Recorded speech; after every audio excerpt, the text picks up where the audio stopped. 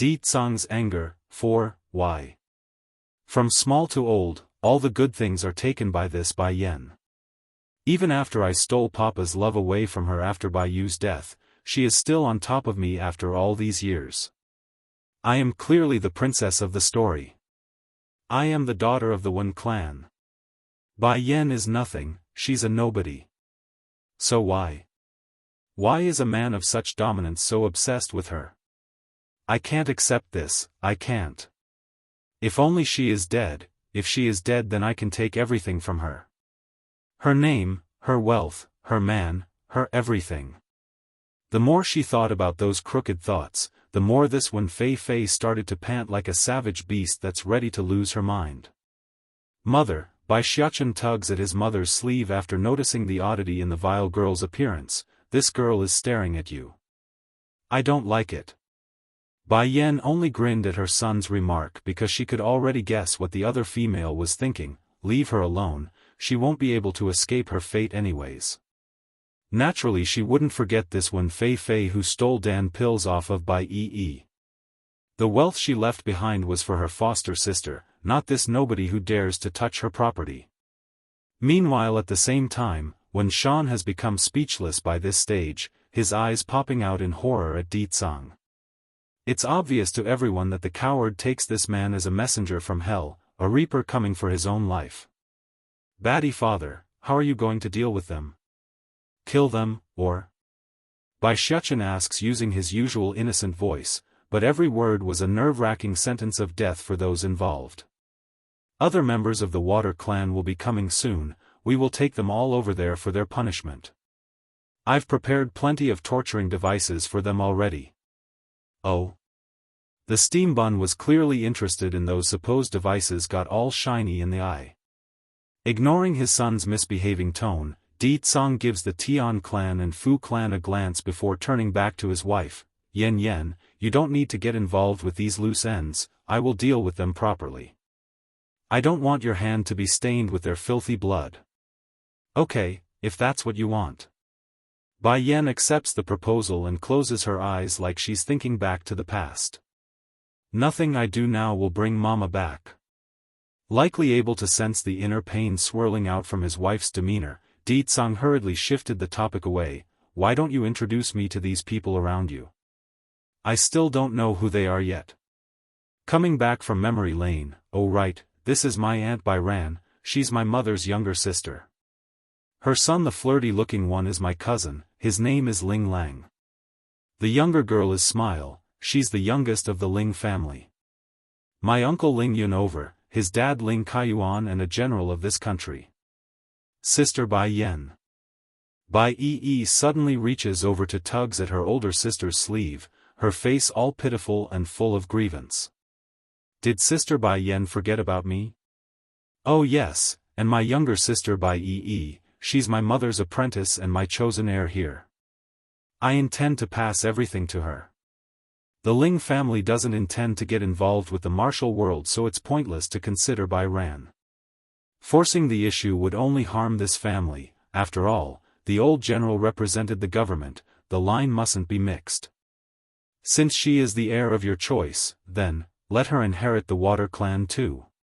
From now on the Water clan will be changed to the Bai clan in name, and she will act as its leader. I believe in your vision Yen, I'm sure your sister will do well.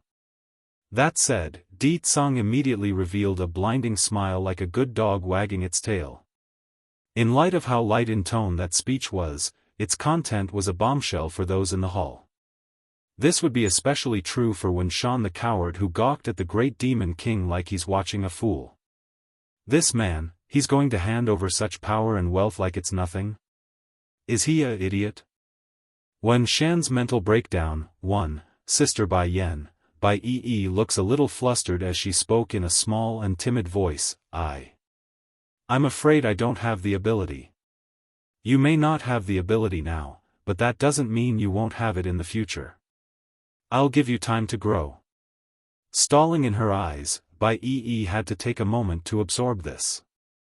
Does Sister Bai Yan believe in my ability? Then I can't let her down. I understand. I'll be sure to work hard, I won't bring disgrace to Shifu and you. In that moment, there's no more timidness or hesitation, only firm strength in the lass's heart. What she lacks wasn't talent or strong will, it's recognition and support. After Bai Yu passed away and Bai Yan leaving on her own, this poor orphaned girl had no one else to rely on for support. As a result, her true ability and glory never got to shine. Good, Bai Yan pats her foster sister's head like an adult teaching a child. Then turning to Wen Shan and his daughter, her eyes got sharp and dangerous. Wen Fei, I said it before, you will spit back out whatever Dan pill you ate of mine. As a response, Wen Fei immediately stumbles back a few steps, her eyes showing nervousness. What Dan pill? Ling Lang cuts in and asked, you just said Wen Fei stole your Dan pill? Is that the same kind you gave me? Nodding at her cousin's inquiry, when I left all those years ago, I gave Yi all the Dan pills I created back then, but those were eventually stolen by this Wen Fei after they learned of the fact. It's the reason why her strength is so unstable, virtually a cripple compared to those of the same level. Even someone that's much weaker than her would be able to defeat her like it's nothing because of that reason. It's then when all eyes were focused in on the cowering girl who got called out, Big Bear the bodyguard finally decides to stroll in with his package. He had gathered all the individuals who took part in the Bai clan's destruction. This includes Chai Moon, who got tossed to the ground and landed beside her husband.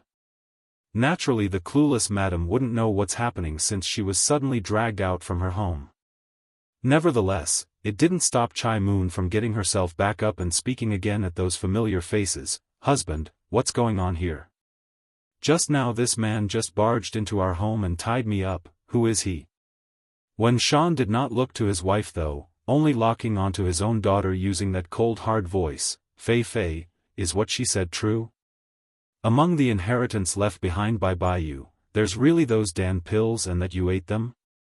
The interrogation didn't warrant an answer from the shivering lass though, only a trembling picture of guilt and unwillingness to speak. Husband, Chai Moon grew flustered and interjects after sensing things are not right. Fei is a little spoiled at times, but you know her personality better than anyone, there's no way she would take other people's property. How can you doubt your own daughter? If was in the past, Wen Shan would be convinced of Chai Moon's persuasion and wouldn't doubt it, but now, because of Di Tsang's presence, he just couldn't believe his wife's claim anymore. How could he? The Water Clan could easily destroy their Wen clan without any effort, why should they bother to lie? Fei, I'm going to ask you one last time, did you lie to me? Wen Shan clenches his fist as he shouted this question out, thus causing the targeted girl to openly cry. Husband. Chai Moon shot up from the floor in astonishment, unable to comprehend why her gullible husband wouldn't believe herself when he usually does. Wen Shan's mental breakdown, too. What the hell is going on here? Who was the man who brought me here just now? Chai Moon slowly scans the surrounding until her eyes eventually landed on Bai Yan's figure. Stunned for a second by who it was, she immediately shifted back to her own husband using that gentle tone she's so accustomed to. Husband, I don't know what others told you while I wasn't around, but please believe in me. I've followed you through thick and thin, there's no way we will do anything behind your back. You know me, I would never touch your previous wife's inheritance. Perhaps the gentle voice did do the trick because Wen Shan's mind began to sway again. It's plausible for him to suspect Wen Fei, but there's no way he could do towards Chai Moon. After all, the woman's been with him for years and did everything out for his sake. He knows her, supposedly anyways. Yen, Di Tsang saw the wavering sign and decides it's time he opened up the first act of tonight's show. I will have someone from the Water Clan take the members of the Tian Clan and Fu Clan away for their punishment, but first I want you to see a good show, okay? Bai Yan didn't get a chance drop a word in this case though, for a loud burst of curses came sweeping over in the next. Chai Moon, you heartless scoundrel. I not only raised you in vain, I also made the worst mistake of my life for helping you arrange such a marriage. Now that you're living a good life, you're just going to toss me aside and not give a care? Coming in from the dark night was a bearded old man who was scrawny and dirty looking, his eyes flaring with anger. You, Wen Shan was the first to recognize this individual and became shocked by the poor state of this old man. You are my family's former housekeeper. Why are you here and like this? How come you are in such bad shape? Sir, the old housekeeper got on the knee and began weeping before the coward. I'm sorry sir, it's all my fault. Chai Moon is my illegitimate daughter that I raised outside. When you quarreled with the madam, I deliberately told her about your whereabouts so that she can smoothly appear before you at that period. Getting you drunk is also part of the plan, and then. While saying that, the old man also began to bang his own head against the marbled flooring, thus making a loud thud with every hit in this quiet hall.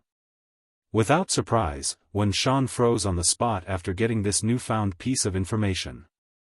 That year he got drunk after arguing with his wife and then slept with Chai Moon as the consequence. By the time he realizes the folly, it was already too late, the deed was done. Naturally he wanted to make up for it using money, but Chai Moon supposedly had too much self-respect and refused every penny he offered despite living in that rundown shack she called home. And now, it turns out everything was a lie. Huh, what a farce. It's not he who raped Chai Moon, rather it's the woman herself who raped him. Iron, what irony. Covering his own eyes with the palm of his hand, Wen Shan couldn't hold back his emotions anymore and began to laugh and cry at the same time. Mom! When Fei Fei rushed towards his mom's side and began shaking her body, tell me this isn't true. Hurry and tell me you are innocent. Tell me you are. Compared to everything else that has occurred tonight, this truth about her own origin was the most devastating. When Fei Fei always had this belief justice stood on her side since she had no control over her own birthright. The one who stole all the love and goodness in her life was Bai Yan, not herself. She's the innocent one in this whole story. However, the truth was that she's the real villain. Of course the girl wouldn't be able to take it and started to break down. Chai Moon wasn't a stupid woman, she could tell the whole situation has been a setup and there's no turning back. Gulping, she closes her eyes in acceptance. It's over. When Shan's mental breakdown, 3, Sir, of course Chai Moon wouldn't ask you for anything, she must act purer than anyone, but, while from my hand, she had taken countless money and jewelry. Luckily I kept an extra eye out and had her sign a receipt whenever I gave her anything. That said, the old housekeeper from the Wen clan then went ahead to pull out a set of paper receipts with the woman's name signed along all of them. Chai Moon, you dare lie to me, you lied to me.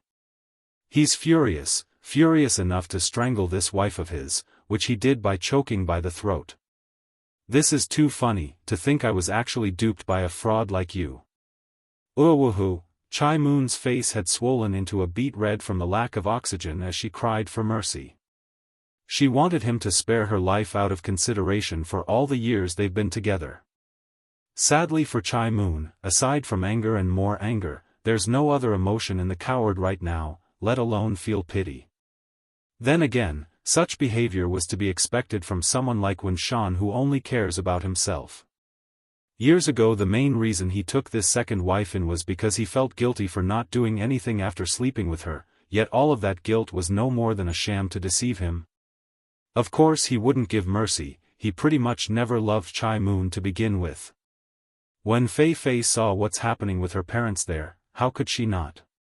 But instead of running over to stop this fight, the wench only got scared and became a panicking mess like the coward that she was.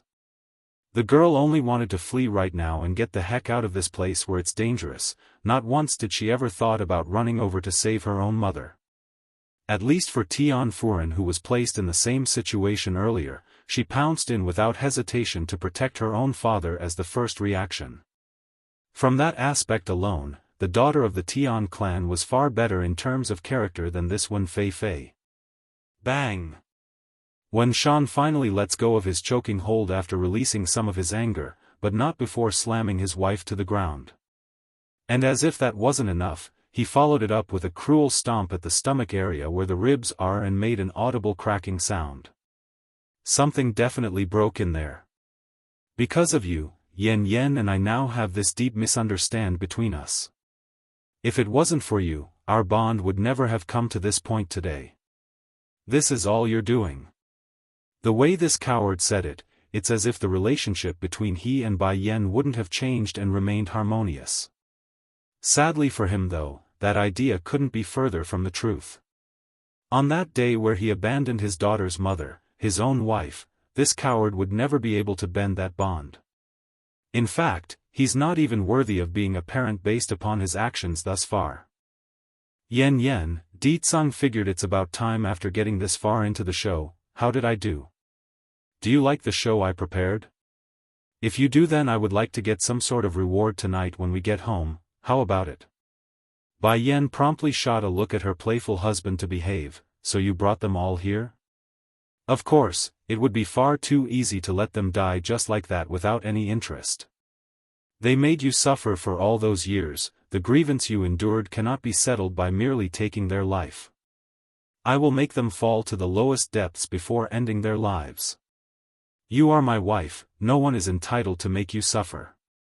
Bai Yan simply smiled without objection.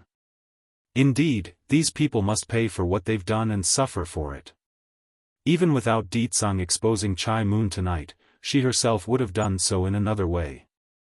Though the plan was a bit long-winded and indirect, it did hit the right chords with the right people. Aside from Bai Yan, there's still her aunt Bai Ran, who held a deep grudge towards those involved tonight. For this younger sister of Bai Yu who died back then, Bai Ran couldn't help but feel a burst of joy at seeing Wen Shan crying out his heart in tears. Sis, do you see this?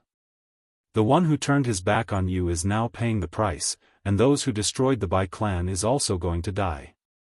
You can rest in peace now. Perverted dog. 1. Chai Moon's despair had made her give up on trying to struggle by this point, only collapsing there on the floor to allow Wen Shan's kicking and punching to come down in full force. She's both crying and laughing, crying for her own folly in marrying this man, the laughing for losing to a dead person who's no longer of this world. I actually lost to someone who's already dead. I actually lost to a dead woman. Fei, I want to hear the truth. Did you take the Dan pills from the stuff taken from Bai Yi? The coward asks again, his fist making a crunching sound due to the anger swelling up from within. Towards the question, when Fei didn't utter a single word, only crawling backwards against a wall like she's afraid of him. Pa! For that answer, Wen Shan didn't hold back and slapped down hard with his hand. Because of the force used in that hit, blood and teeth came flying out of the girl's mouth. That's how hard he hit her. Then suddenly, right as the clock struck 12 to signal the time of midnight, when Fei's shivering body felt a jolt of pain coursing through those veins, turning her into a shaking mess. In no time at all, that entire back had become drenched in sweat. It hurts. Save me, Dad, save me. Out of instinct, when Fei cried out for the coward to help her despite being just hit in the face from that very same man, but as if there would be any help tonight? She might as well pray to the gods than to ask for her old man to help. I said it before, if you want to remove this pain that will only get worse and more frequent with time is to abolish your own power. If you don't, it will only continue forever. Bai Yan coldly comes before her so-called stepsister and states this, feeling so emotion about Wen Fei's condition. Against this comment, the wench's heart only got more desperate. There's no way she could endure losing all that she's built up, there's just no way she could accept that fact. No, I don't want to be a cripple, I don't want to. Looking up with madness-filled eyes, Wen Fei glares at Bai Yan like a crazed beast. Bai Yan, I hate you, I hate everything about you. I am clearly Wen Shan's daughter too, yet why do you get everything in life while I can only watch on from the shadows? Now I finally got to enter the Wen clan, to get Papa's attention, yet why do you have to reappear again? You want to turn me into a cripple? I refuse, I won't let you get your wish. Despite all that pain, Wen Fei nevertheless manages to yell this out through clenched teeth. This only made her appear more ferocious, demonic, even like a devil from hell. Chai Moon saw this in her daughter and never thought this was the sort of cure for that poison. Slowly climbing up from the ground, this woman who did so many wrong in life sloppily came before Wen Fei-Fei's shaking figure and painfully closed those eyes. Perverted dog, too, Bai Yan just said. Fei-Fei can only be saved by abolishing her strength? Fei-Fei, Chai Moon takes in a deep breath before opening her eyes again like she's finally come to a hard decision. Stumbling closer and closer to the wench who's still suffering, why didn't you tell me this? Biting her lip, the girl finally came clean, I don't want to be a cripple. It's not easy for me to reach this stage in life, why should I become a useless normal? I don't want that. If I become a useless normal then not only will the Wen clan not want me, I won't even be able to survive in this city anymore. She's already thought things through. Bai Yan may not like herself much, but she won't kill her either. As long as she endures then status and power would be within her grasp still. Chai Moon's figure visibly trembled at the stubborn and vicious nature of her own daughter. She never thought this would be the daughter she herself raised despite all the bad qualities. Reaching out with her hand to caress that sweating forehead, Fei-Fei, don't blame mother here, I'm only doing this for your sake. You are my daughter. I can't afford to lose you. She doesn't have much affection for Wen Shan anymore, the only thing this mother wanted was to keep her daughter safe and live a decent life. What are you trying to do? Mom. No, don't. When Fei-Fei screeches this out, her voice flustered and panicking once she realizes something bad was about to occur. You are not allowed to do anything to my Dantian, do you hear? Don't you do anything. I will hate you for the rest of my life if you do. I really will kill you if you do. Chai Moon's hand trembled yet again at that threat, but she knew it must be done. Fei-Fei, if you go on like this, then you're going to die. I rather you hate me than see you die. At this moment no one bothered to stop the woman, only silently watching the two from the sidelines. This includes Wen Shan, who's still extremely mad at being played. Swoosh. Flowing in like a line, Chai Moon's energy enters into her daughter's body and causes a look of horror in Wen Fei-Fei's eye. Her iris had dilated inward like someone seeing a monster. I've been deposed? And the one who did it is my own mother? Why? Why did she cut off my way of life? No. Clenching her head in agony following the disappearance of the bodily pain, Wen Fei-Fei howls out her frustration without a care for those staring her way. She couldn't stop, she just couldn't. Chai Moon also seems to have exhausted all of her energy after the deed. She's not as strong as her own daughter, so the very fact that she managed to pull off this feat was a difficult task in of itself. Nevertheless, despite the exhaustion, the mother still wanted to reach out to soothe the weeping wench. Slap. Wen Fei-Fei didn't take the kindness too well though. Smacking the hand away with her own, she flew into a mad rage and jumped at Chai Moon like a hungry wolf, ferocious and crazy. I am your own daughter, yet you crippled me, it's no wonder my papa doesn't want you. You're such a vicious woman, no one will ever want you. Chai Moon originally thought she knew what bitterness felt like after Wen Shan expressed his view, but when Fei-Fei's sick jab finally thrust the woman into an ice cellar, cold and dark without any light. Perverted dog, 3, Chai Moon knew her daughter would hold a grudge for her judgment, but not to hate her to this extreme. Fei-Fei, I'm only doing this for your sake. I just don't want to see you suffer like this, it's not worth it. You evil woman, do you know what strength means to me? You ruined me, ruined my life, ha ha ha. Still gripping down at her own mother's throat with those hands, when Fei-Fei bordered on the line of losing her own sanity. None of you who have hurt me will have a good end. Her eyes slowly skimmed over the crowd until it landed onto Bai Yan's figure. You think just because you've hooked up with the Water Clan's young lord that you can be safe for a lifetime? Don't make me laugh. Once the man learns of your vile nature, he will surely toss you away. By then everyone that you've crossed will come at you like hounds. Not minding in the least over that threat, Bai Yan chuckles and slowly walked over to her so-called stepsister's spot. Oh. That's not a problem then, I've always been vicious, that's a well-known fact. Smiling in the mouth, Bai Yan steps down onto the wench's chest after saying that, "Wen Fei Fei, I'll give you a piece of good advice, don't ever cross me again in the next life. Even if you die, I can still make you suffer even in soul only." Only a mad light came of that warning despite feeling the pressure against her own chest. "You said you will kill your own father, did you not? Does the Water Clan's young lord know? You think he'll still want someone willing to do such heinous acts?" That only brought a wave of laughter to Bai Yan's mouth. "Kill my own father? I've already done that once already." Regarding Bai Zhengxiang, they are technically related by blood, so what she said there holds true. However, the bond they shared could hardly be called parent and child, more like a bothersome enemy that must be eliminated. "Didn't you all want to know why I gave birth to Xiaofan so young?" Bai Yan smirks down at the wench who's showing a strange look at herself. "I'll tell you all since the ordinary folks are gone already. When I left the Wen clan all those years ago, I trained myself to the bone in hopes of getting revenge for my mother. But then 10 years ago I got rash and careless. During my attempt at creating a 9th grade Dan pill, I fell and died under the alchemic thunderstrike from the heavens."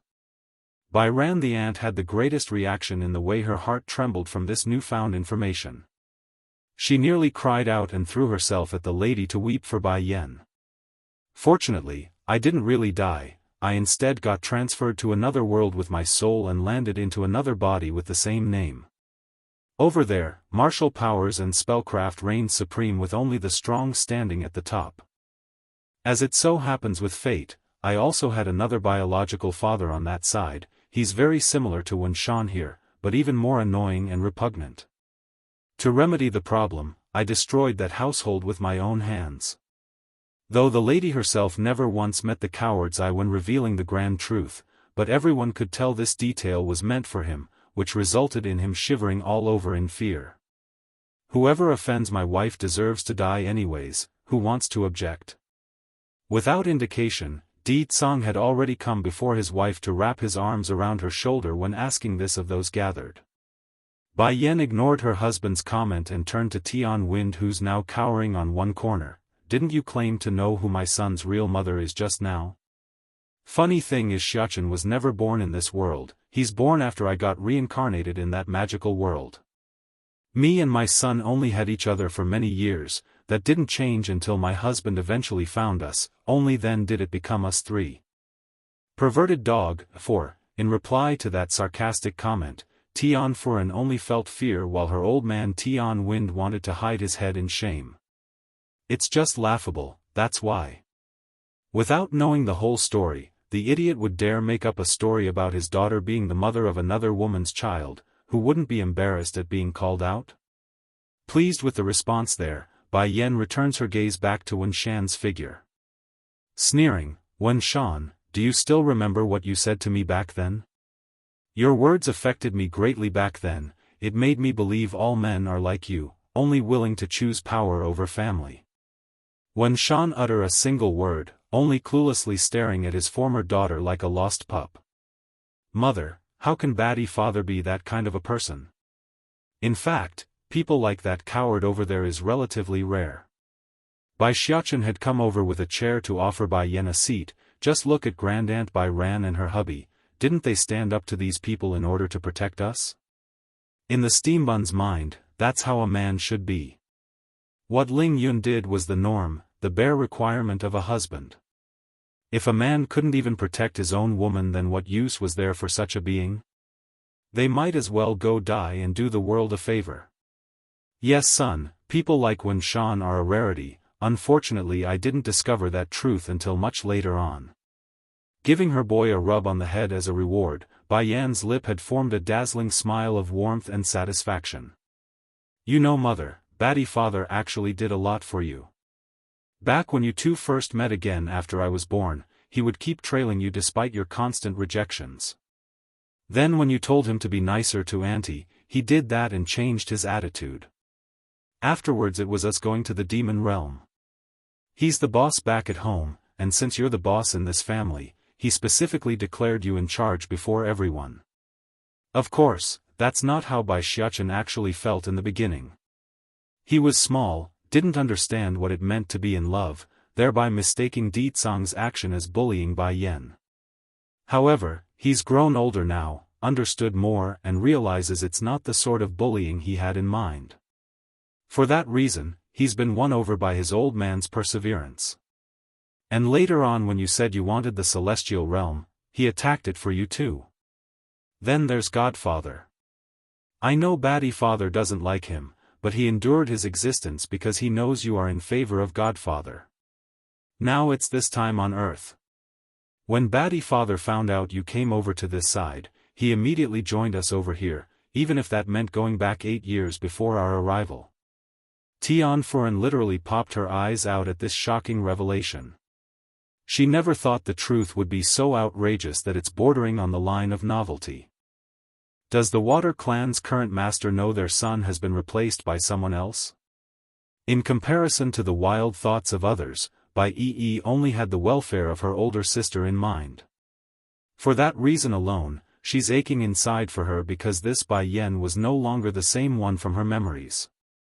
She died once already, then reincarnated as a whole new person in another. But there was one good thing this foster sister was glad for, that was Bai Yan having a caring son and loving husband.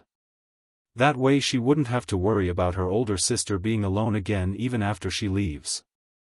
Perverted dog. 5. Di Tsang, I want to go back now. Throwing her head against the Demon King's chest, the woman herself appeared lonely and sad at this moment. It's true she's happy to be able to meet some of her family here on Earth, but she's also missing the other family and friends in the other world. Besides, this world was no longer hers, she doesn't belong here anymore. What's more, the pain would only grow deeper the longer she stalls the departure. Okay, I've prepared everything already before I came to see you. Black Turtle is also waiting for us, we can leave this place at once if you wish. Black Turtle? Bai Yan appears shocked at this sudden news. You found Black Turtle? I've heard before that the Water Clan has a sacred beast under its control, capable of controlling rain and wind to its will. Are you saying, yes, that is Black Turtle? Me being able to borrow this body is also because of him arranging things beforehand. But then just as Bai Yan wanted to pursue the story some more, a tug at the sleeve brings her to focus. It's Bai Yi who did that. She's all pleading in the face because she knows there won't be another chance to ask if given up. Di Tsang, can I bring someone with us from Earth? Bai Yan asks, raising hope in her desperate sister's face. In compared to staying on Earth, Bai Yi would much rather stick around her older sister's side. No, the Demon King shakes his head, knowing full well what his wife wanted by asking such a question. Your younger sister doesn't belong in that world, therefore it's difficult or impossible to bring her along. The light in Bai Yi's eye visibly dimmed due to the hope being squashed. Revealing a yearnful and sorrowful smile, it's okay Sister Bai Yan, I'm happy that you thought of me. Maybe in the future we can still meet again if fate permits us. She's been trying to hide from the suppressed emotions underneath, but against her foster sister's sorrowful face, Bai Yan just couldn't hold it in anymore and clenched up inside. Then turning to skim the rest of her relatives who are all making similar sad faces, she knew this would be it, the final farewell. Yan, you now have a husband and child, I can finally feel at ease knowing you are not alone anymore. My big sis will surely be happy knowing someone is loving you as much as she did. Bai Ran's tone carried nothing but happiness for her niece. If chance permits, do come see us again. If not, it's fine too, just live your life well on the other side. Aunt, uncle, Grandpa Ling and everyone, I likely won't be able to return again so you all must take care of yourselves. Bai Yan's solemn and heavy attitude told them all they need to hear, thus bringing the atmosphere into a heavy silence that none wanted to break. Cousin, do you think there is a god in this world? Ling Lang the flirt was the most impatient and eventually spoke up after a long pause.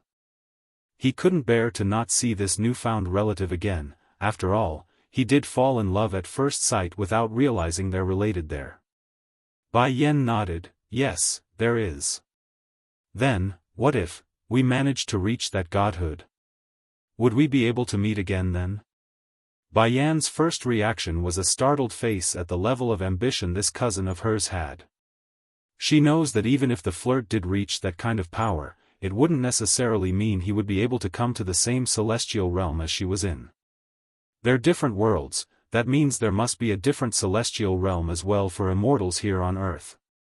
However, against the hopeful eye coming her way, the Demon Queen just couldn't bring herself to say no. Maybe, she says, making sure to be unspecific. Then I will work hard, cousin. Don't worry, I won't be lazy and make great use of the Dan pills you gave me. When I get strong enough, I will go to that whatever celestial realm to find you. Ling Lang proudly pats his own chest to portray confidence.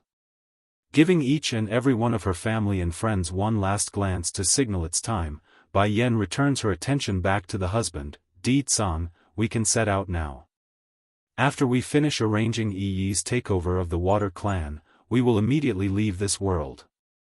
Perverted dog. 6. As for these remaining people, Bai Yan lightly smiled at those who wish her harm. Let Big Bear take them back to the Water Clan for disposal. Having the world know we openly killed them here at the Ling household won't be good. I don't want to cause a panic. Causing a panic would be too troublesome here on Earth. What if the government officials got involved? What's more, this was their relative's home. Di Tsang doesn't want to make trouble for the Ling household knowing how much his wife cares for this aunt. Yen. Wen Shan's about to lose his mind from fear. Hurrying to scramble over, the coward wanted to plead for mercy. The woman's eyes remain very cold though, akin to looking at a stranger. From this point forward there will no longer any martial clan in this country, nor does this country need one. One command and the fate of these martial clans are sealed. Wen Shan continued to watch on from the back as that family slowly left for the outside. Only now does he understand how much he's given up, how wrong his philosophy has been, and for that folly, he's going to regret it for the rest of his life. After stepping out of Ling family's estate where Bai Yan could finally get a whisk of fresh air, she slowly turns around to say the rest to her foster sister. I will let you decide on how you dispose of the Wen clan after we finish your takeover of the Water Clan. I won't get involved anymore. Any grievance you endured because of them can be repaid in full if it pleases you. Bai simply blinked in confusion and weakly replied, do you really intend to give me control of the Water Clan? Turning to her own husband with that loving smile, your brother-in-law never goes back on her words, am I right, Di Tsang? Wrapping that arm around his wife's shoulder to match her words, of course dear, anything you say is right. Sooner or later we're going to leave this place, rather than to let the Water Clan go to waste, it's better to let you have it. I believe in my wife's view. Lowering her eyes, Bai sounded very weak in her following reply, Sister Bai Yan, I will also try to go to the celestial realm. Pricking her brow, she returns her attention to Bai If you can't come back then I want to go find you instead, the lass says, her eyes coming back to attention with twinkling light in those irises. Okay, I'll wait for you. Together, both sisters began to laugh, dazzling and bright like the shining stars in the starry night. They are both strong-willed individuals, that's why they are so confident when wanting to reach a certain goal. Mother, I still have something to give you, I forgot until now. Bai Xiachen steps in and rummages through his pocket, offering up a black box after doing so. He's treating it like some kind of treasure in the way he's holding it. This is what I squeezed out of that Tian wind. I believe this is the reason why they attacked the Bai clan, it's to get this treasure. If the steam bun had reverted to his fox form then he would surely be wagging right now. That's how pleased he felt for himself at this moment, had believed he somehow won up his old man. Zzzzzzzzz. The crescent moon amulet around Bai Yan's neck started to hum, telling the woman that whatever was inside this black box, it's important. Xiachen is awesome. Bai Yan delightfully squeezed her son's cheek as a tease, let's go to the Water Clan now. After we finish arranging everything on that side then we can leave. Perverted dog. 7, really? Bai Xiachen's face suddenly lit up, that's wonderful then. I miss my little sister, who knows if others are bullying her while I'm not around. Di Ling Yen was practically the boy's treasure piece, therefore he's extremely excited knowing he's going to be able to give that cuddly baby girl the hugs and kisses that she so justly deserves from himself. However, right as the kid's about to act out of place and embarrass himself, Di Tsang immediately shot him a look to make the boy stop in the nick of time. Imagine an adorable young boy squirming around like a squid. That would be an image-reckoning trauma that no parent or passerby could endure. Water Clan. Knowing that their young lord would soon be returning with the young madam as well, those serving this clan had long been waiting at the estate's entrance for the moment. Fortunately for them, they didn't need to wait too long after getting wind of this news. Coming into sight first would have to be that stunning and mesmerizing woman from the distance. Donning a rosy red dress of modern design, her beauty could not be compared. This would be Bai Yen in all her glory. Now coming in second would be the child holding the lady's hand as they walked. The boy had an adorable face, yet the handsome features of a future stud could not be ignored. Bai Xiaofan was really starting to show good genes from both his parents. As for Di Tsang in this case, he too also carried dominant air that couldn't be denied. However, the man wasn't in his real body, rather he's using the already deceased young lord of the water clans, thereby directly covering up his own greatness. Whether it be from looks or air, Di Tsang just couldn't redeem his old self's dominance and ability to win over the female class. Of course, there's also Bai Yi who's following along from the rear with these three. Sadly, her existence was simply too minuscule in comparison, thus blanking herself out before the servants. Not to mention her facial features didn't exactly stand out to begin with.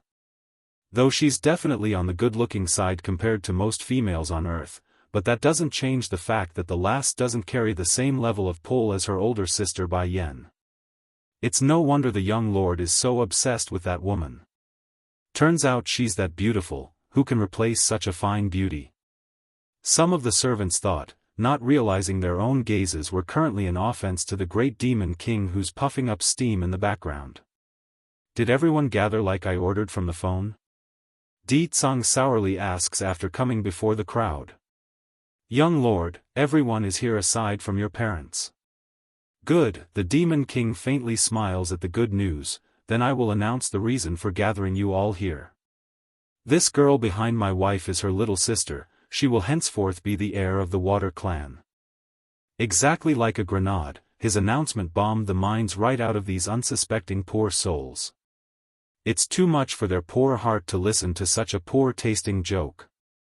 Young lord, you're only joking, right? One of the old servants that's been with the clan steps forward and timidly asked with a frown, this young miss is not from the Water Clan, nor is she from the family, how can she inherit the ruling post of the clan?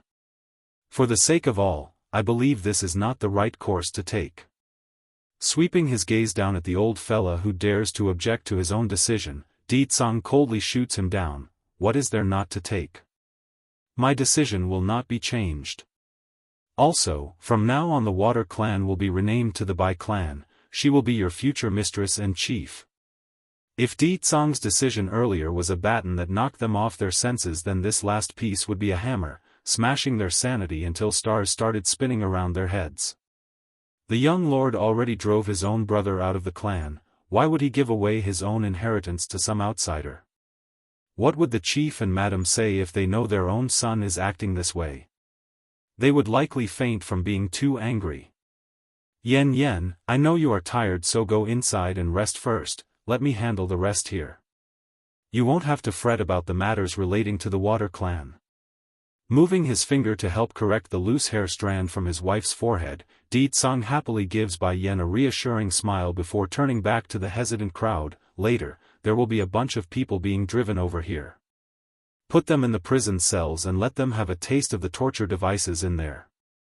Perverted dog. 8. What did those people do to make the young lord so mad? Experience all of the torture devices in there? Even if they don't die, they will still be skinned to the point of no return. Some of the servants thought, shocked by the cruel order. Bai Yen ignored the focused looks coming her way and yawned. Xiaofan, you should be familiar with the estate, take me and your Auntie Yi to rest. We will leave the other mundane stuff to your father. Okay, come with me mother, I know the way to Batty Father's quarter. Revealing those pearly white teeth in his smile, Bai Xiachen sounds very happy to be relied upon. Auntie Yi, do you mind taking my room for now? I'll have the maids here arrange another room for you later. Bai Yi only felt a warmth surging out after being asked, I'm okay with anything you arrange, I'm not picky. Wonderful. Follow me then. Without delay, the steam bun immediately began to drag the two ladies for the back-end part of the massive estate. Arfk. As soon as these three opened a door to Di Tsang's quarter, a big yellow dog instantly pounced over to the boy's leg and started licking him in the face. As a result of this sudden attack, Bai Xiachen became slobbered in the dog's saliva. Even so, it's clear that both kid and animal enjoyed each other's company. Yellow, do you miss me? The steam bun rubs the golden retriever's head, giggling all the while when doing so. Showing an examining look towards the retriever, then back at her own boy, Bai Yan's eye narrowed in, this is Di Tsang's dog? Are you sure he's the one who taught you those curse words? Bai Xiachen's face instantly froze up. He was too happy just now so he completely forgot his own lie. Mother, raising his head, Bai Xiachen bites his own sleeve to appear all pitiful. It's unlikely anyone would be able to remain indifferent to this cuteness attack, yet there was and she's standing right in front of himself. When did you learn to use others as your scapegoat? Not to mention a normal dog at that. I bet he doesn't even know what humans are saying, let alone teach you those foul words. Maybe, he learned it by listening to other people talk. Bai Xiachen evasively mumbles this, too afraid to make eye contact. Bai Xiachen. Bai Yan harshly calls out her boy and causes him to snap to attention. Mother, I know my fault, I won't put the blame on others again, nor use those curse words. Only then does the serious woman ease up. Remember, scolding a person doesn't always require such foul language, you can also do it by going at it in a roundabout way. Don't use an innocent dog as your scapegoat again, you hear? Innocent? Yellow is not innocent at all. There's not a single maid in this household who hasn't been sexually harassed by him yet thanks to Batty Father's support. Unlike the big cat that's also living here, the golden retriever was clearly at a lower level in terms of IQ. Without thought or understanding of the situation, the perverted bastard only thought Bai Yan had better face than all the rest in this home. Will her panty be pink too like the maid today? Or will it be string black like that strange missy from a few days ago? Oh, I want to see. For that shameful reason and his own male urge reacting, the dog reached out with his filthy paws and flipped Bai Yan's skirt. If it was under normal circumstances then Yellow would never be able to succeed in his efforts. However, this was a dog we're talking about, a dog from Earth at that. Because of that issue, Bai Yan didn't raise her guard and became another victim of this perverted numbskull. As the old saying goes, like owner like dog. If Di Tsang would go after her panties during their first meeting then why wouldn't the man's dog do the same? Di Tsang's decision, 1. Bai Yan's face instantly got darker than a black hole. Without delay, she slapped the perverted dog away so that he wouldn't keep staring at her underwear. Towards this outcome, Bai Xiachen only wanted to clap his hand in support. He loves playing with Yellow the golden retriever, but he would never want him doing something so provocative towards his own mother. Humph humph. That's what you get for flipping mother's skirt. Just wait till Batty Father gets here, he will definitely beat your bum once he knows what you did. Mother, I didn't say anything wrong before, Yellow is not a good thing at all. He is indeed perverted like your dad, but it's also true you used him to take the blame. Bai Yan doesn't relent and won't let the boy shirk off the responsibility. In support of that claim, the dog promptly howls out like an aggrieved little puppy, making those with a soft heart to melt away in pity. However, Yellow's sneaky little ploy won't work today. I will chop off your paws the next time you dare lift my skirt, understand? Bai Yan harshly threatens the dog using her menacing eyes. Awo? Titling his head, the dog deliberately acts stupid to play the fool. Humph humph. I am not going to stop, pantsy for life. If one has the power to back themselves up, then being a pervert like Deetsong wasn't an issue. It's not like anyone could a darn thing towards the great demon king. However, this golden retriever didn't have that luxury of being an almighty demon, thus he's no different from walking down the path of death. Thankfully Bai Yen herself wasn't going to stay too long, therefore making it less likely for Yellow the dog to kill himself off for good. Immediately getting colder in the face after being taken lightly, a dog's IQ isn't low to begin with, plus you're Deetsong's dog. I know you understand me, don't pretend you can't. Awooha? Continuing on his path of suiciding, Yellow sprawls onto the ground and laid out his paws to show he's innocent. Unfortunately a pervert never learns. Right as Bai Yan's complexion appeared a little warmer, the rascal of a dog immediately crawled forward and clung onto that white feminine leg to lick it like a disgusting filth that he was. Yellow. Bai Xiaofan flew into a rage, only I can hold on to mother's leg, you go away. Awoo.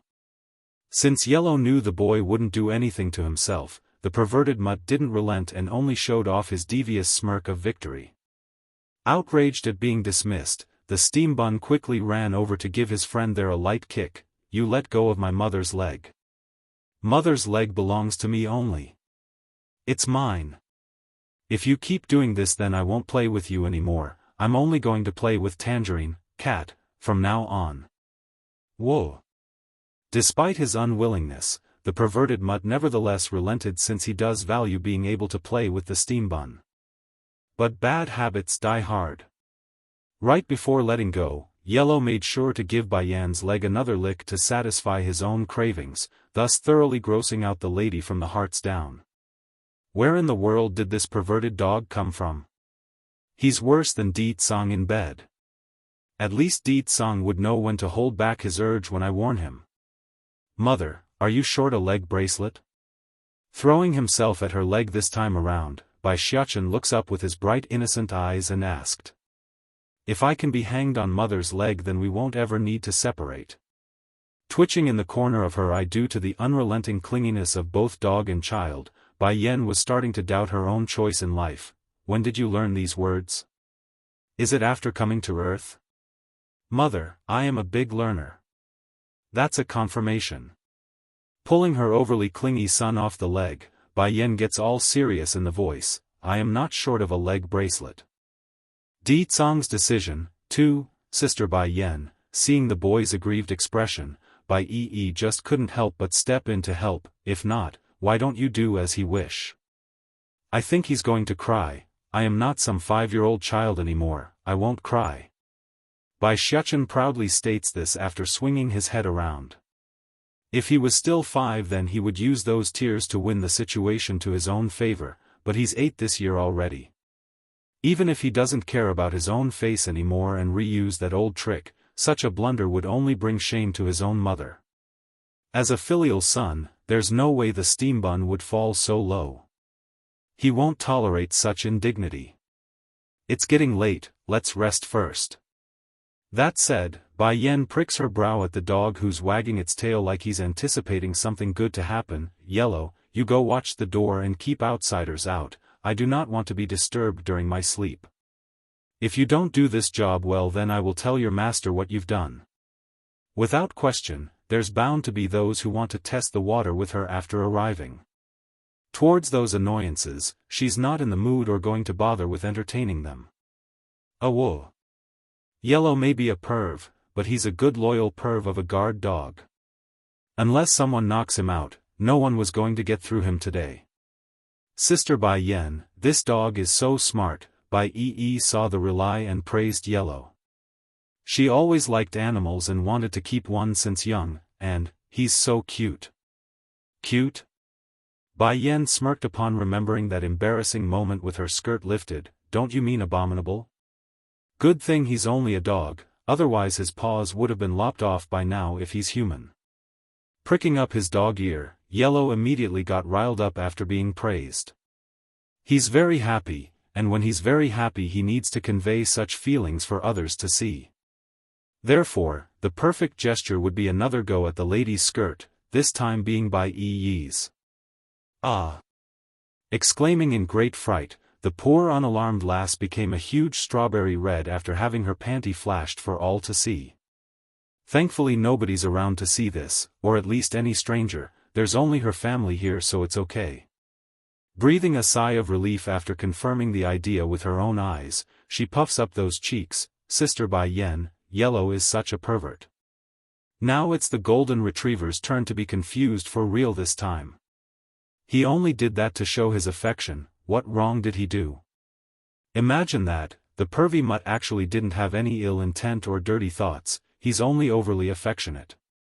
Without a doubt, that bad habit must have been picked up from Ditsang. There's no way a dog that's neither a demon or a spirit would learn something so ridiculous. So what does that mean? Of course there's only one answer. The one who taught Yellow all this was Ditsang's usual behavior. Auntie Yi, you are going to have to look after Yellow once we leave so you better get used to his way of flipping your skirt. Giggling with delight, Bai Xiaofan states this as a tease. Without surprise, the already rattled lass fell into a depressed mood at her own future. It's not difficult for Bai Yi to imagine the sort of scene that's going to unfold on a daily basis. As much as she would like to rid herself of such problems, this dog belongs to Ditsang, the one man whom her older sister took as a husband. Regardless of her own woes and opinion, she's going to take good care of these pets till the end. That's the least she could do to repay their kindness. At another part of the estate where the owners of this manor usually welcome their guests. Is the business finished? A middle-aged man says, his posture acting low like a subordinate meeting a superior. However, this man was no servant. He's the current head of the Water Clan and biological father of Ditsang's current host body. He and his wife had been waiting here for a while already ever since they got wind of the Demon King's return. Ditsang's decision, 3, unlike the others in this clan, only the master and madam of this household knows about Ditsang's secret, his true identity. Therefore, it's not surprising they would act so subservient to this being that took their son's body for use. After all, this clan existed to serve Black Turtle, not the other way around like the public thought. So why would these two parents so readily sacrifice their own child for someone else to use? Wouldn't they be outraged and fight for their son's survival? That's what any normal parent would do, wouldn't they? Well, this wasn't a normal household, nor does the son have a strong relationship with his parents to begin with. He's practically estranged to them since he got taken in by Black Turtle at such a young age. Furthermore, the master and madam had plenty of children, including plenty of grandchildren under their watch. What does it matter if one died somehow? They could easily replace him by making more. If not, they've secured plenty of grandchildren by this point. All in all, their bloodline was secured. Yes, it's done. Ditsang didn't give any emotion in his voice, bordering on the line of indifference. We will be leaving this place very soon. Taken aback by this news, the master and madam stared at the Demon King in surprise. Also, we're taking Black Turtle with us too. The guy immediately flew into a panic at this bombshell. What will we do if you take the sacred beast away? The achievements they have today are all thanks to the leadership of Black Turtle. Without that ancient creature to watch over themselves, what would they do? Humph, don't try to play dumb with me. With the strength of your clansmen today, it doesn't matter whether Black Turtle stays or not. Furthermore, my wife has found an heir for you lot.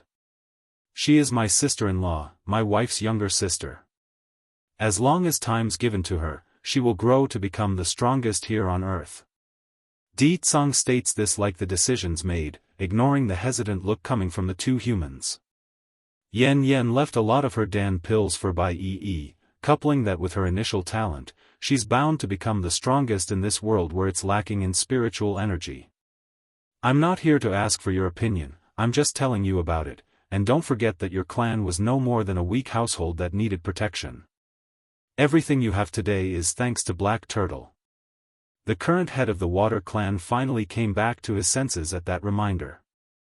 He couldn't argue about that point. Most of what they have was thanks to Black Turtle's support. Without that creature, they might have fallen from grace like so many other clans in the past, or be replaced by a different rising power along the way. Alright, we will accept your arrangement. A cold flicker flashed in the Demon King's eye at the quick compliance, but from what I've observed of you people, being submissive isn't part of your nature.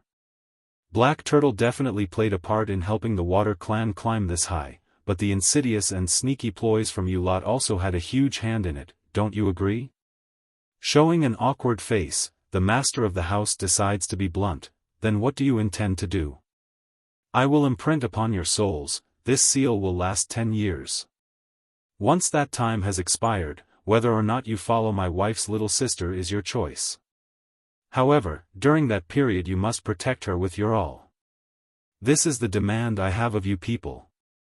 Di Tsong's decision, and sure enough, the twitching mouth reaction from the master of the house told everyone what he was thinking inwardly.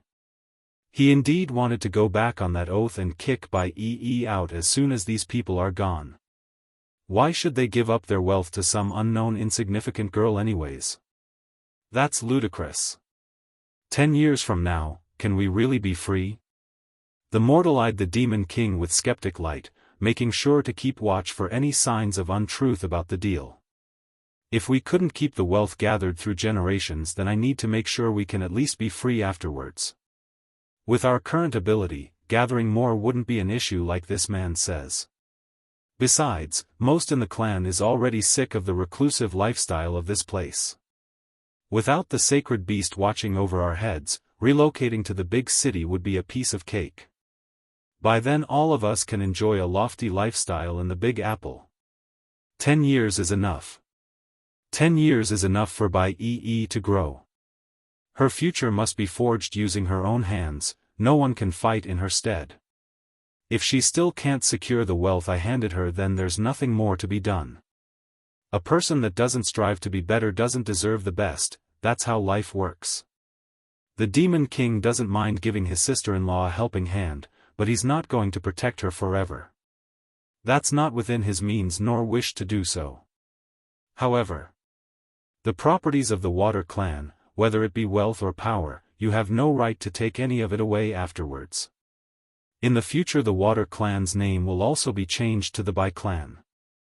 Di Tsong shoots the two a glance to see their reaction. From what I've garnered, amassing new wealth in this world wouldn't be hard for people like you, is it not? So, what do you choose? Submit, or? Once again, the master of the house was taken aback at being read like an open sheet of paper. He didn't want the Demon King to know his inner thoughts, but if things had come to this then he might as well come clean. Fine, we choose to submit. Zzzzz.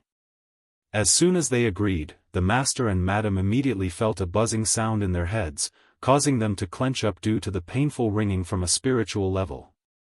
It's the effect of the seal taking place on their feeble bodies. Do not try to double-cross your oath, otherwise the seal on your soul will let you understand what it means to break it. After dropping this sentence, Di Tsong swings his figure around to head back to his quarter.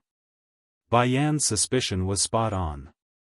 Right after she came to this estate, those who are curious or want to flaunt themselves before her came in droves. However, none managed to get in due to that big golden retriever guarding the doorway. The pervy mutt growled at anyone whom he didn't recognize as the ladies inside, hence forcing a standstill with no way in. To be clear, Yellow was in no way a powerful dog or anything, heck, he's below the norm in terms of fighting strength for his breed. The only reason the people didn't trample over this mutt had much to do with the status this fella had, he's Di Tsong's pet. Everyone knew how pampered Yellow was, that's why none tried to cross him due to the owner behind his back. It's been so long Black Turtle, due to not wanting to leave yet, the bunch that came to bother Bai Yan lingered around and waited for their opportunity. They're all very curious and didn't want to be stalled by a mere dog at suckering up to this new young madam of the house. However, that quickly came to an end once they saw who had arrived from the rear. Young lord, some of the more wary ones greeted Di Tsong after sensing his arrival. Getting dark in the face, the Demon King's mood got even more annoyed than usual after witnessing the charade that has become his place of rest. What are you all doing here? Scram. It's a well-known fact that this guy's ruthless and cruel in his way of dealing with matters that annoyed him, therefore the group had no trouble making themselves scarce at this moment. That's all these people needed to make themselves scarce. It's a well-known fact around here Di Tsang doesn't deal kindly to those who cross him, that's why they didn't dare go provoke the man. Arf, feeling the weight lifted from its shoulder after seeing the intruders gone, Yellow the pervy mutt immediately got all friendly with his owner. The perv wanted a pat on the head as a reward for doing a good job, however, Di Tsang didn't give him that and instead simply nodded and tried heading inside. Arf. Perhaps the letdown aggravated the mutt, but Yellow reacted instantly there when he saw the movement and pounced onto his own master's leg like glue and bit at those pants. He's been tasked with guarding the door, that means no exception regardless of who was coming. Let go. The man grows increasingly more incensed by the maltreatment he's getting from his own pet. This dog is getting ahead of himself, how dare he bite me and block my path. Yoo, despite the order, Yellow didn't relent there and only got more intense in his tug. The poor dog couldn't speak his mind, so the only recourse he had was to make noise and do his best. The sweet panty mistress already said I can't let anyone inside, this includes the master. Is Yen Yen sleeping? Did she task you to keep those people from going inside? Di Tsang eventually got it after seeing his pet's behavior towards that gathered crowd. He knows the dog had a higher intellect than most animals, that's why he's so fond of Yellow. Arf arf. Following that bark as confirmation, Yellow continues with his act of biting the man's pant and trying to drag him back. Unfortunately for this loyal guard, the Demon King didn't like playing tug-of-war with him right now. Letting the pant rip from the knee level, Di Tsang swiftly takes this opportunity to slip past the doorway and into the yard, thus leaving the baffled dog in the background. Naturally Yellow wanted to give chase so he could drag his owner back outside, but the second he took a step with those paws was when he stopped. He's circling around over what to do because Bai Yen specifically told him he couldn't leave the post. Bai Yen had long overheard the commotion outside with her husband, yet the woman didn't move, only quietly watching the sleeping boy in her arms that's been overly exhausted by the trip today. Di Tsang's first image when he walked in was this. Immediately, the man picks his son up with one hand and rouses the steam bun up. Batty father? Rubbing his snoozy eye, Bai Xiaofan murmurs this out before snapping into attention at that grumpy-looking face. Batty father, are you done with your business already? Yes, I'm done. Go out first, I have something to discuss with your mother. That said, the Demon King wasted no time and readily tossed the poor kid out the door and closed it behind himself, thus leaving the child outside in the cold and cluelessly staring into the air. It's been so long Black Turtle, too. Bai Xiaofan's momentary daze outside the yard lasted no more than Yellow's patience did, for the pervy mutt just couldn't resist coming over to give the boy a lick on the face after seeing what has transpired. I just knew it's going to turn out like this. As long as Batty father is around, then I won't be able to sleep by mother's side. He felt aggrieved and angry at the same time at the terrible thought. Sadly for this poor child, he couldn't fight nor overcome his old man who's many leagues ahead of himself. In the end the steam bun could do nothing but accept reality as it was. His mother's bed belongs to his father and not him anymore. On top of the elaborately carved bed, Bai Yen waited patiently for her husband to return from the outside. Grinning as she watched him, how did things go? She asks with chirpiness in her smile, finding humor in the way her family behaves. Di Tsang naturally knew what Bai Yen was asking about and quickly returned with a smile of his own using those love-bearing eyes. I've already set things in motion. Bai Yi will have 10 years to grow in this place. Afterwards, whether she succeeds or not is up to her own efforts. Bai Yen pleasantly nodded over the arrangement. That's good, giving that girl some pressure will help her grow. If we arrange everything without hurdle, then it would only harm her instead of helping. She really does like this foster sister of hers from the hearts down, that's why she must see to her well-being and future. In the years after her mother's death, Bai Yan's world had fallen into an unemotional gray of sadness towards humanity as a whole. She simply didn't believe in love anymore. After all, if her own father who claimed to have loved her mother so dearly would turn his back on such a woman, what wouldn't others do? But Bai Yi never lost hope like she herself did. That uppity lass never gave up on her older sister and continued to support the hopeless young Bai Yan through thick and thin. For that undivided support, Bai Yan owed her younger sister this much at least. Yen, their lips met following that sudden yearn from the man. With it came the destruction of the dam withholding the emotional tidal that's been jammed inside the man's heart. Unlike the clueless demon queen here who only arrived for 1 month, the poor guy had to not only watch his wife go through all those struggles in the mountain and eventually die in the end, he also had to silently watch her naked body from time and time again without ever being able to satisfy himself. But things have changed, he could finally hug her, kiss her and do all the things a husband should so rightfully be able to do with his woman. Knowing this fact that his chance has arrived, Di Tsong's hand wasted no time in reaching down under her skirt. If he could, the guy would rip those annoying clothes right off in one swinging gush of brutish delight. Unfortunately, in the second he tried to do so by touching that reddish thin layering garment shielding his wife's precious spot, the dainty hand belonging to Bai Yan grabbed his and stopped the advances mid-flight. "We're going back to the other world soon, let's wait until we return, it's not too late then. You've waited 8 years already, it shouldn't be a problem to wait a while longer, right?" Without surprise to anyone, Di Tsong's expression was that of grievance and disappointment. 8 years, I peeked at you bathing so many times, and each time I had to withhold myself from you. I hated what I was doing, but I couldn't help myself and only made it more painful for me down there. You still expect me to hold back now that you are in my arms? How can you bear to do this to me? Bai Yan's face instantly went black. I was wondering why I would feel so creeped out whenever I take a bath back then, so it's you all along. Leaking the truth of his own pervy deeds wasn't intentional. Di Tsong also felt ashamed at what he has become in the past 8 years, a stalking pervert that could no longer face his own wife using that guilty face. What have I done? Now Yen will never look at me the same way. It's been so long. Black Turtle, 3, but this time, he really didn't want to let her go. Yen, we are already husband and wife, why do we have to go back to the celestial realm before we do it? Bai Yan appears startled by the question.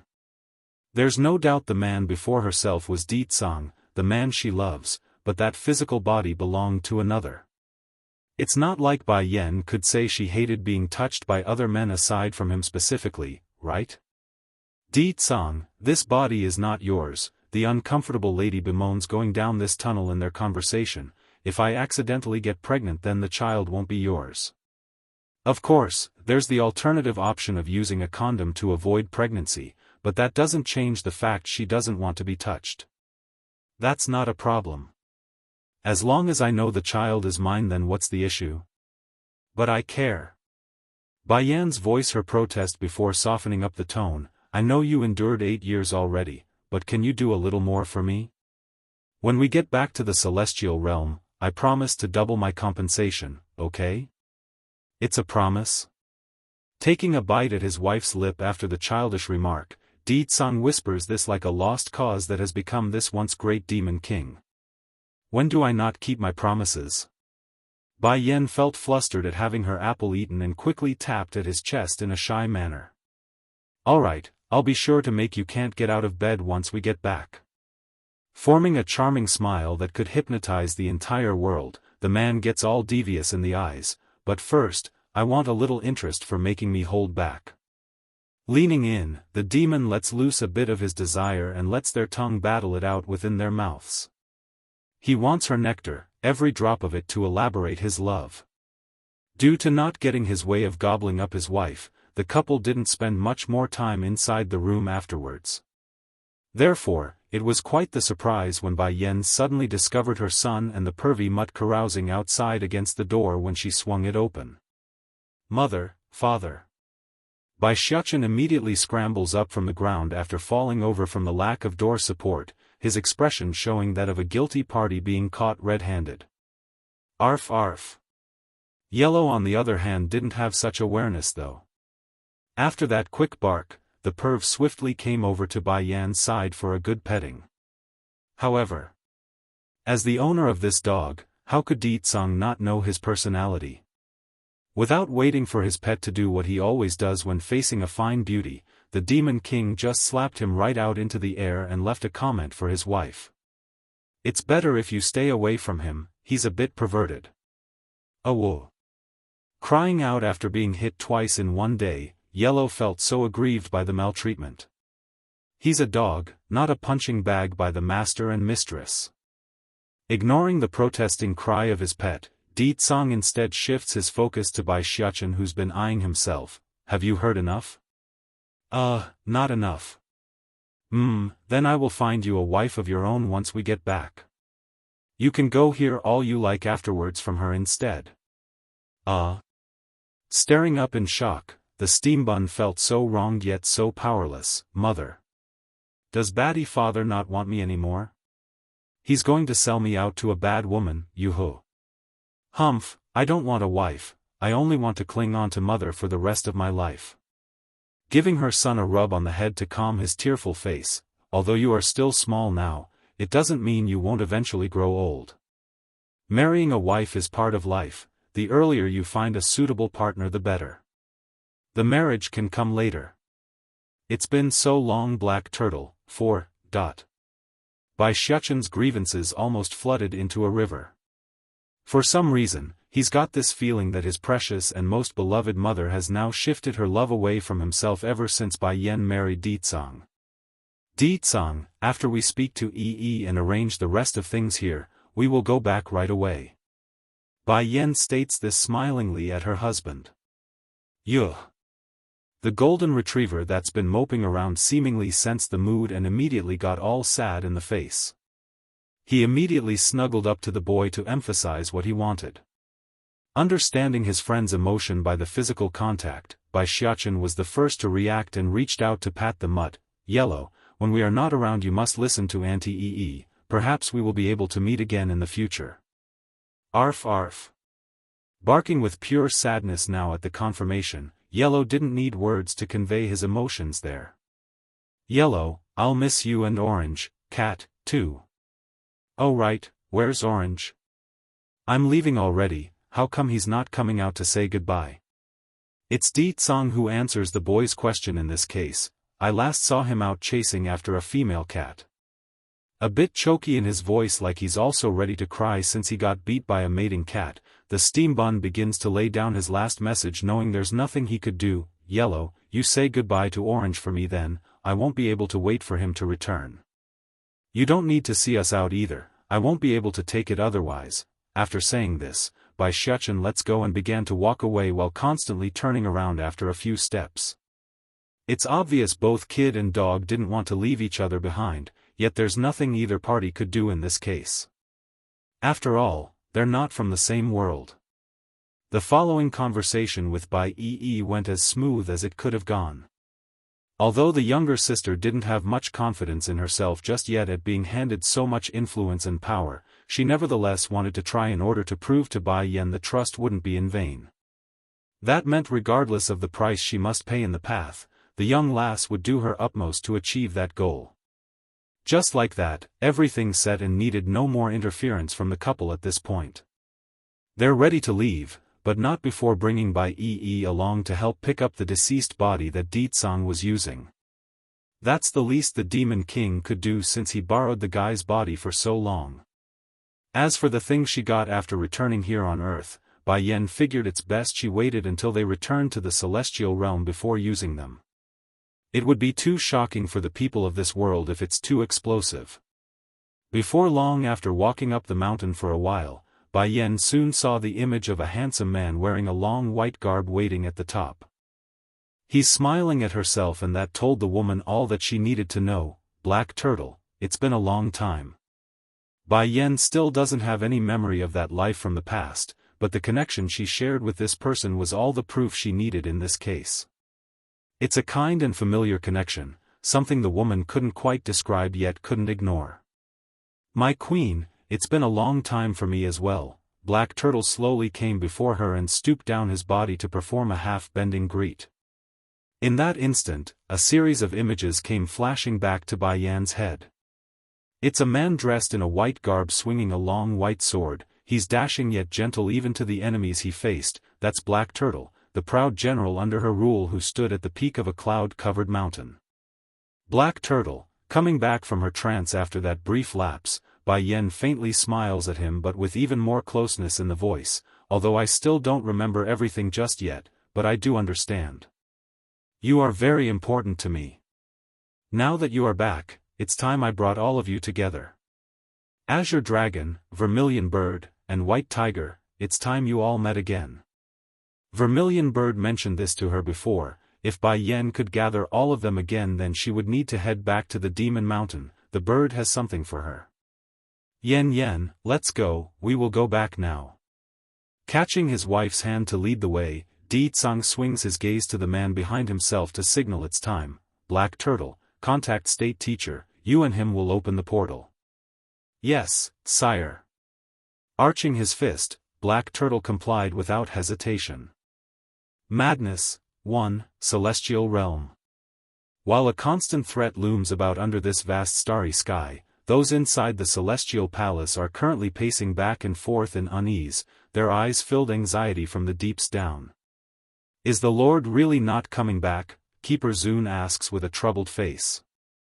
None of these keepers thought Yun Ruoshi would lie to them, therefore no alternative plans were made, thus sealing their fate lest something drastic occurs. How can the Lord forgive us when we made so many mistakes? Keeper Yellow tersely retorted, the calamity is quickly upon us, yet we of the Celestial Palace have no means to defend ourselves anymore. The Lord won't fight, and now Keeper Ling also destroyed the only tool we could have used when the time came. For a moment, all eyes were fixed upon the grumpy keeper mentioned here. The old fella saw this of course and grew irate, yet could not challenge the claim since he knows the fault lies with himself for why the sword broke. Stop this now. The Celestial Palace is already in disarray, we don't need any more pointless quibbles added between us.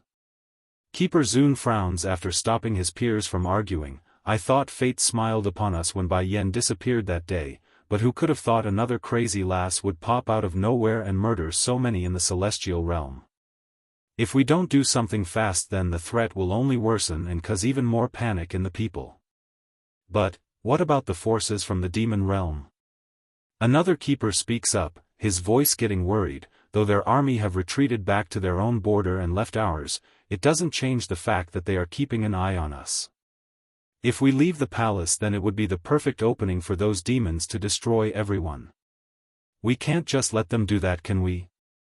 I understand your worry, my brother. However, Di Tsang and Bai Yan have already gone missing, that means the remaining forces in the demon realm is greatly weakened. If we don't go provoke them then it should be fine, they most likely won't do anything rash during this period. This was Keeper Zun's optimistic opinion. He's honestly been scared to the bones at this point and wanted nothing more than a truce between both sides. The old man has seen for himself what Bai Yan could do after this short period of growth. With time, that woman would stand at the pinnacle of this world. Challenging such a person would be unwise and foolish. Besides, they needed Bai Yan, they needed her to fight when the great calamity arrives. Funnily enough though, there's no way Di Tsang and Bai Yan would ever agree to a ceasefire, nor does the demons as a whole accept such an outcome. The hate they have for the Celestial Realm have long been printed into their souls. Unless the demon realm firmly stomps on these people from the Celestial Palace and make them suffer the same level of suffering demonkin did thanks to their mistakes, then a peace treaty would be out of the question. It's then without any indication during their gloomy silence, the grumpy Keeper Ling suddenly pulled himself up from the seat and began heading for the exit. He didn't say a word, but those behind him could immediately see what he was doing and called him out. Keeper Ling, where are you going? Keeper Zun frowns and asked. Stopping right before he reached the door, the grumpy old man casts a sideway glance back at his peers. You have all lost your backbone, but I have not. When so many denizens of our celestial realm are fighting with their all in our stead, you all are brooding around in this hall without doing something. I will not stand for this. I will go face that crazy lass myself if I must. Having said this, his figure explodes into a flash of light and disappeared before everyone. The word stung the rest of the gathered elders here, but Keeper Zune and Keeper Yellow both understood why their grumpy counterpart would think that way. Without objection or outrage, they also gave chase after sharing an understanding glance with each other. Keeper Ling is right. If we continue to worry this and that, then nothing will ever be done. The demon realm isn't attacking yet, that means we can still use this opportunity to save as many as we can. Madness, 2. Inside a city located not far away from the Celestial Palace, countless powerful individuals are currently confronting a little girl who radiated a dangerous air using those demonic eyes of hers. She's gorgeous yet unapproachable with that spear in hand. Kill her. One of the stronger-looking men commanded, sending the rest swarming up to rush this foe. With the blood spraying everywhere as their attacks crossed, the girl only got more impassionate. Give me my mother and prince brother back, you'll give them back. These people in from the celestial realm only knows how to hurt us, hurt mother and his highness, perhaps. They will never come back again. At the thought of the worst possible outcome, a blast of madness ripped into the Mrs. Eye, causing her attack to grow ever more ferocious. Die. People in the world who hurt my mother and prince brother all deserve to die. The group defending his area was already nearing their limits when this occurred. Now to be confronted by another surge in strength from the girl, how could they take it? Of the one who ordered the hit, he was the first to go by having his head blown right off that neck and leaving a downpour of red in his wake. Return my mother, return my prince brother. Screaming in her voice, the little girl's every maneuver now brought great fear to those who are trying to reap her life. How is this possible? Is she really just a little girl? In all the panic and chaos, those who are too weak to retaliate quickly found themselves caught in the shockwave in the following sonic boom that sent everything flying off into the air like a cyclone just rammed through the terrain. It's pure carnage. Whether it be building or person, they were all merciless, wrecked apart or blown away into some rubble. Somewhere else inside a mountain peak of the celestial realm, Jean Tian the little glutton had no idea the sort of trouble and destruction the outside was facing. The kid only wanted to continue filling his tummy with the delicious fruit in his hand, thus leaving that belly bulging with delight. On the contrary, his twin sister Ling Yan actually became depressed for a short while in the initial phase of being sent away with First Elder. She wanted to be with Bai Yan. Sadly, she got no way to do so and eventually found herself landing here in this little stream up in the mountains and playing with the dragon on whom she's sitting atop of. Of course, the twins didn't come here alone, they're being closely escorted by Winger the ancient bird demon who now acted as their loyal guardian.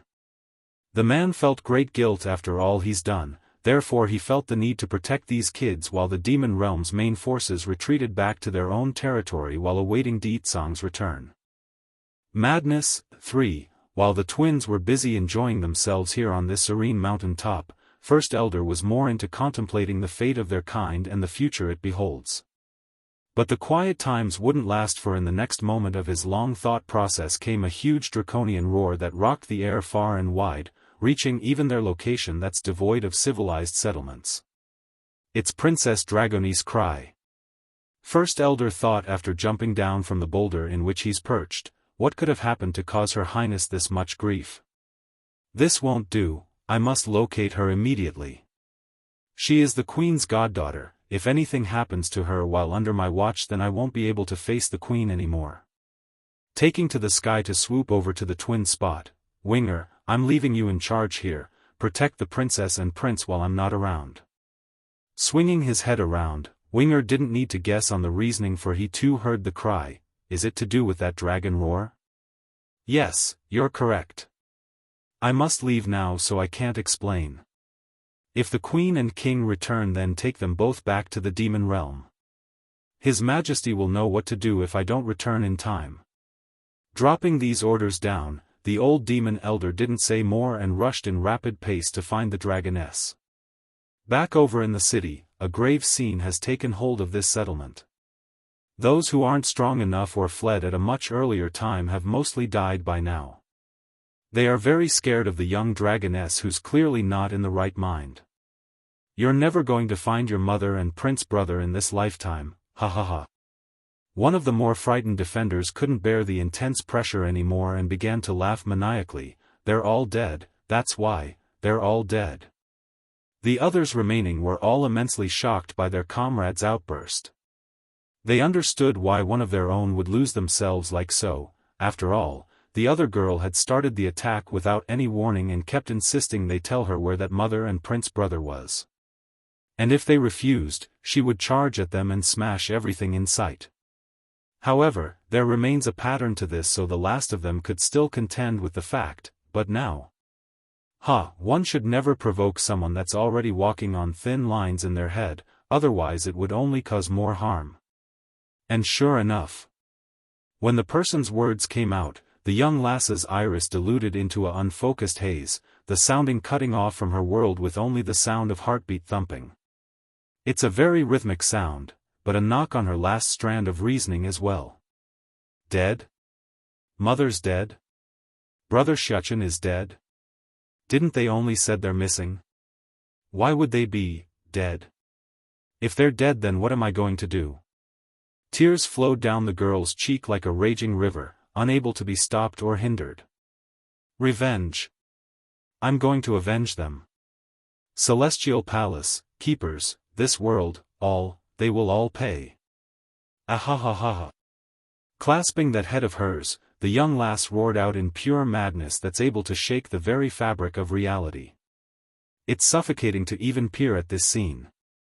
In spite of that ominous pressure, the man that's lost his mind as well due to the situation continues to lash out, causing those around him to cower backwards in order to gain some distance. Dead, they're all dead, you will not have a good ending either. But that outburst didn't get to last much longer, for a small hand reached out and grabbed him by the throat, snapping that bone and ripping his head right off the body. Blood sprayed out in a geyser-like frenzy, staining everything within reach, including the ruthless and bloodthirsty girl and the sky itself. If they died, then all of you will die too.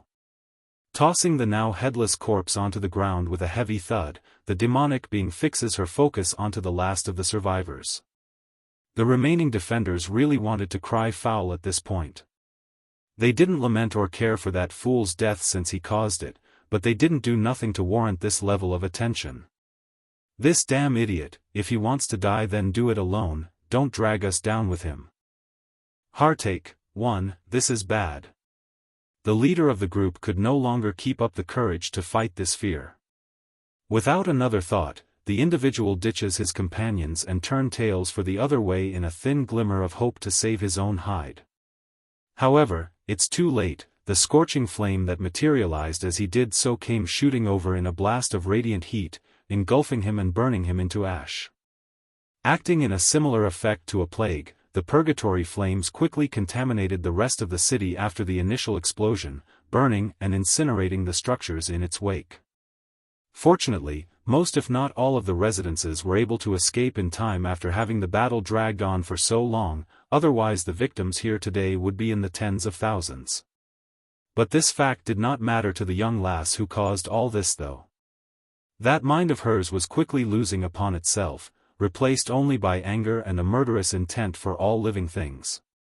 So, by the time Keeper Ling and the rest of his fellows from the Celestial Palace arrived was when this scene of carnage reached its peak, the last standing atop of a pile of what remained of the defenders with a couple survivors wailing in pain and one extending their hand out for help.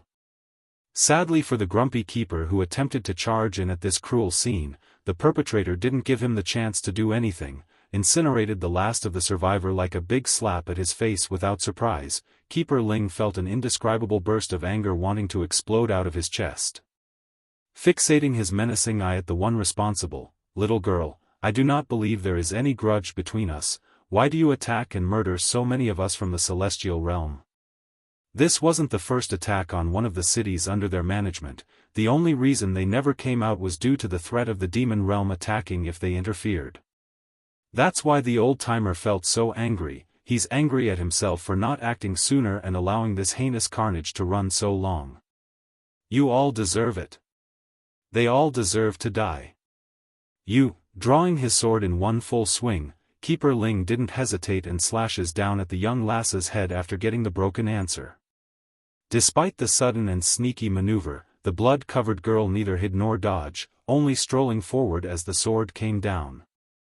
It hit and a sharp gash now shows from the shoulder down to the right elbow. It's painful to even glare at it as the blood poured out. Keeper Ling, this little girl doesn't seem to be right in the head. Keeper Zun zoned in at the erratic tone and commented, her symptoms, it's as if she's gone berserk. Not only that, she seems to sense a deep level of sadness as well exuding from the girl's body. As if she's willing to throw away the life she had due to its meaningless existence. Not good.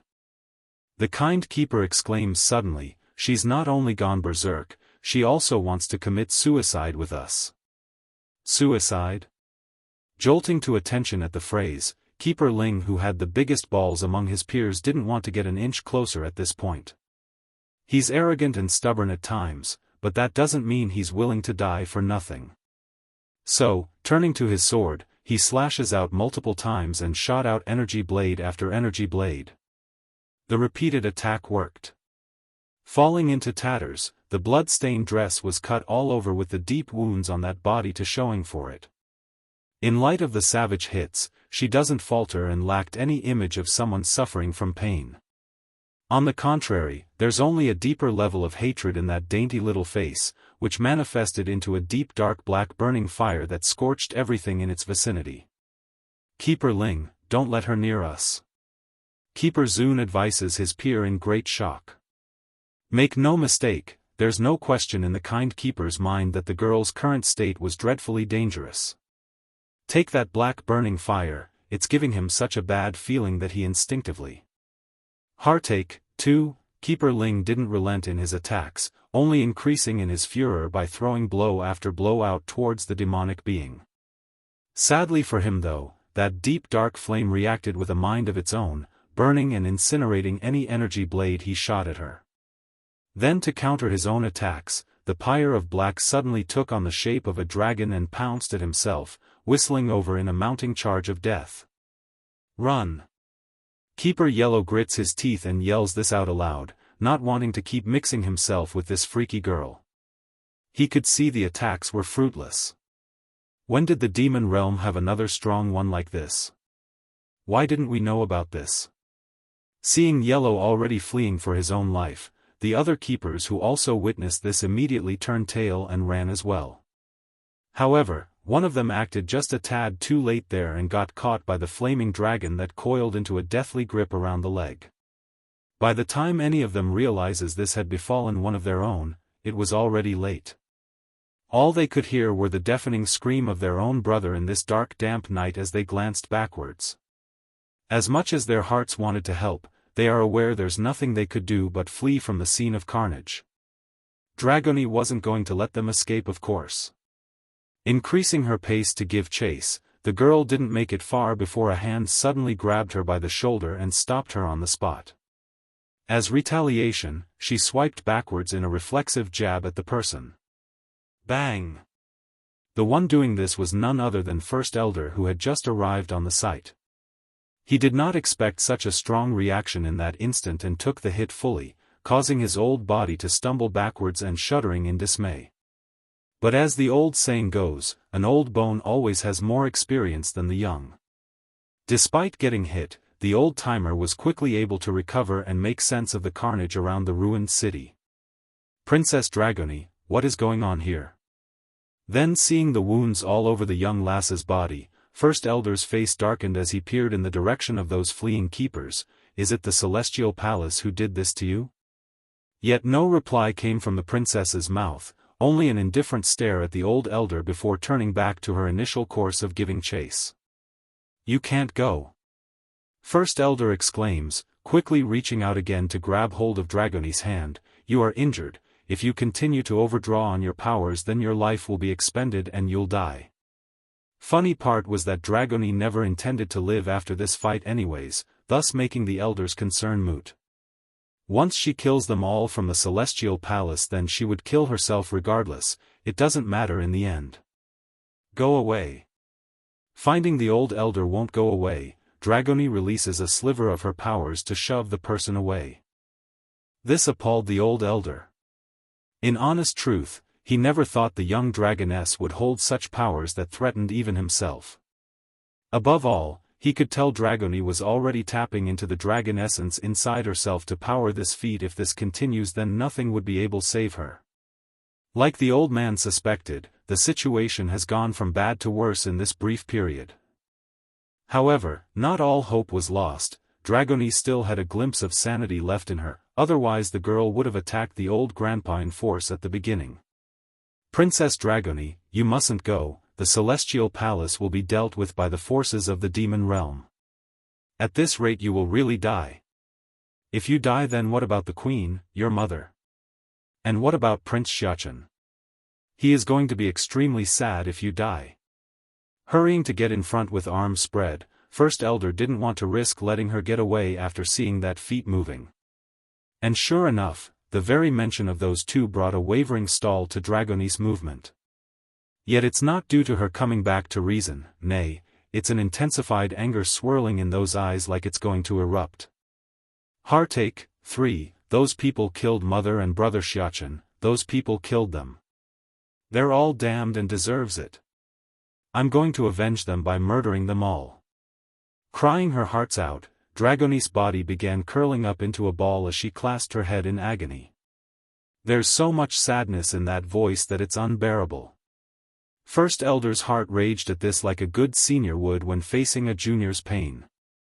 He doesn't know what has been said by those bastards, but it couldn't have been good if Dragoni would lose herself to such extent. Even so, the old demon doesn't intend to act just yet, not until the king and queen returns anyways. It's just a matter of time, and when they do return, the first to be conquered would be the celestial palace. I am so miserable. Mother is not around anymore. Prince brother is not around anymore. Why is it only me here? It's so painful. I'll murder them all. At first the old demon elder thought his persuasion had some effect in bringing the princess back to her senses, but that last bit about murdering them all instantly shattered any illusion he had about that notion. Then glancing down at those red menacing eyes, he saw the madness swirling within those irises. It's enough to make him flinch backwards like he's peering into a chaotic void ready to devour the whole world. Princess, neither the queen nor prince is dead. If they see you like this, then it will only cause them great pain. Do you not see that? Move, liar, you're a liar. Shoving the old elder aside in anguish, that tearful face told the world she didn't believe any of it. They are gone, I can't feel their presence anymore.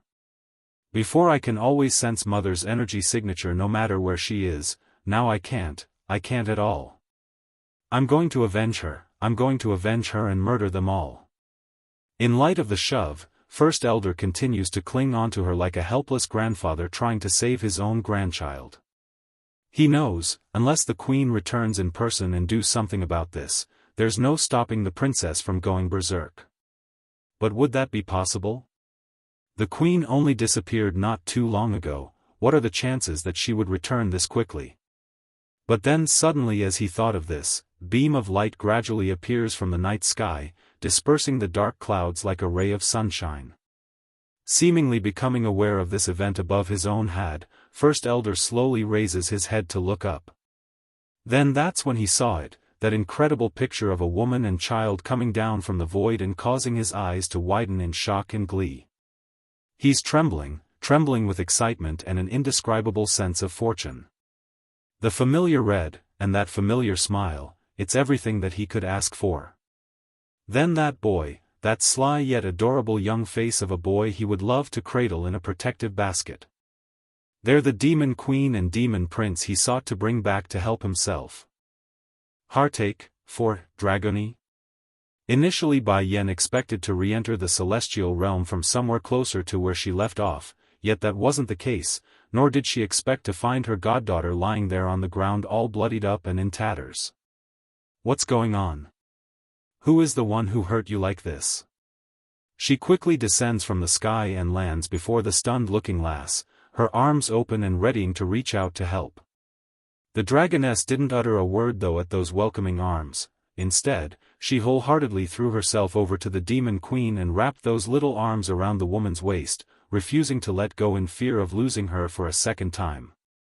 "Dragony, tell me, what is going on here?" Caressing the girl's back in a soothing gesture after nearly losing her balance, Bai Yan could tell something terrible must have occurred to rattle her daughter to this extent. "I only left for a short while, how did things turn out like this? I bet it's those from the Celestial Palace who did this again." "Wah! Wah!" Under that soft cooing, Dragony finally crumbled and began to weep in earnest.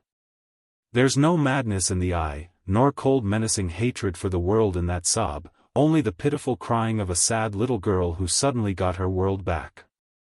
"They told me you and brother Xiaofan were dead. Wah, I don't want you to die, I don't want you." Recognizing the princess's state of mind has returned, First Elder who's been dreadfully worried up until now could feel at ease and released the tense grip around his hand. He was ready to move if the princess attacked the demon queen. That's how alarmed the old demon felt when he saw the girl jumping at the older woman.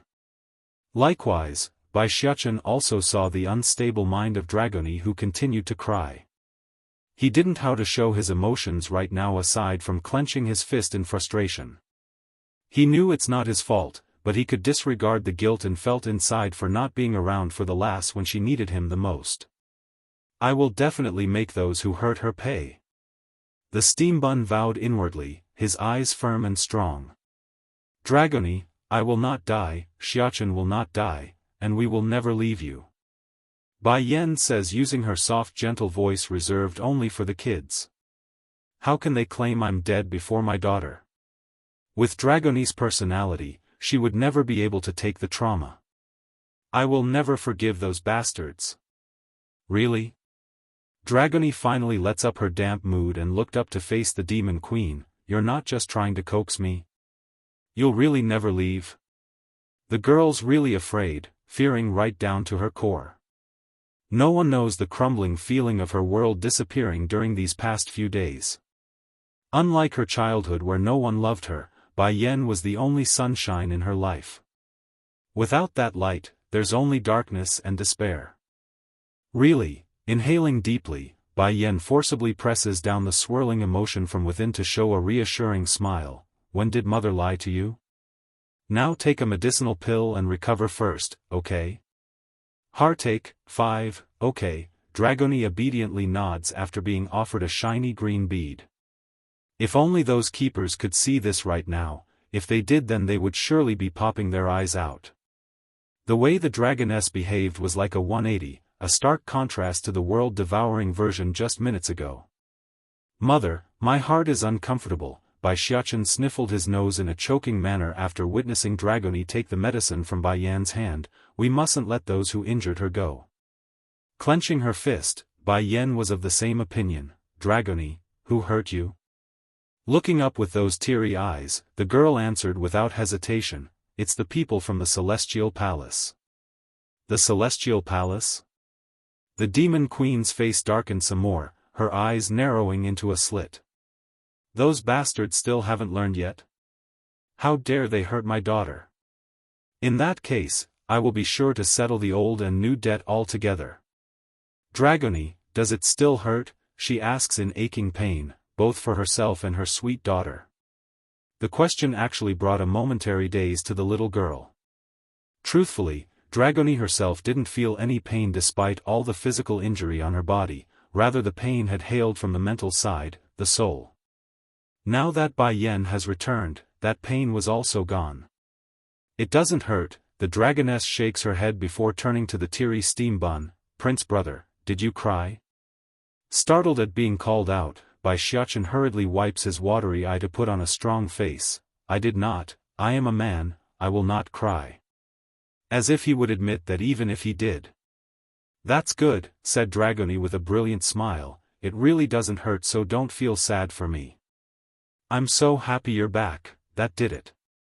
Originally the steam bun could still hold back his tears, but that remark instantly broke the dam and made him leak those droplets. In his haste, Bai Xiaofan had to quickly turn away and wipe the corner of his eye to not look so emotional. "Queen, Prince, First Elder figured it's time he spoke since everyone's slightly calmer now. Now that you are back, His Majesty should wake up too.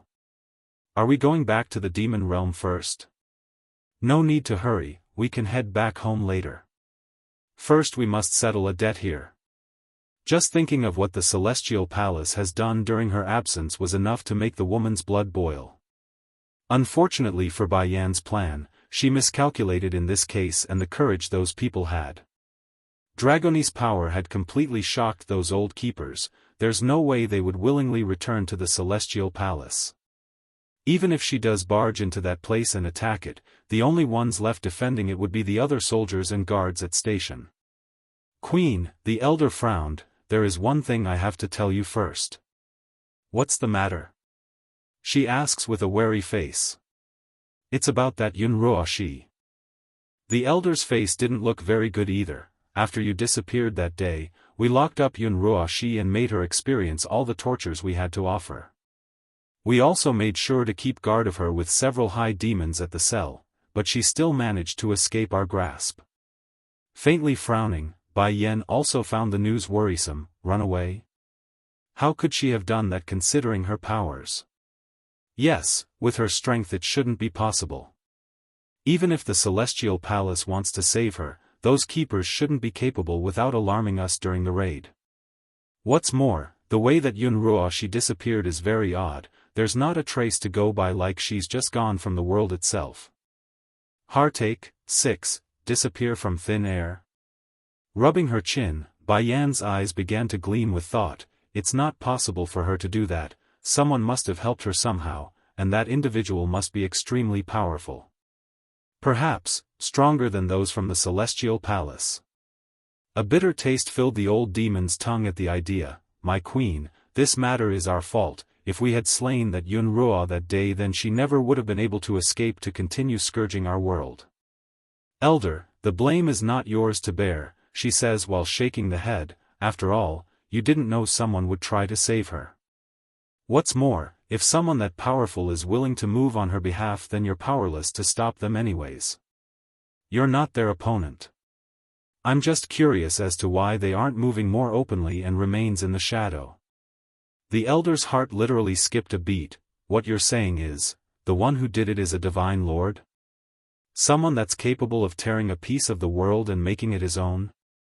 Unlike demi-divine lords who have barely scraped at the surface of what the physical law of the world has to offer, a divine lord was someone that's truly grasped onto the world.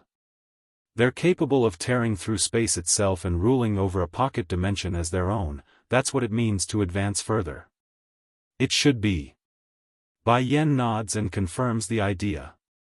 First Elder visibly gasped. No wonder State Teacher told us not to pursue that Yunruo for the time being. He likely saw this coming. But why did that person not face us in person if he's that capable? Someone that powerful shouldn't need to hide in the shadows, nor would we be able to capture that Yunruo from the very start if he came forward. None of this is making sense. I will discuss the issue with Di Song when he wakes up again. Whoever they are, or whatever they are, they're bound to face us eventually. We must be prepared for that day when it comes. If such enemy does appear, they would be the strongest they faced thus far. I understand, nodded the elder. Queen, the little princess and prince are still here in the celestial realm. Should we go meet with them? You are right, we should go meet with them later. Ling Yan and Jean Tian must be missing me a lot. I bet they are already crying their noses out by this point. At the mention of her precious twins, Bai Yan's heart would immediately soften up. However, the second her sight glanced over Dragoni's body, the fire within would immediately burst forward again and caused her to rage. Dragoni, come with me, we will go to the Celestial Palace and settle your debt. Okay. Dragoni obediently answers, her attitude like a good little child that could do no wrong. Your eyes, it's only then does the demon queen notice her goddaughter's iris. They're of a different shade, carrying a spooky and fearful glint. Despite the dragoness's attempt at hiding this fact, it's too impactful. Reaching up to touch her own eyelid, Dragoni appears puzzled as well. It's been like this since I woke up again. Mother, are you going to dislike me because of this? That question held so much nervous tension that everyone could hear it. She's just too afraid of being rejected by her most precious mother that it hurts just listening to it. That's how insecure the dragoness was inside. Heartache. 7. Perhaps becoming aware of the insecurity in her daughter's heart, Bai Yan gently pulls the girl into a hug before attempting to break the shadow inside. Of course not, you are my daughter, I will never dislike you. If I really don't care, then why would I keep Xiaofan then when he was born? After all, as a human being, giving birth to a talking fox was out of this world for someone that came from Earth. But her love as a mother won out in the end. Regardless of what species in which the baby hailed from, she would love them all as much. Bai Xiaofan, who heard this, immediately made a displeased and wronged face. In his mind, the boy finds himself to be very cute and adorable when he was born, therefore it made no sense as to why his mother would even suggest the idea of abandoning himself. Dragony, you don't need to worry, me and mother will never turn our backs on you. Giving the girl a pat on the head, he also tries to comfort her in his own way.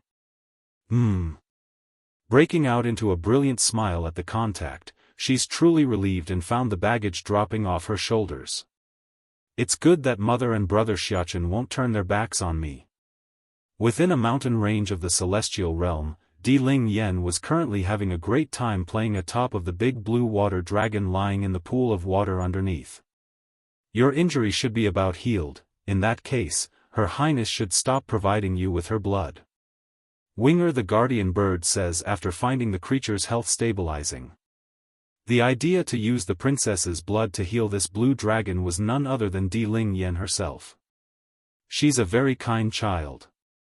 In front of an injured animal, she couldn't resist the urge in offering a helping hand when she had the means. Fortunately, the process didn't take much due to the prominent effects of her blood, only a few drops here and there was enough. That is obvious, you don't need to remind me. The blue-scaled dragon warmly retorts, its aura giving off a comfortable sensation to not only the demons around, but to the terrain as well, with its power gradually returning following the recovery. Pleased by the answer, Winger crosses his arms and leaned in against the tree next to himself. I'm curious though, who managed to bring you to this state? Is it the same people who's been hunting me, from that place? The water dragon suddenly got all silent then, seemingly trying to decide on whether on answering the question with honesty or simply avoiding the question altogether. My enemy shouldn't be the same as yours based on my observation of your scar, as for whether or not they're from the same place, I can't be certain. Regardless, I will be leaving this place once I have fully recovered thanks to this child's blood. Don't worry, I will keep my promise to Bai Ning and form a familiar contract with her daughter if we were to ever meet again. The water dragon made a promise to Bai Ning for helping him during his weakest, however, he never mentioned anything about staying here forever. He also has an important commitment to attend to, that's why he's going to leave. If fate permits, then the contract would be fulfilled, otherwise. I'll tell Her Highness the Queen that. Winger nodded, pleased enough to hear the commitment hasn't been forgotten. In that case I will give you my name, chuckling at the bird's childish behavior. In all the realms, I go by only one name, Grave Blue, the water dragon. I'm certain the mother of these two kids would eventually come to me, I can't wait to see that day, haha. Grave Blue has taken quite the liking to Di Ling Yen and the little glutton Di Jin Tian during this period. Undoubtedly, he's going to miss the little twins by leaving this place. Grandpa Water Dragon, are you leaving? Di Ling Yen leans forward from the dragon's head and peeks down at those big blue eyes and asked. Likewise, the little glutton also stopped in his act of gobbling the fruits and stared dazingly at the pool for the impending answer. Stray Dog, 1, yes, I have to leave this place. Little ones, I'm sure we'll meet again soon. There's only gentleness in the dragon's eye as he met the baby girl's gaze. Tightly holding onto that head to show her sadness at the impending separation, Grandpa Water Dragon, I will miss you. Huh, Grave Blue guffawed a laugh, help me say farewell to your grandmother Bai Ning for me, this will be our farewell. After saying this, the water dragon broke out of the pool and flew into the open sky with Di Ling Yen still sitting atop of his head. With a few circles around the air to let her enjoy the moment one last time, he descends back to the ground and gently placed his rider down before shooting back into the air. As he did so, the sky suddenly cracked and became torn like a hand had just ripped it apart.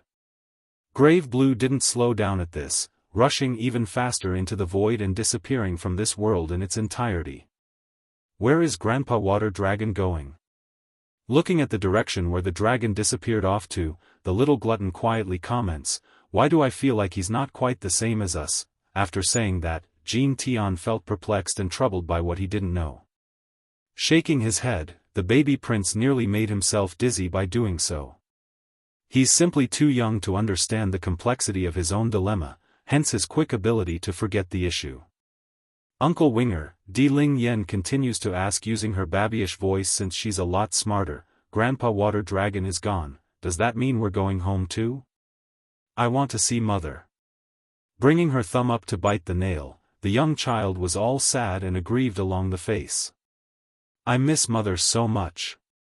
Slightly taken aback by the suddenness of this, Winger knew he had to tread carefully on this subject. "Your mother the Queen isn't around right now, she's gone somewhere very far away. Don't worry, she will be back real soon, but why doesn't Mother bring me along?" Pouting in an upset manner, the girl looks up with those poor eyes. "I am very good, why did Mother bring only Big Brother and not Ling Yen? I promise not to make trouble." As long as she could stay by Yan's side, then this princess would be satisfied. "Princess, if your mother returns then we will be noticed at the earliest hour, why don't we rest for now, okay?" Winger never thought that he would have such patience for a child, but in front of this pink tender cuddly ball of a loli, he had no strength to keep up his usual facade of being indifferent and unemotional. Despite the consoling words though, Di Ling Yen merely sat down beside the pool and remained silent. She may not be protesting or throwing a fit as she should in this case, but anyone with an eye could tell she's very sad and dejected. "Prince, what are you doing?" Winger asks after noticing the little glutton carrying a batch of red fruits over in his arms. They're very ripe and delicious looking, yet they're also too heavy for the child to carry at his tender age, which could be seen by the huffing and laboring pants. "I'm saving these for Mother when she comes. They're very delicious, I'm sure Mother will like them." The corners of Winger's mouth rose, happy for how good this baby boy was. From the very beginning, he had discovered the specialness of these fruits in this mountain range. Not only are they delicious, but they're also able to increase the body's ability to absorb spirit particles in the air. It's not very useful for the average demon, but it's definitely able to help the young prince grow since he's so young. "Stray dog, too, I have a storage satchel for you, put anything you like for the Queen in there." Winger untied a small little packet from his waist and presented it before the little glutton, who eyed the item with a curious gaze. "What is a storage satchel?" Scratching the back of his head, the boy sounded confused. "It's so small, how can it hold all the fruits I picked?" "It can, I'll teach you how to use it." Although Jean Tian and Ling Yen are both royalty of the demon realm, they are nonetheless not accustomed to the various things of the outside world. Like storage bags and rings, they never needed to carry things to begin with, hence their lack of requirement for one from their elders. At the same time, in some far-off corner of the celestial realm, the keepers who managed to escape Dragonis' wrath like lost dogs appeared exhausted and ragged. "The girl isn't following us, we should be fine here." Keeper Zun, who's the kindest of the bunch, says after gathering his breath, his forehead showing a layer of sweat due to the long run, "I wonder where she came from and why she would have such enmity towards us." "Forget about her, what should we do now? Go back to the Celestial Palace?" Keeper Yellow cuts in and spoke using that cringed-up face of his. "No, we can't go back." Keeper Ling clenched his fist and yelled this out, both angry and regretful at what has come to pass. "We are no longer the demon realm's match. Even if Di Tsang and Bai Yen is no longer around, the Celestial Palace is no longer safe." Imagine that, the once high and proud rulers of the Celestial Realm have been reduced to wandering the open wilderness with no place to call home. Damn that Yun Ruoshi. If it wasn't for her deceit, things wouldn't have come to this. Nor would we have done what we did to Bai Yen 1,000 years ago. How could we have been fooled so wholeheartedly? If not, why don't we go ask for peace? Another keeper weakly comments, the great calamity is upon us. I'm sure the demon realm wouldn't have enough manpower to confront it. If both of our forces joined together, perhaps we would be able to overcome this great danger. Although others also agree with the idea, but none of them dares to actually carry out this act. They are certain of the demon's ferocity and that they would be killed on sight if went. Let's find a place to hide for now. We cannot let the demons find us. The plan of relying on Bai Yen is likely out of the question for us. Keeper Zun finally suggests, sighing hard at their own predicament. It's then a sudden low mocking crackle fell from above, alarming all those standing below and making them freeze on the spot. Keeper Ling was the first to react and stared upwards, and that's when he saw the woman dressed in a long blue dress of seductive allure slowly stalking out of the void. She's very mysterious, but that voice couldn't be mistaken and was all too familiar for these trembling old keepers. Stray dog, 3, you. Keeper Zun shakily points his finger at the woman that's now come out of the spatial void. You were captured by the demons. How did you get here? Even if the woman covered herself with a face veil, none here would be deceived by that thin garment. Yun Ruoshi. This woman is still alive? The demons didn't kill her? No. No way, the demons hate her so much, this can't be her. The demons? Yun Ruoshi sounded almost amused and chuckled at that, her eyes flashing the undisguised hatred she had for those beings. What of the demons? The pain they inflicted upon me will be repaid in due time. She descends from the sky and then comes before her former protectors. How did she get out of the demon realm? What did she experience during this period? And what happened to allow her to be so pompous? These were merely a few of the questions that reverberated along these people's mind. You all must be wondering on how I got away, don't you? Smirking underneath her veil, the derisive snickering couldn't be denied. I may as well tell you fools then. A very powerful individual is now backing me. If it wasn't because the person couldn't do anything outside of the celestial realm, then the demon realm would have long been destroyed. Keeper Zun's eyes are now fully fixated onto the woman's figure due to those words, more powerful than the demons? And just now, didn't she come out of a spatial void? Yun Ruoshi. Keeper Ling, who had the worst temper, suddenly exploded, losing all reason from his voice. How dare you appear before us again? If it weren't for you, we wouldn't have wronged Bai Yen, nor would we have committed so many mistakes in the past. If it weren't for you, none of this would have occurred. Even death won't absolve you of your sins.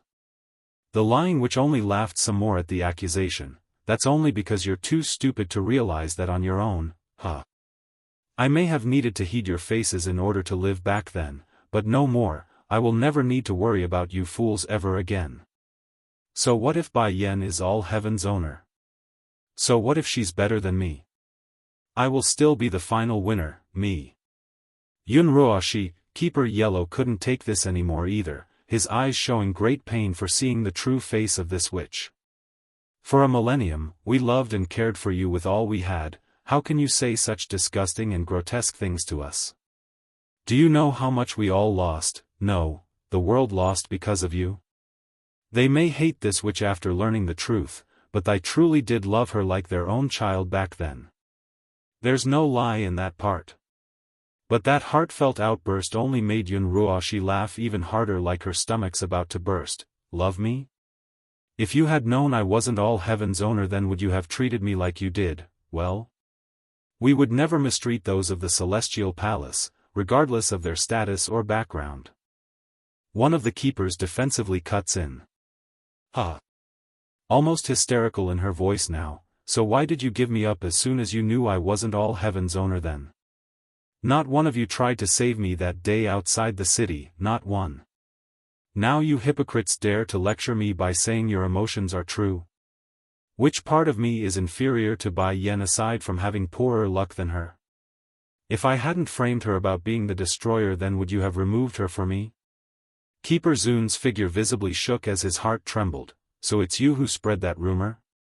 You would rather destroy this world just to satiate your own selfish greed?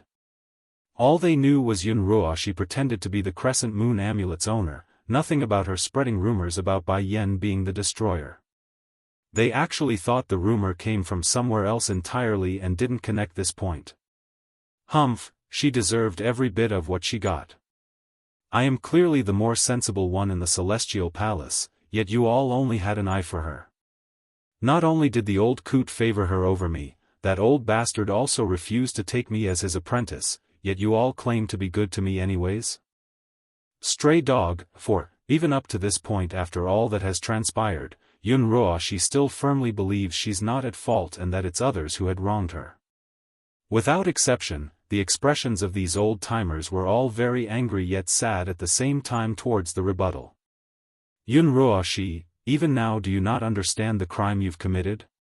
Do you not see the price of your deceit? If your deception had not harmed the world, would we have given up on you?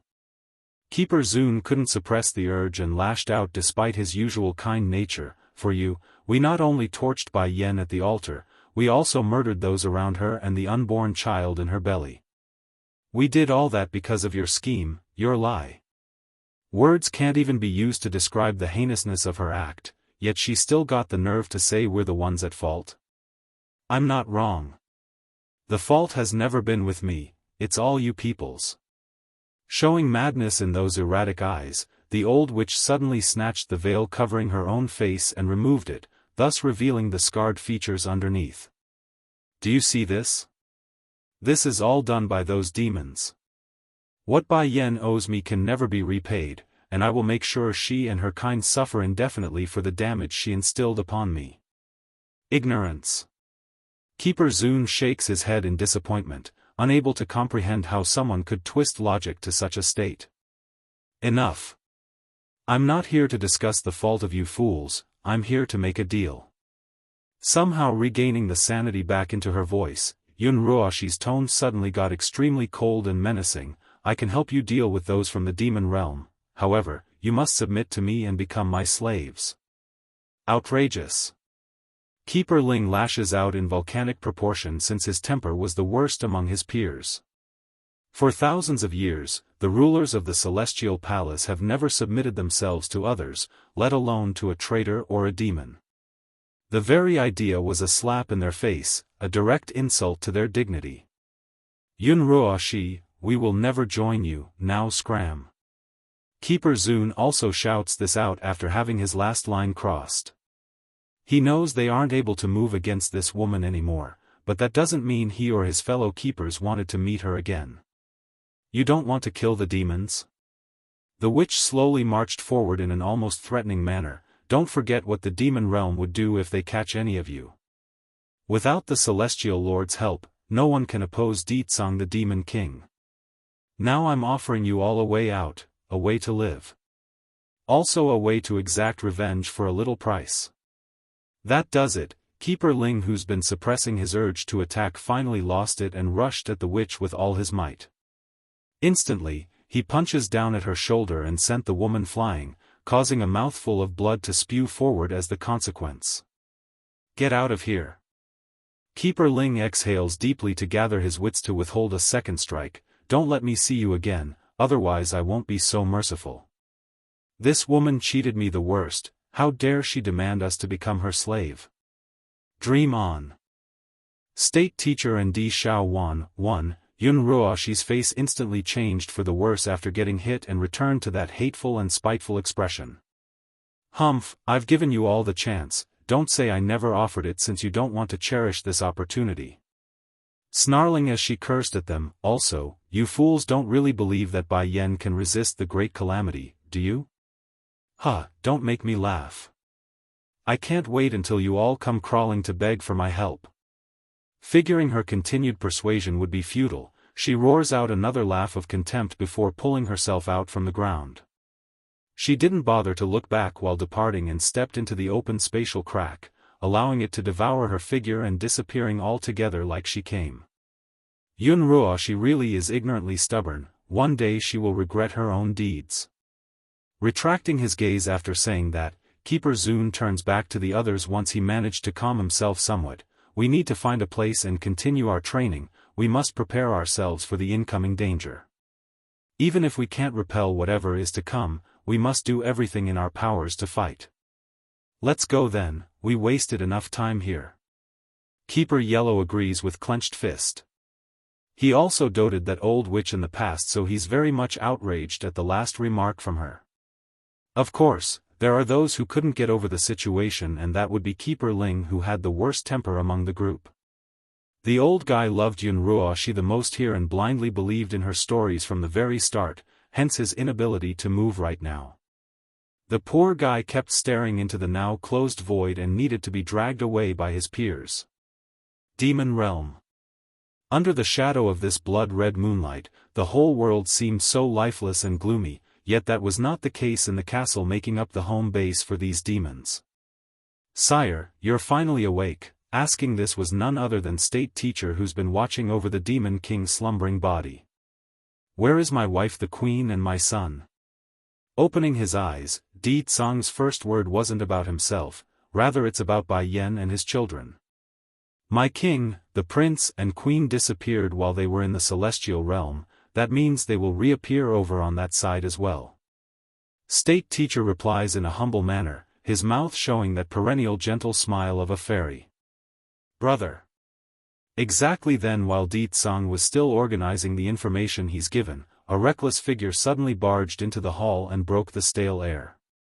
She's very youthful and beautiful, yet the rash behavior told everyone there's much tempering to be had for this gorgeous flower. "Brother, you're finally back. Guess what, I remember everything from way back. I also got my powers back too and won't be a drag on you anymore." Despite the commotion, Di Tsang simply ignored the silly sister of his and continued to speak. "State Teacher, go make an announcement to everyone. My wife, 2 sons and daughter will be returning in short order." State Teacher and Di Xiaofan, 2 princes and princess. "Does that mean I have another nephew and niece? Isn't that wonderful?" Di Xiaofan got an excited look in her eyes, then due to all the possibilities of what this news might bring. Nearly screaming out her joy, the girl only managed to stop herself due to knowing how irate Di Tsang would become. "Yes, as you wish, sire." State Teacher dutifully arches his fist and complied by heading for the exit. Seeing this, Di Xiaofan the sweet Dumbuklutz didn't hesitate and quickly followed from the rear. State Teacher, wait for me." Even though the fairy-like man remains anxious to do the task assigned to him, he's nevertheless slowed down his pace to allow the princess time to move. He's always been patient with this girl, always tender in his smile, and always willingly to do anything that she pleases, no matter the situation or era. Naturally oblivious to the love shown to herself, the sweet Dumbuklutz starts going off with her mouth using her happy-go-lucky style once they were outside. "State Teacher, is my new niece as cute and good-looking as my sister-in-law?" No matter though, I'm sure she had inherited all the good points and will be a great beauty regardless. Knowing my big bro, he will break anyone's leg if they go after my niece. Kiki, there is going to be a lot of fun things to see in the future. Princess, sometimes, the king won't be able to oversee that many things. The king is indeed strict, but he's partial to the queen and will always do as she says. If the little princess does fall in love with a man, the queen will definitely side with her. By then not even the king can say no. Against that remark, Di Xiaofan also agrees and nodded repeatedly. "You are right.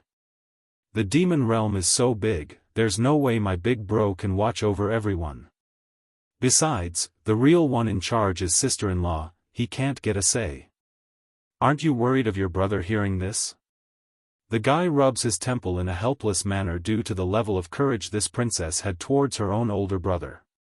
Huffing a rebellious grunt at the question, "There is sister-in-law on my side, I am afraid of nothing. But the queen is not in the demon realm right now." As soon as this fact fell down, so did the smile from the princess's mouth.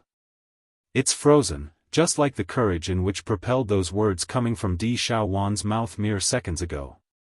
Swiftly ducking her head in fear, the girl turns around slightly in search of any signs of danger. When none was found, a sign of relief filled came through, but the timid nature never receded in her appearance. Smiling along the eyes at the silly behavior, state teacher couldn't keep it up and chuckled slightly. I was only teasing, you don't have to be so afraid of the king. I alone am enough to protect you. Puckering her lips into an unhappy fashion, how are you supposed to protect me when you also need to listen to my brother? I only need sister-in-law's protection. As long as I cling onto her leg then I am safe, I don't need to fear anyone. Princess, suddenly getting all serious in the face, I said I can protect you, that's always true no matter the situation. Even if I can't, I will resist and shield any danger that might come your way. That abrupt proclamation actually made the demon princess thump excitedly in the heart. Looking up with those big beautiful eyes, she felt a surge of heat taking hold of those cheeks once she saw how serious the man was before herself. It's making her all fluttery inside and she didn't know why. State teacher and Xiaofan, 3, Princess, no matter what happens in the future, I will always be your shield.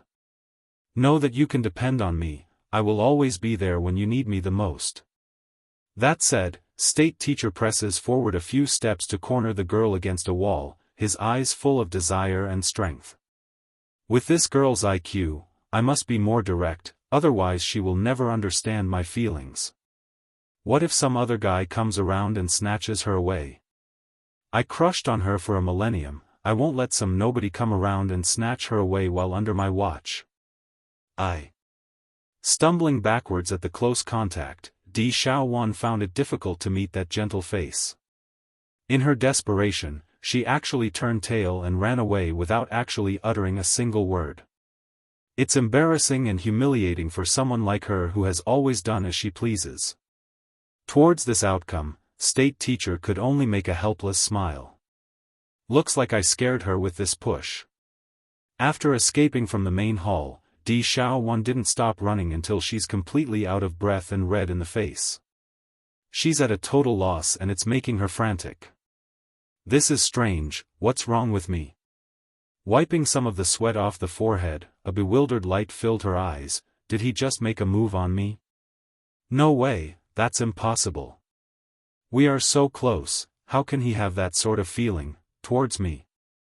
It just doesn't make sense. Oh, it's so hot out here, I need to find a cooler place to get myself together. Yes, it must be too hot out here, otherwise why else would I sweat so much? State teacher is like an older brother, how can an older brother like their little sister? Shaking her head to throw away the confusing thoughts, Xiaofan immediately went back to her own quarters to rest. However, that rest didn't last too long once she got wind of Song's departure. The demon princess has never been one to stay still. The moment she felt bored and was rearing to go make trouble again was when she left the palace. Eventually, the demon princess had found herself standing atop of a mountain peak and staring up into the blood-red moon trying to think about life. Yoo! It's then a weak murmuring cry reached over, catching the girl's attention. It didn't take much searching for Xiaofan to locate the source in this case, she's a fox after all. Hiding behind some tall flowers and grasses was a weakened fox that's been stained with blood, and since she herself was also a member of the fox clan, there's no way this sweet dumpklutz could turn a blind eye to this scene. Crouching down, she pulls out a bottle and swiftly poured the medicine onto the fox's injured belly. This is something my sister-in-law gave me. Since we're the same kind, I will help you this one time. By the way, which family are you from? How come I never seen you before? State teacher and Xiaofan, 4. Xiaofan originally planned to only give a helping hand before letting the fox go. However, the unsteady way it moved after taking the medicine only reaffirmed her kind heart. She just couldn't leave the little guy alone when she knows he wouldn't be able to make it on his own in that state. Fine, just this once since he's also a fox. Without further thought, she quickly leaned down and picked up the little guy to head home. She's got no more business around this area and wanted to find something else to do, yet her luck wasn't going to play along. Right as she's heading back to her own quarters in the main path, she accidentally bumped into state teacher who was also heading over to another spot for business. Princess. Behind came the familiar gentle voice, which made the girl all stiff and rigid in the back due to the awkwardness of the encounter. You need something of me, state teacher? Not missing the timid note in her voice, the man walks up without any hesitation. Are you hiding from me? I. Flickering her eyes left and right to avoid contact, Xiaofan didn't dare speak the truth. I did not. You don't have to hide from me, I just don't want to continue looking at your back all the time. If you accept my feelings, then I will ask the king for your marriage, but if you disagree, I will still continue to protect you for the rest of my life. That, she bites her lip, can you let me think about it? I'll wait for you. Undeterred and not let down, the man who has always held up a fairy-like image wanted to shove a little harder by getting closer when he saw the fox in the girl's hand. Getting a sinking feeling, this fox is. I found him on a hill outside the palace, he's hurt, Anne. I don't believe he has any powers yet. I brought him home so he can recuperate in a better environment. Can you give him to me? State teacher fixes his sight on the little critter. I'll take care of this fox for you. Xiaofan did not think much of the idea and easily threw the patient over. She's never been much of a thinker, so whatever underlying meaning there was remains a mystery to her. I don't have much experience in caring for others, so I'll leave him in your care. After saying this, she immediately hightailed it out of there due to not being able to confront this man whom she considered better than an older brother. Watching that disappearing back, state teacher only shook his head for the 10th time today. Smiling bitterly at his own pitiful self, the guy then shifts his attention back onto the white fox. The demon princess may not realize this, but he does. This creature wasn't of the demon realm. The danger it posed remains unknown, but there's no way he would allow such threat to remain by the girl's side. In the meantime, he would be the one to care for him until they figured out the origin of this fox. As if to confirm his suspicion, the white fox suddenly whimpered somewhat after realizing he's been left behind by the princess. It's strange in the way it stared at Xiaofan's back. Towards this behavior, state teacher didn't miss it one bit and flashed a cold glint in his eyes. It's almost terrifying compared to his usual gentle face shown to everyone. Jealousy. 1. The following day. Early in the morning light, Xiaofan had been pacing around outside state teacher's residence when she eventually gritted her teeth and headed inside. State teacher, I thought about yesterday's conversation. I think we're still too early and need some more time. But before her last part of the sentence could be said, she stopped and gawked at the wonderful-looking woman standing outside state teacher's room. This woman had silky long hair of snow-white color, a weak and frail face like she would waver at the slightest breeze, a true plaything in the eyes of men. Out of instinct, the demon princess started to subconsciously clench her fist. She didn't know why either, but there's an indescribable emotion of anger, disappointment, and a jealous sourness in which she herself never realizes it. Greetings to you, princess. The woman wasted no time in arching her back once she realizes who has arrived. Extremely ugly in her face, Xiaofan blurted out the first thing that came to mind. You slept in state teacher's room last night? Yes, the woman who could be a model smiled warmly in her polite answering, a perfect image of a wife securing her place. Xiaofan's lip pursed into a thin line at that news. Going into a blank state, she wanted to run away only to hit a fleshly wall as she did so. If not for that powerful hand reaching out to keep her from falling, the princess would have long hit the ground. Princess, why are you leaving as soon as you're here? Did you not say you will give me an answer? Have you made up your mind yet? State teacher never once looked at the model woman up ahead, his gaze forever locked onto the sweet Dumbaklutz who's all pitiful looking right now. Huffing a displeased grunt, you still have the nerve to ask me of that? I thought you really liked me because of all the females you rejected in the past, but to think you are already holding another woman in your home. Now you still want me to marry you? It's likely not even the girl herself would notice this, but the way she spoke was like a girlfriend discovering their boyfriend cheating on them. That's the sort of tone she used there. Showing a frown in his face, Princess, what do you mean by that? You slept with this woman, and you asked me what I mean? Di Xiaowan viciously snaps out, her foot stomping down at his to show force. I'm telling you, I will not be degraded into sharing a husband with someone else. She's the princess of the demon realm, never would her pride or personality allow such an outcome. Making a gawking face like he's eaten a rotten apple, State Teacher instantly realizes the reason and turned to the snow-white woman in question. Yesterday you slept in my room? Who allowed you into my room? Lowering her head immediately, she replies in timid tone, "My lord, I didn't know it was your room. I asked my servants to arrange accommodation for you. Why did you not rest in the assigned room?" Kneeling now in horror, that soft charming face of the snowy white lady showed panic and franticness. "I really didn't know, my lord. I would never think of doing anything outside of your wishes or the princess's after she rescued me yesterday. After being assigned the room, I did exactly as told and slept in there for a while but found it far too cold to sleep comfortably. That's why I went into another room. I really didn't know it was your room, my lord." Jealousy, too, this finally made the princess disperse her anger due to the situation clearing up. She's mistaken the guy in front of herself and realizes the lady behind herself was in fact the very fox she saved yesterday. "So it was you?" Puckering her lips to one side, Di Xiaowan could understand why this lady would behave in such a fashion since she's not of the demon realm. However, the pitiful image she portrayed still made her unhappy. In contrast, she prefers her sister-in-law's character who doesn't always act frail like a white flower. "Princess, I didn't stay in the manor yesterday." Pressing his hand onto Di Xiaowan's shoulder, State Teacher firmly makes his case so she doesn't get the wrong idea. "But just now, did my stomp hurt you?" The demon princess asks, her eyes showing regret over her own rashness. Shaking his head, "It was my fault in causing your misunderstanding. You do what you think is right, there's no need for an apology." "Why would you say that?" There's a confused light in the girl's eye over this.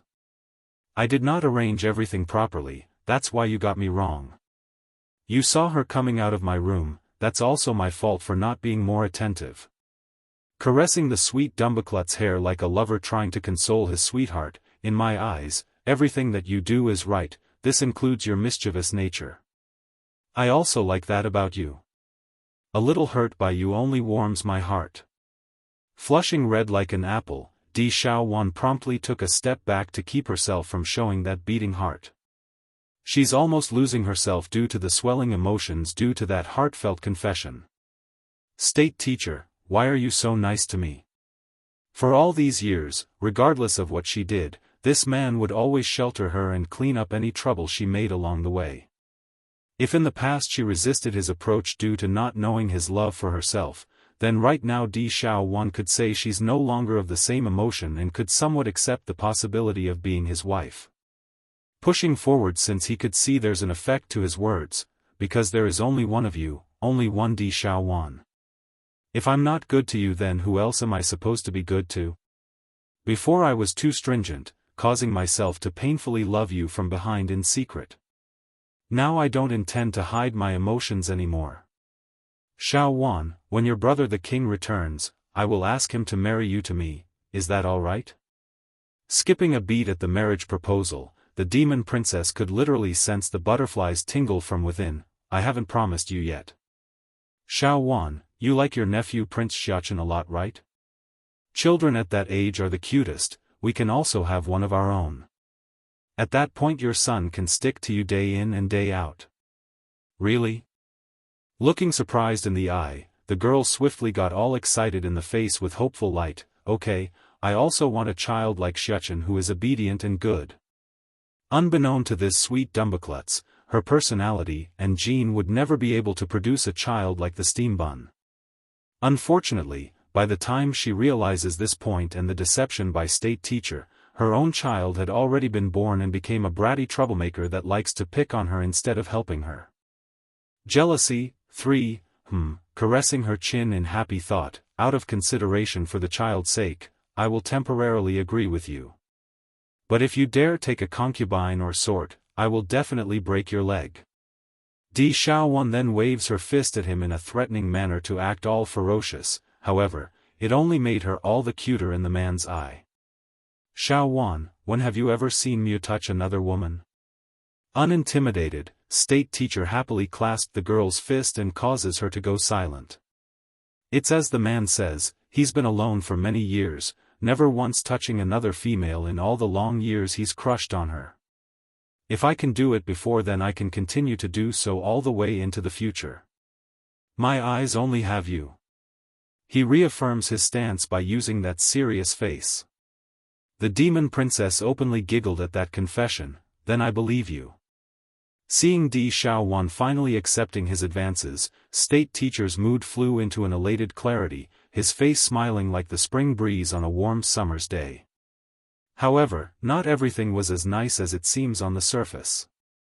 Unlike the pair who had just accepted each other, the model lady behind them had started to make a very jealous gaze in which she hid by lowering her head. The Celestial Palace. Inside the courtyard of this once great structure, countless occupants are currently shivering in fear while kneeling on the ground before Bai Yan's might. Where are the keepers? She asks with narrowed eye, her voice condensing into a sharp blade that held them at the neck.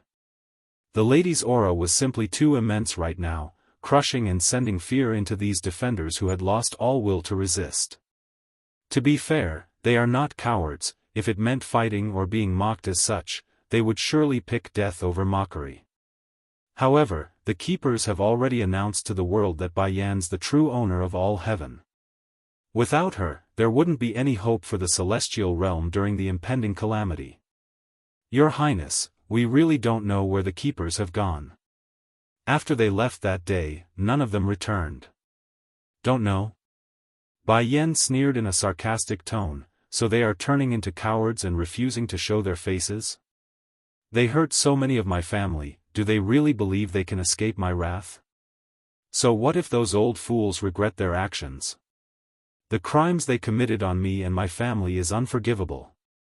Please, we really didn't know anything about what happened in the past, nor do we have any involvement in the event. Please spare us, we don't know anything. I will leave what happened 1,000 years ago aside for now, I can't remember all of the details either. Nevertheless, that doesn't absolve any of you the sins they committed. Over the millennium, how many demons and demonic creatures have you murdered in the meantime? As their queen, I have to avenge. The backs of these shivering defenders curled even lower, trying hard to hide their own existence in front of those words. I'll give you half a month to find them out for me, and if they don't come out after half a month, I'll destroy your celestial palace. Jealousy, roughly sweeping her sleeve to dismiss these hostages, Bai Yan turns back to First Elder who's standing in the rear. First Elder, we will stay and rest somewhere in the vicinity for the time being. I like to see how long those people can endure before they lose patience. Even if she needs to force them, she would shove them out of hiding. As you wish, the elder nodded, I will go arrange everything. Should I go inform the king then? Go ahead and message Di-Tsang. I won't be returning to the demon realm for the time being, I want to wait for them to fall into the net I set. It's fact that Bai Yan doesn't remember all the details of what transpired in her previous life, but that doesn't mean she couldn't imagine the level of carnage and death caused by these people standing at the peak of the celestial realm. It must have been a bloodbath for those demons left behind in this place. So what if they did it for the sake of the humans here? It doesn't absolve anything. Mother, Bai Xiachen tightly grasped onto the woman's hand, his lip forming a thin line. When are we going to pick up Ling Yan and Jin Tian? I miss them. How about this Xiachen, we can go pick up your siblings with Dragoni right now since there's some free time. First Elder, I'm leaving you in charge while I'm not around. Yes, Queen. The elder respectfully arches his fist in compliance. Let's go. Holding her son and daughter's hand, Bai Yan disappears into the far-off distance using her newfound powers. At the same time, First Elder also whisks his sleeve to leave, leaving only the defenders who are all nervously kneeling there in wait. Their backs had already been drenched in sweat, only now do they gasp in relief at being spared. Those plagues are finally gone, but what are we going to do if the keepers don't return in half a month? We shouldn't have attacked those demons before if we had known the demon realm would recover this quickly. One of the defender comments after regaining his nerve. What are you spouting? If it wasn't for the Celestial Lord stopping us from attacking the demon realm back then, we would have destroyed the demons as a whole. The reason we are in this state is because of the Lord to begin with. A younger man who had a bit more gall objected, his face showing indignation at being forced to beg. Humanity is stronger than those monsters, why should we be humble to an inferior race? But that thought didn't last very long for the poor guy. In the next second after an older defender jabbed him in the waist, his eyes gawked and he started to stutter, Celestial Lord. Why did the Celestial Lord suddenly return? Standing at the front entrance was none other than Chewy God. Like always, he's glisteningly pure with his long white hair fluttering in the wind, matched that with his emotionless temperament, he's the embodiment of a snowy blizzard. I've only been away for a while yet you bunch dare to spread rumors? The blizzardly man casts a glance at the young defender who's openly shuddering at the added attention. Keeper Zun's decision, 1, Lord, we. The youngster's face went deathly pale at the remark which was obviously directed at himself. Have Keeper Zun and them come see me. Chewy God orders, not once giving the people here any more attention than he has to. That immediately brought the whole crowd into an awkward silence of embarrassment due not being able to comply. They already mentioned they didn't know to buy yen, now it only emphasized their inability when their own lord was asking the same question. It's shameful. Lord, we really don't know where the keepers are right now. Still indifferent and icy cold in his expression, then I will be here waiting for them. The keepers will eventually have to return one day. Also, do not let my whereabout be known to the public, I do not wish to be found. Once he's done giving this order, the man began to walk inside in an almost ghostly manner. He didn't make a single noise in his steps and literally became a blur due to how much distance he covered with every stride of those legs. Within the mountains, a reddish figure had just arrived on scene with her 2 children in tow. The place first elder indicted should be here somewhere. Halting in her flight, Bai Yen scans the surrounding mountain peaks before locking onto the sound of laughter somewhere up ahead. I found it. Come, let's go pick up Jin Tian and Ling Yen. Meanwhile at the same time not far away at the edge of a small pool of water, Ling Yen had been holding her tummy and laughing away due to her own brother's effort of acting silly and cute before herself. She's been depressed after the water dragon left and only got her mood back a while ago.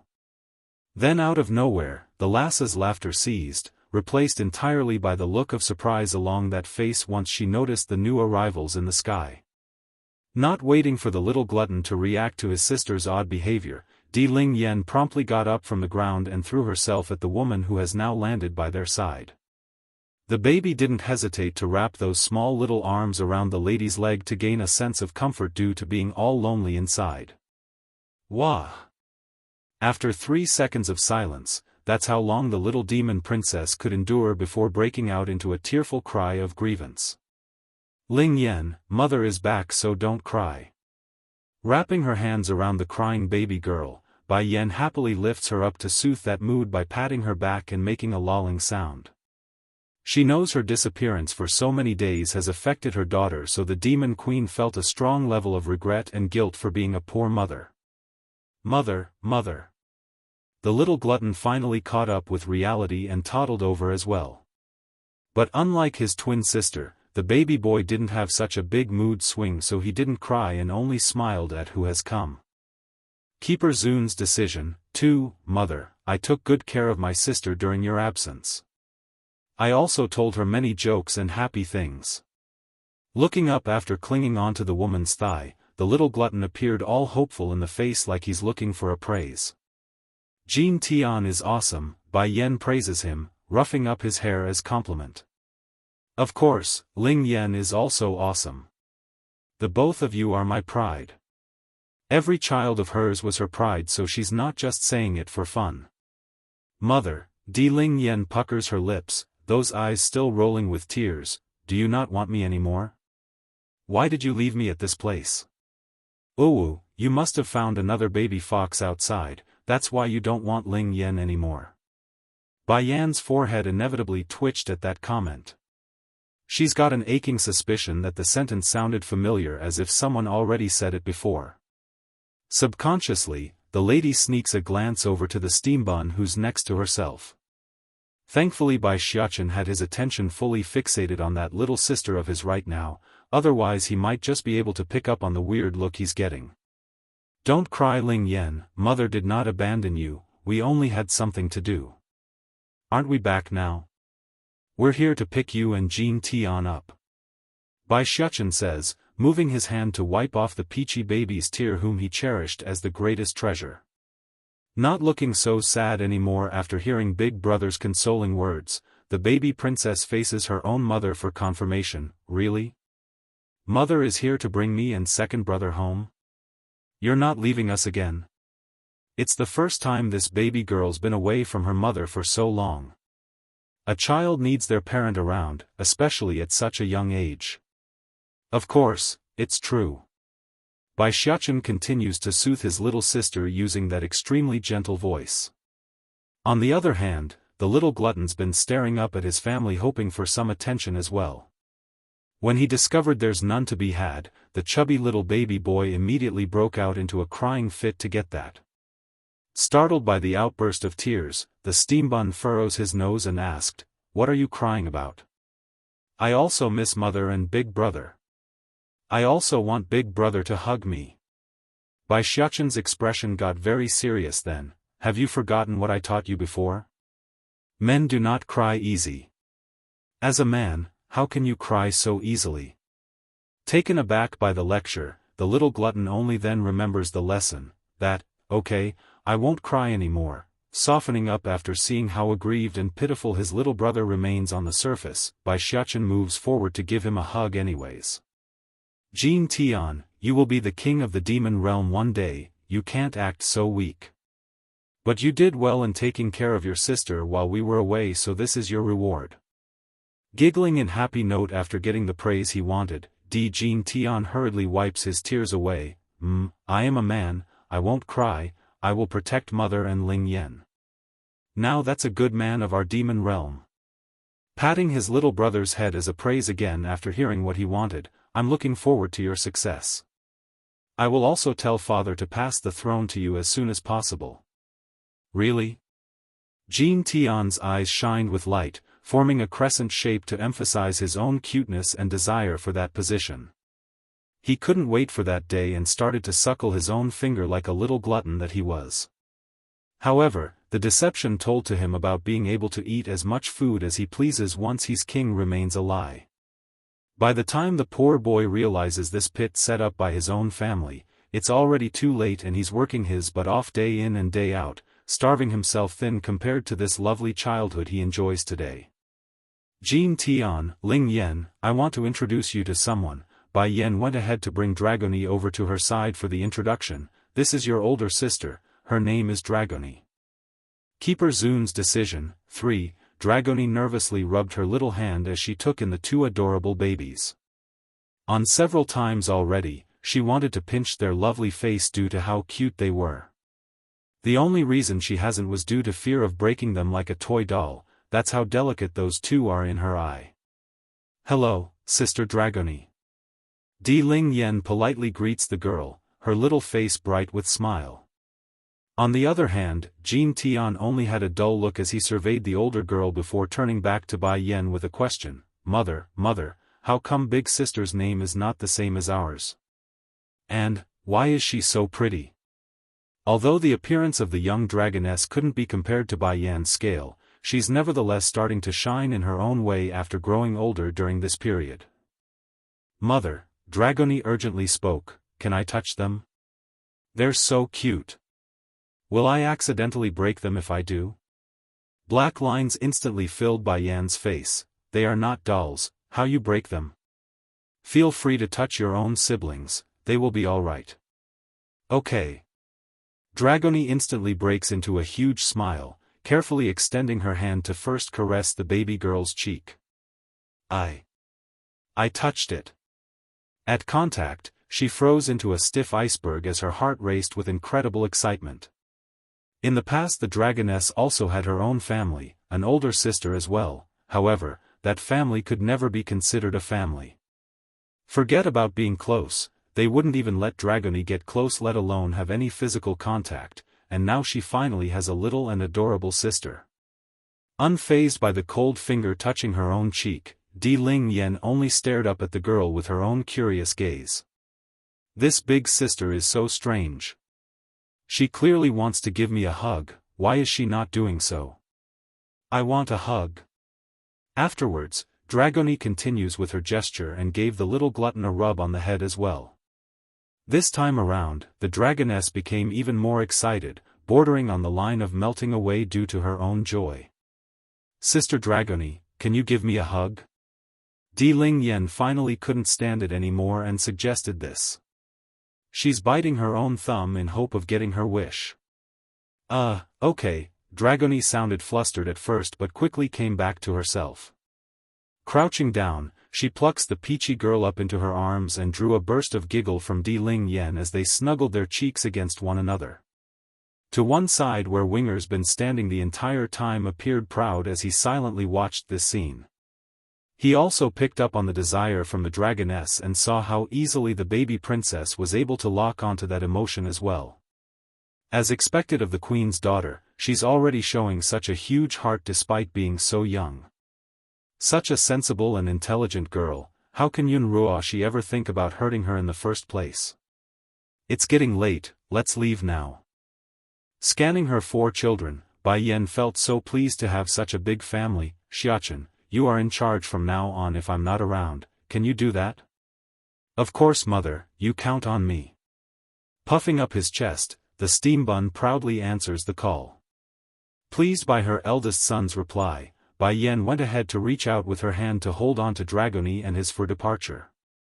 That leaves only the little glutton who's not being led yet. Jin Tian, you keep up okay? Keeper Zun's decision. 4. The little glutton nodded heavily and without complaint as he toddled from behind. The boy couldn't walk as fast as his older brother, so he had to pace himself hard in order to keep up. Even so, Jin Tian's not unhappy. After all, he's a man of the family, right? A man must protect the females of the group, and he's going to be king someday. On the other end of Celestial Realm. Inside a cave, several old elders are sitting around a campfire, their mood damp and dreary due to the heavy air hovering above their heads. I'm sure all of you have already heard of what's happening out there. Bai Yan wants to force us out, otherwise she won't let those remaining in the Celestial Palace free. Have we really come to the end of the road? Keeper Yellow cocks a self-mocking smirk, his eyes full of sorrow.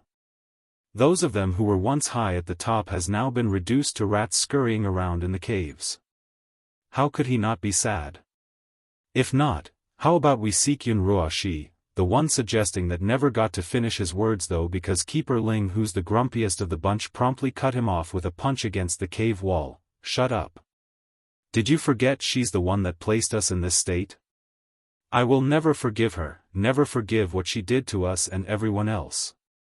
The higher the hope, the stronger the disappointment. He gave far too much love to the old witch and sacrificed far too much to protect that deceitful woman. And for what? Nothing but betrayal and deception in the end. How could this grumpy keeper ever forgive such an existence? The half-month deadline is soon upon us. We've worked so hard for what? It's for the Celestial Realm. Even if the ending is death, I must meet with Bai Yan again. Keeper Zun, who's the kindest of the bunch, stood up, his fist a tight clench as he inhaled deeply to ready himself. Keeper Zun, do you believe she will really forgive us after all we've done to her? Keeper Yellow smiled helplessly. Before they would dare bargain with the demon realm because they had the supposed master of the amulet on their side. The group believed Bai Yan and Di Tsang would agree to their terms for the sake of the demon realm's safety. But right now, without that bargaining chip, what qualification do they have left to barter? It doesn't matter, I'm going to try anyways. I and Keeper Ling will handle this matter in person. The rest of you wait here. Keeper Zun's eye grew firm and strong after saying that. Keeper Yellow appeared taken aback by the proclamation. Hurrying to speak, "You're serious about this?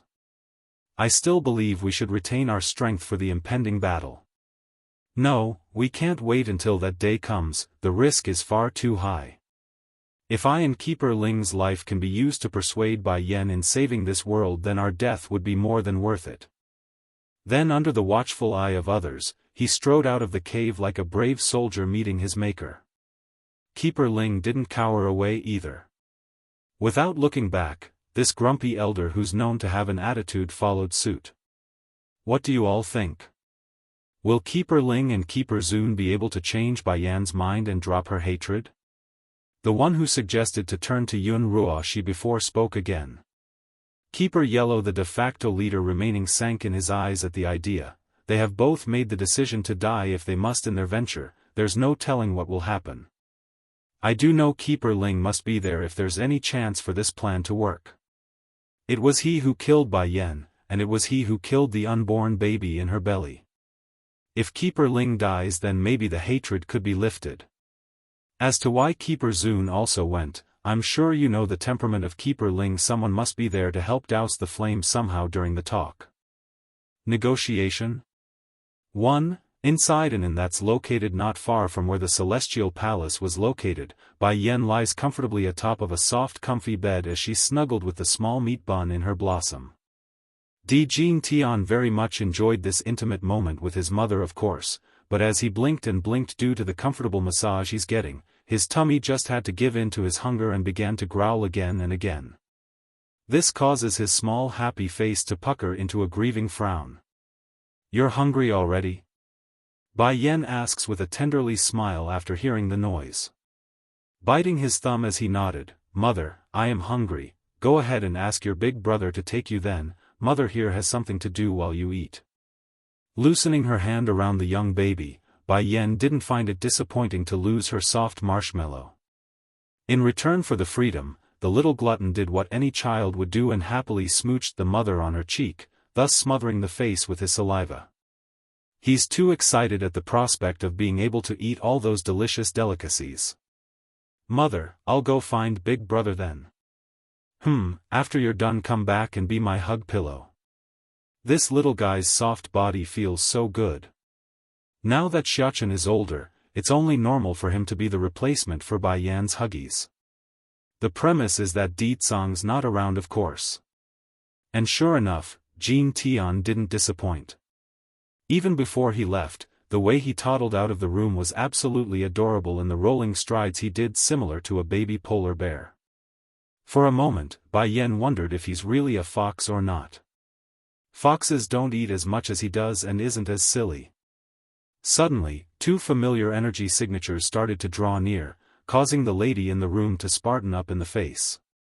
"Come in!" Bang! With a gush of wind blowing the door open, two old seniors appeared before the host. In light of the intrusion, Bai Yan remains lazy, looking on the bed like she didn't have a care in the world.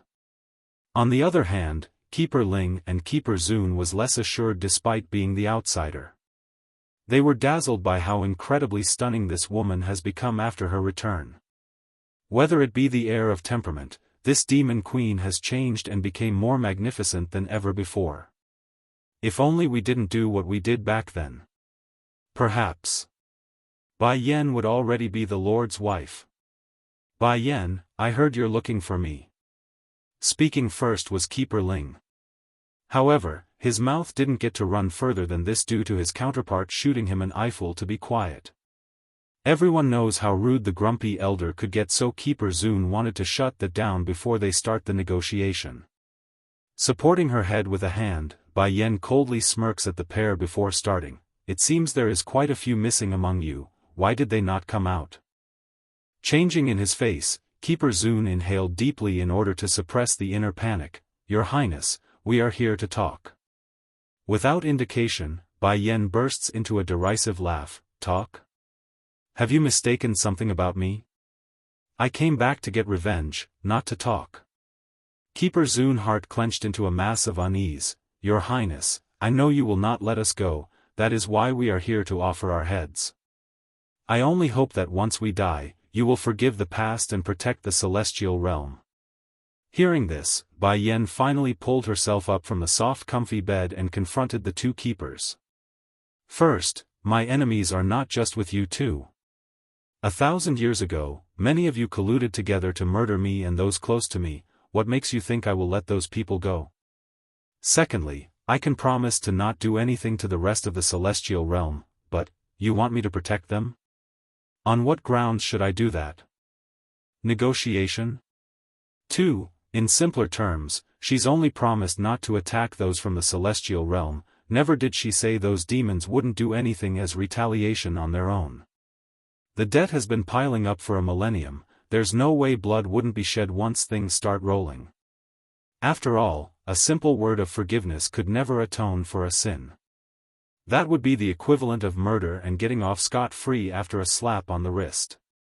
Keeper Zun's mouth stammered for a proper response. He thought of countless possibilities before coming, but he never thought Bai Yan would directly refuse their request so quickly. Your Highness, the ones who did wrong is us, the rest of the celestial realm is innocent. Smile sarcastically, innocent? If they're innocent, then what about those demons and demonic beasts? So just because they're different that they deserve to die at those so-called innocent hands? That brought Keeper Zun to a stall, unable to counteract that argument. In his mind, those animals have always been there for them to kill, to use, a resource to be tapped when needed. How could he find a proper argument in defending their stance without offending this lady first? Bai Yan, Keeper Ling, who's the grumpy one, could tell his counterpart has lost the ability to negotiate. Glaring at the lady as he spoke, I know you hate us to the bone. Tell us what you want then, we only ask you protect the celestial realm afterwards. Squinting her eyes into a narrow slit, Bai Yan glared at the old man in reply, I want Azure Dragon and White Tiger to have never needed to die and reincarnate. I also want my husband to not have needed to be in coma because he used his soul to reform my own. I also want my grandfather from the Celestial Palace to have never lost his sanity.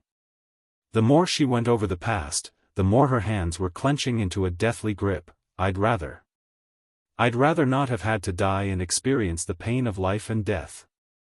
Can you do all of that? If you can change all that, then I'll help the celestial realm. Even though she's found White Tiger and Azure Dragon again in this life, it still doesn't change the fact that they died and has been reincarnated into a new. Then there's also her unborn child from the previous life. That fetus bore so much resentment that it permeated into this era, such emotion and pain, how could she as a mother not demand justice? Bai Yan. You really can't shelter the lives of celestial realm after me and Keeper Zun offer our lives? Keeper Ling asks again, his voice full of stubbornness. Smirking in her face, Bai Yan only had one word for this grumpy old bone, no. Then pausing to take a look around like she's trying to make a point, and look around, does it appear I wouldn't be able to take your lives on my own? Locating your whereabouts was just a matter of time. Why should I make a deal when it's something within my own reach? This demon queen has never been one to shelter her enemies. Never in the past, and never in the present. Of course, the celestial realm won't disappear, I have no intention of destroying this place. There are plenty of humans from the human world who will eventually ascend into immortality. At that point both demons and celestials will coexist without grudge. The only difference would be you people being gone. Her family and friends from the human world are the most likely candidates to achieve ascension. By that time she would make this realm suitable and welcoming to all. There won't be such a thing as evil and good based on race, only personal deeds that dictating one's future. Negotiation? 3. Keeper Ling's hand began to tighten into a tense ball after losing his patience. In that case there is nothing more to talk about between us, to think you're such a cold-hearted person who would sacrifice so many innocent lives just for your own desire. It's true that many in the celestial realm harmed her, but there are also countless more who did nothing at all, nothing. How did her heart become so cold and hard? Bai Yan sneered even harder at the reprimand, no matter how cold and hard my heart becomes, it's nothing compared to the likes of you. That's why even if you die, it won't erase anything. Seeing the grumpy Ling was about to lash out now, Keeper Zun, who's been quiet, immediately tugged at his counterpart to stop. Turning back to the Demon Queen, this kind elder sighs as he spoke. Bai Yan, back when you were with us in the celestial realm, we really did look at you with our sincerity. Unfortunately, fate likes to toy with those living. We too never thought fate would pan out that way and cause so much hurt towards you. But even if we regret it now, it's already too late. Making a bittersweet smile at the thought, I know you won't forgive us, and that's within your right and reason, we know that. We only hope you can let us die with dignity. Stepping back to her bed to take a seat, Bai Yan didn't appear fazed by the determination shown by the two elders and instead sneered some more. All right, you can do that. I do not want to ever see the existence of the Celestial Palace again. The Celestial Palace is bound to topple, just a matter of when and who does it. Trembling in his hand for the inevitable, Keeper Zun slowly closes those eyes for one last time and smashed down at his own head after gathering energy. Boom! He did not hold back at all from the strike, smashing heavily into the floorboard and leaving him lifeless and dead. Bai Yan didn't get moved though by this sheer will of conviction, nay, instead she turned to face Keeper Ling, who didn't move yet. Shivering at what has come to pass for his counterpart, the grumpy elder spoke apprehensively. Bai Yan, you really can't help the celestial realm? No, she bluntly answers him and refuses to waste more words. That finally did it. Like being brought to the edge of a cliff, Keeper Ling breaks out into a hysterical laughing fit that dropped the temperature of the room down a notch. I see. I know you won't let me go even if I don't commit suicide. Suddenly, the old elder's eye turned sharp and determined. However, I want to tell you this before my death, Yun Ruo, she isn't dead. She's not only alive, she's also being backed by a very powerful entity, ha ha ha. As he laughed away, so did the palm of his hand strike down from above, smashing his brains out and causing both eye and mouth to spill blood while dropping to the ground. Just like that, under the witnessing ray of the shining sun seeping through the open window, two lifeless bodies of some of the strongest entities here in this world finally came to an end, closing their chapter in the history books for good.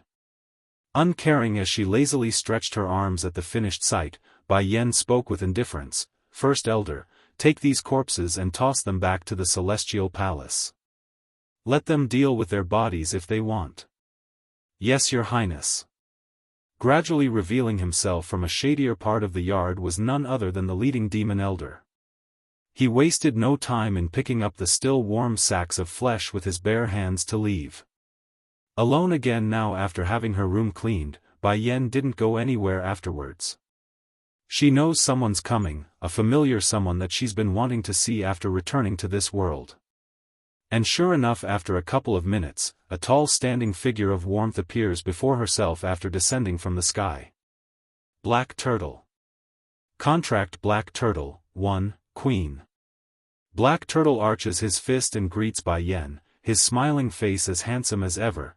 Now that you back, I ask that you contract with me again and make me your familiar. Slowly getting up from her seat, Black Turtle, how much of the past do you remember? Even though the Celestial Palace would soon become a thing of the past, Bai Yan's nevertheless unable to remember all the details from the previous life. All this Demon Queen knows was that they're the ones that caused her friends and family to separate, the cause of all her pain and suffering, so getting any more detail would be helpful. I don't know anything. The charming human form of the sacred turtle frowns. I only got the visions and fragmented dreams from Earth to go by. In those fragments, I saw you, the king, and a man. I couldn't make out that person's face clearly, but I know he's the one who killed me. Bai Yan's finger visibly trembled at that last bit. Gently closing her eyes, a scene gradually reappears in the lady's head. It's a battlefield, specifically the Battle of Azure Dragon before his death.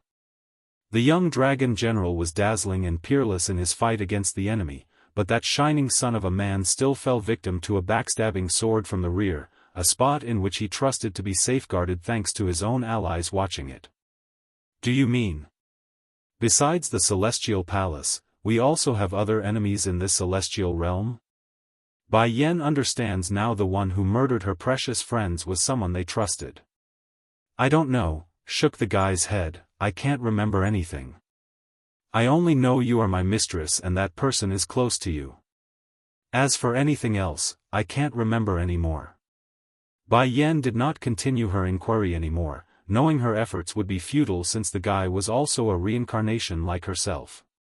Perhaps the only person left who knows the full story would be Black Turtle. I promise Suzaku that I will bring everyone to her place on the Demon Mountain if I gather all of you. She is waiting for us now. I understand. Although Black Turtle couldn't remember anything still, these people whom he cherished the most remains firmly plastered in his heart. As a result, his lips had formed a warm smile without deliberately doing so at the mention of that bird. Now let's start the contract. Bai Yan closes her eyes to begin after saying that, allowing the man's finger to reach over to touch her forehead. Instantly, a surge of energy flowed through into the lady's mind, imprinting something between the two of them and locking their souls together. Under the blood-colored sky, a young girl dressed in white stood staring down at the stubborn-looking young teen lying in front of herself. What's your name? The girl's eyes showed pity, yet it was crisp and easy to the ear in light of the attitude. The teenager's eyes were stubborn, black-white. Black-white? Your name is really strange, why is it both white and black? Smiling with her huge grin as she squatted downwards, I can save you, but you must follow me from now on, okay? Why? Because you are a black turtle, and the only remaining one at that. If you follow me then I won't let anyone hurt you again. You follow me and I won't let anyone hurt you again. The teenager's heart shuddered at the idea, his stubborn gaze finally taking a closer look at the girl's face to discern the truth in that statement. Immediately, their focus locked and the young lad found himself moved by that smile. Without control, he nods and sealed the deal. Contract Black Turtle, 2, alright, I will follow you. In this life, as long as you don't abandon me then I won't abandon you even in death. The teen didn't think much of his vow that day, but he really would die for her eventually somewhere into the future. Bai Yan silently stood there as she watched the scenes flashed before herself. First it was the original meeting of herself and Black Turtle, then through their growth and eventually the final battle in the celestial realm where the sky has been stained with blood.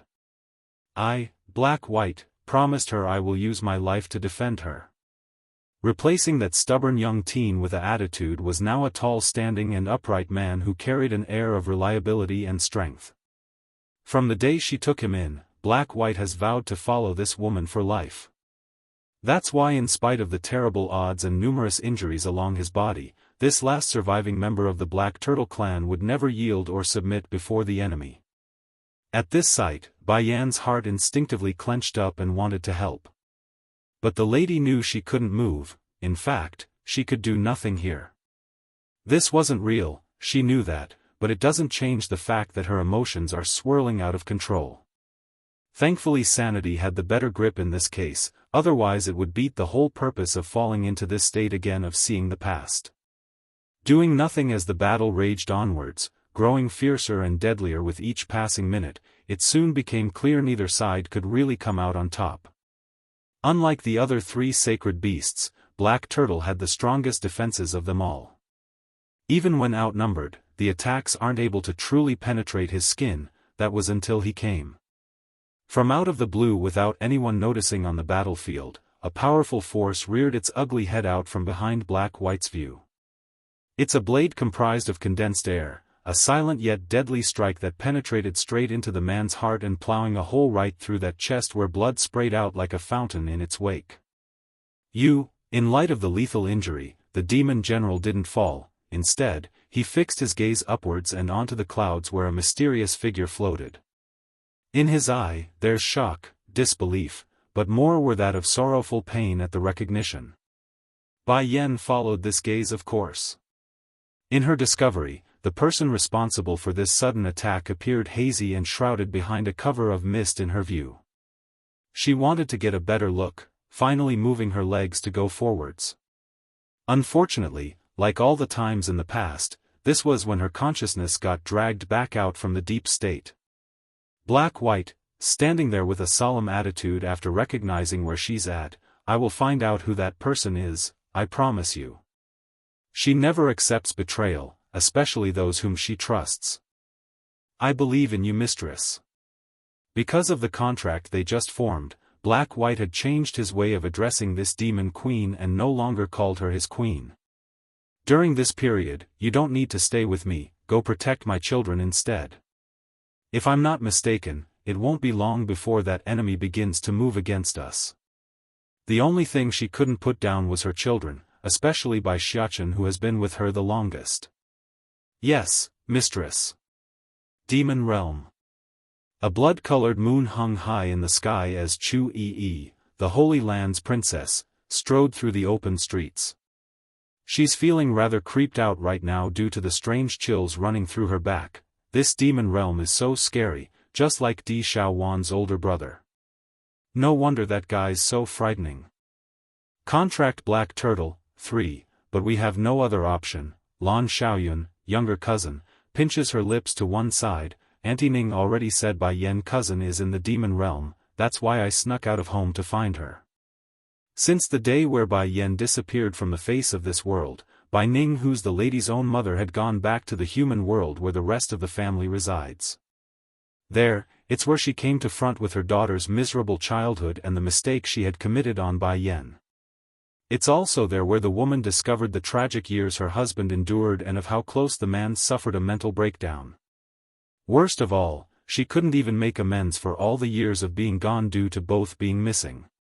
Her daughter disappeared before her very eyes, and her husband Yun Feng had gone out to search for her whereabouts with no news of his current location. It's irony at its finest. Xiaoyun, let's explore this place first and ask for directions to the Demon Palace. We need to find Di Xiaowan before we continue since this is her turf. They are the infamous earth-shattering 333, it wouldn't be proper if they didn't have the third within their group. Looking back at things, it's been a long while since they've been temporarily disbanded. You're right. Lan Xiaoyun quickly scans the street and fixed her eyes on a passing girl who appeared similar in age. This. Miss, can I ask you for direction to the palace? Coincidentally, the one being spoken to here was none other than Huang Xiaoying, the tigress, and also self-proclaimed fiancé of Little Rice the White Tiger. Ever since that male feline left by following Bai Yan's footstep into the celestial realm, this poor love-struck tigress had been moody and unhappy for not being taken along. So, imagine some random girl coming up to herself with that lovely little face and asking for directions to her fiancé's home, there's no way she wouldn't be on guard. You're a human. She could tell by taking a quick sniff of their scent. We're here to find Di Xiaowan, can you show us the way? Chu Yi changed her old arrogant temperament and asked politely. This wasn't her home nor the human world, there wouldn't be her older brother here to watch over herself. When visiting, it's only proper to change her manners in accordance with the locals. Who are you to the queen? Lan Xiaoyan blinked and blinked her beautiful eyes, slightly taken aback by that title. Do you mean Bai Yan? She's my cousin. In an instant, Huang Xiaoying's attitude flipped a 180 and showed excited joy. Then you know my future husband? Your future husband? Chu Yi exchanged a glance with her partner in crime and made a skeptical face. What is this strange demoness talking about? Her future husband, who is that? Getting all shy at the counter-question, the tigress appears all red in the cheeks as she spoke. My future husband is Little Rice. Like thunder rolling across the sky, Chu Yi and Lan Xiaoyun were both left gawking on the spot. The woman in front of us, is Little Rice's fiancé? But he is so young, how did he get hooked up with someone already? However, Little Rice hasn't accepted me yet, but no worries, I won't give up. Huang Xiaoying cocked a confident grin at the two girls to show her determination. Can both of you give some good words on my behalf to Her Highness and Little Rice? I can steal all of my pa's treasure and give it to you if you do. Contract Black Turtle, 4. In order to pursue her husband, Huang Xiaoying would go to any lengths at this point. Pity though the main tiger of the show wasn't around to see this, otherwise it would be a real showstopper. That's fine. Chu Yi grasped onto the tigress's hand in support. I'm looking forward to the day where you and Little Rice marry. Now can you take us to Di Xiaowan? We got something to discuss with her. Of course. Huang Xiaoying's smile grew more brilliant at the future, but you must help me persuade Little Rice for sure though. Aside from being a little older than he is, I'm perfectly good for a wife. Older? Chu Yi eyed the tigress with an examining look, unable to discern the actual age of this lady due to that youthful face. Little Rice hates it that I'm older than he is, that's why he won't accept me. She puckers her lip like an aggrieved wife waiting for her man to return. Can I ask, how old are you exactly? Huang Xiaoying stretched out a finger as a reply. 1 year old? 1 year older is nothing, why would Little Rice dislike her? She shook her head at the guess. Then, 10 years older? 10 years older is a bit of a stretch, but it's not impossible, right? She shakes that head again. I am 100 years older. Boom. Boom. Boom. Rocked by the thundering explosion in her own head, Chu Yi didn't even know how to respond to this revelation. 100 years old, at this age, she's even older than my grandpa. No wonder Little Rice is so reluctant. Actually, I'm still considered young. Take Di Xiaowan for example. My impression of her is that she's 100 years old, but First Elder told me the princess is already a millennium in age. Huang Xiaoying pinches her lip into a flat line as she hung her head depressingly. Why is Little Rice refusing my advances? I don't get it. An awkward and shocked smile gripped onto Lan Xiaoyan's face like a haunted ghost. Di Xiaowan is 1,000 years old. She's 1,000 years old. And I just found that out. Demon Palace. Sitting at the edge of her own room's balcony, Di Xiaowan the demon princess was currently propping her chin against those hands and staring up into the blood-colored moon. Big Bro has been gone for a few days already, why hasn't he returned with sister-in-law and Xiachen yet? I haven't seen them for so long time. Your Royal Highness, a palace maid hurriedly ran over then to make a report. Miss Huang Xiaoying of the Tiger Clan has come to seek an audience. Huang Xiaoying? What is she coming to see me for? I'm not seeing her, I'm not. I won't see anyone but my sister-in-law and new niece. Huffing a snort, she shakes her head back and forth to emphasize her droopy mood. But Huang Xiaoying brought 2 girls with her. They claim you and them are the earth-shattering 333, Wah. Before the palace maid could even finish her words, Di Xiaowan had already bolted out of there, leaving only a stunned-looking messenger in the rear coughing from the dust created. Chu Yi, Lan Xiaoyan.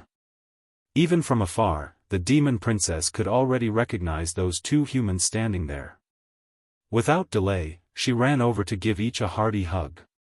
How did you both get here? And how did you get to the demon realm? Why didn't you send me a message? I could have had someone go pick you 2 up. At first the 2 princesses of their own home were at odds with each other, but after some further mingling and fighting, Chu Yi and Di Xiaowan were now close friends. As the old saying goes, one doesn't get to know one another unless they fight, which created their profound friendship. Of course, there's also the important factor of Chu Yi giving up on helping Chu Yifeng from pursuing Bai Yan. Otherwise, any friendship would mean squat in this case. Contract Black Turtle, 5. According to reason Huang Xiaoying the tigress should be the closest relationship with the demon princess, but upon watching Di Xiaowan and Chu Yi's friendly bickering, she just couldn't help but get a little jealous inside. Di Xiaowan, how come I don't see Bai Yan around? Where is she? Chu Yi kept looking around but found none of the reason for which they came to this place.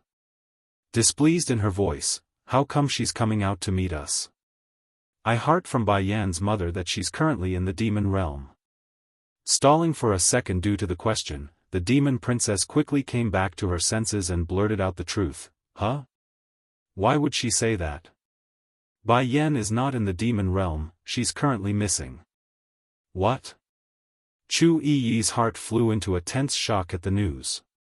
Showing a pale face, Bai Yan's missing? How can that be? Di Xiaofan, you better not be hiding her from us. I refuse to believe she's missing, I refuse to believe that. Xiaofan, why is my cousin missing? Lan Xiaoyan also appeared flustered with panic. Pressing her hands onto the demon princess's shoulder, tell me right now the last known location of her whereabout, I'll go look for her right away. If Grandpa finds out, then he will likely collapse from the shock. Staying silent for a while longer, the demon princess finally got it and quickly remedied her own words. Don't worry and let me finish before going all crazy on me. Bai Yan is missing, that's true. However, she came back already. Both human girls were frozen in their faces due to the sudden twist. Can you not say stuff halfway and leave it hanging? Don't you know it will scare us to death? You must have done this on purpose. Chu Yi huffs and huffs. You must be jealous of me that I got to share beds with Bai Yan over the years, that's why you deliberately left us hanging. It's your way of getting payback. Do you know you almost scared me death by telling us she's missing? Di Xiaowan's expression instantly turned green with envy. You and sister-in-law got to share a bed together? The Holy Land princess proudly cocks her chin up as a confirming reply. Of course, I not only got to share a bed with Bai Yan, I also got to snuggle with Xiaofan at night and hold him like a soft pillow. Do you know how soft and cute he was when sleeping? Boom! In her fit of rage, the demon princess threw a punch directly at her friend who's clearly gloating. However, the demon girl also knew her powers were more than anyone could take since it's been recovered. Therefore, she made sure to miss by hitting the palace wall in the rear instead and smashing it apart. I don't care. When sister-in-law comes back, I also want to sleep with her. I'm going to snuggle with Xiaofan for at least a month before I stop. This time it was Lan Xiaoyan who spoke up. But aren't you afraid of your older brother? Chu Yi's older brother isn't scary, that's why she got away with it. If your brother the Demon King finds out, I'm sure he will rope you up and beat you. This time Di Xiaowan really wanted to cry tears of foul play. These friends, why do they always have to remind me of my mean brother? But Chu Yi got to sleep with my sister-in-law. The more she thought, the more unbalanced her heart became, which nearly pushed this demon princess over the edge in insanity. Acting like she's oblivious to her friend's annoyance, Chu Yi continues to gloat by adding salt to the wound. Bai Yan's body is so soft and smooth, oh how I miss it. Do you know how white her skin is? I couldn't even begin to describe how nice. It's a once-in-a-lifetime opportunity, you know, Chu Yi. Di Xiaowan grinds her teeth in frustration, unable to do a thing aside from that death glare. Contract Black Turtle, 6, suddenly, she grinned and got a sinister smile on that face. I will tell my big bro about what you said. This time it was Chu Yi's turn to look stiff. Emerging from the girl's mind was that grimly cold expression of a man, sneering and bring chill down her spine. I'm just kidding, please don't tell your brother this. I'm a little scared of him. Such a strong and possessive man. If he finds out she had shared a bed with Bai Yan, then he would never let her get close again. Seeing she's won this quibble, Di Xiaowan proudly cocks her chin high to gloat. Let's see you gloat before me again. I can't fight with you anymore, but when it comes to verbal exchanges, you're not my opponent. Pumping those cheeks up in frustration, Chu Yi suddenly got this sensation that she's been disgraced by this sweet dumbaklutz. However, she's not glum enough to start throwing a tantrum. Regardless of what's going on or into the future, it doesn't change the fact that she got to sleep with Bai Yan and use Xiaofan as a snuggle pillow. That fact alone was enough to continue her superiority over the demon princess. Di Xiaowan naturally got what her friend was thinking since she's not getting the sort of expected reaction. But then right before more words could be exchanged, a handsome and elegant face suddenly came into the girl's view. Happily calling him out, "State teacher." Without surprise or hesitation, the man met the call by slowly walking over, never once shifting his gaze away from the one woman whom he has an eye for. Lan Xiaoyun and Chu Yi also noticed the newcomer then. Who wouldn't when their sweet Dumbakluts was acting so happy and excited? In that instant when they saw him, both girls were absolutely blown away. Elegant, pristine, untouchable, these were merely the sort of words that came to mind against the man's aura. Coupled with the undisguised level of doting state teacher was making towards their friend, both of them were suddenly burning with the flare of being nosy brats waiting for the gossip to fly. Lan Xiaoyun elbows her friend and coughed a laugh. Isn't this the same state teacher Xiaofan always talk about? From what I can see by having them stand together, they're a perfect match. Back over in the human world, the demon princess would constantly blab her mouth away about her precious state teacher and of how nice he was to herself. They would be blind to not pick up the sort of passion within those words. Pity Xiaofan herself was such a sweet Dumbakluts, otherwise she too would realize her own emotions. Chu Yi didn't reply right away, instead caressed her chin while inspecting the elegant man. I've always been very good at discerning a person. Just look at the guy's interest in our Xiaofan. She is not going to get away from him, she's his for sure. The whispering conversation between the two didn't rouse much of a stir, rather it only made the man in question happier at the appraisal. These two are your friends? State teacher asks with his iconic gentle voice. Yes, nodded the demon princess, they are my friends from the human world. One is my sister-in-law's cousin, and the other is the dummy who's trying to steal my sister-in-law. Chu Yi's face instantly turned black like the bottom of a roast pan. What does she mean by the dummy who's trying to steal her sister-in-law? It's clearly her who stole Bai Yan away from me. I knew Bai Yan first, I'm first. You have always had few true friends, aside from Huang Xiaoying, these two are the only ones. Don't assume Xiaofan dislikes the tigress due to the sort of words she used in their conversation, they are in fact actual friends, the very few friends the demon princess actually had in this world. As for why there are so little, it's because most are either getting close in order to use the princess or get close to Ditsang using this channel. They aren't to be trusted. With a big smile, the girl wanted to speak again to introduce her friends to this one man whom she trusted. However, the wonderful mood was promptly foiled on by the frail and weak-looking female coming over from the entrance. Contract Black Turtle, 7, Your Highness. This bowing individual with that outstanding bodily features would be none other than the small fox brought back the other day, her name Qiu. State teacher, Xiaofan ignored the stunning model of a female and turned to the man who has come as well. Has she been following you around? Over the years, state teacher has never been with another female, much less bring them around wherever he went. There's no way the princess wouldn't have strange ideas about the situation in this case. Naturally able to pick up on his crush's unhappy mood, the man soothes her by caressing that small head with his spoiling gesture. Didn't you say you will trust me? Nodding after a brief startle due to the intimate contact, I did, yes, I should believe in state teacher, there's no way he would treat others differently. It's just that. As soon as that idea came to mind, her heart flared with heat due to how shocked she was inside. It can't be. I also have state teacher in my heart. Otherwise, why else would I care if he has someone by his side?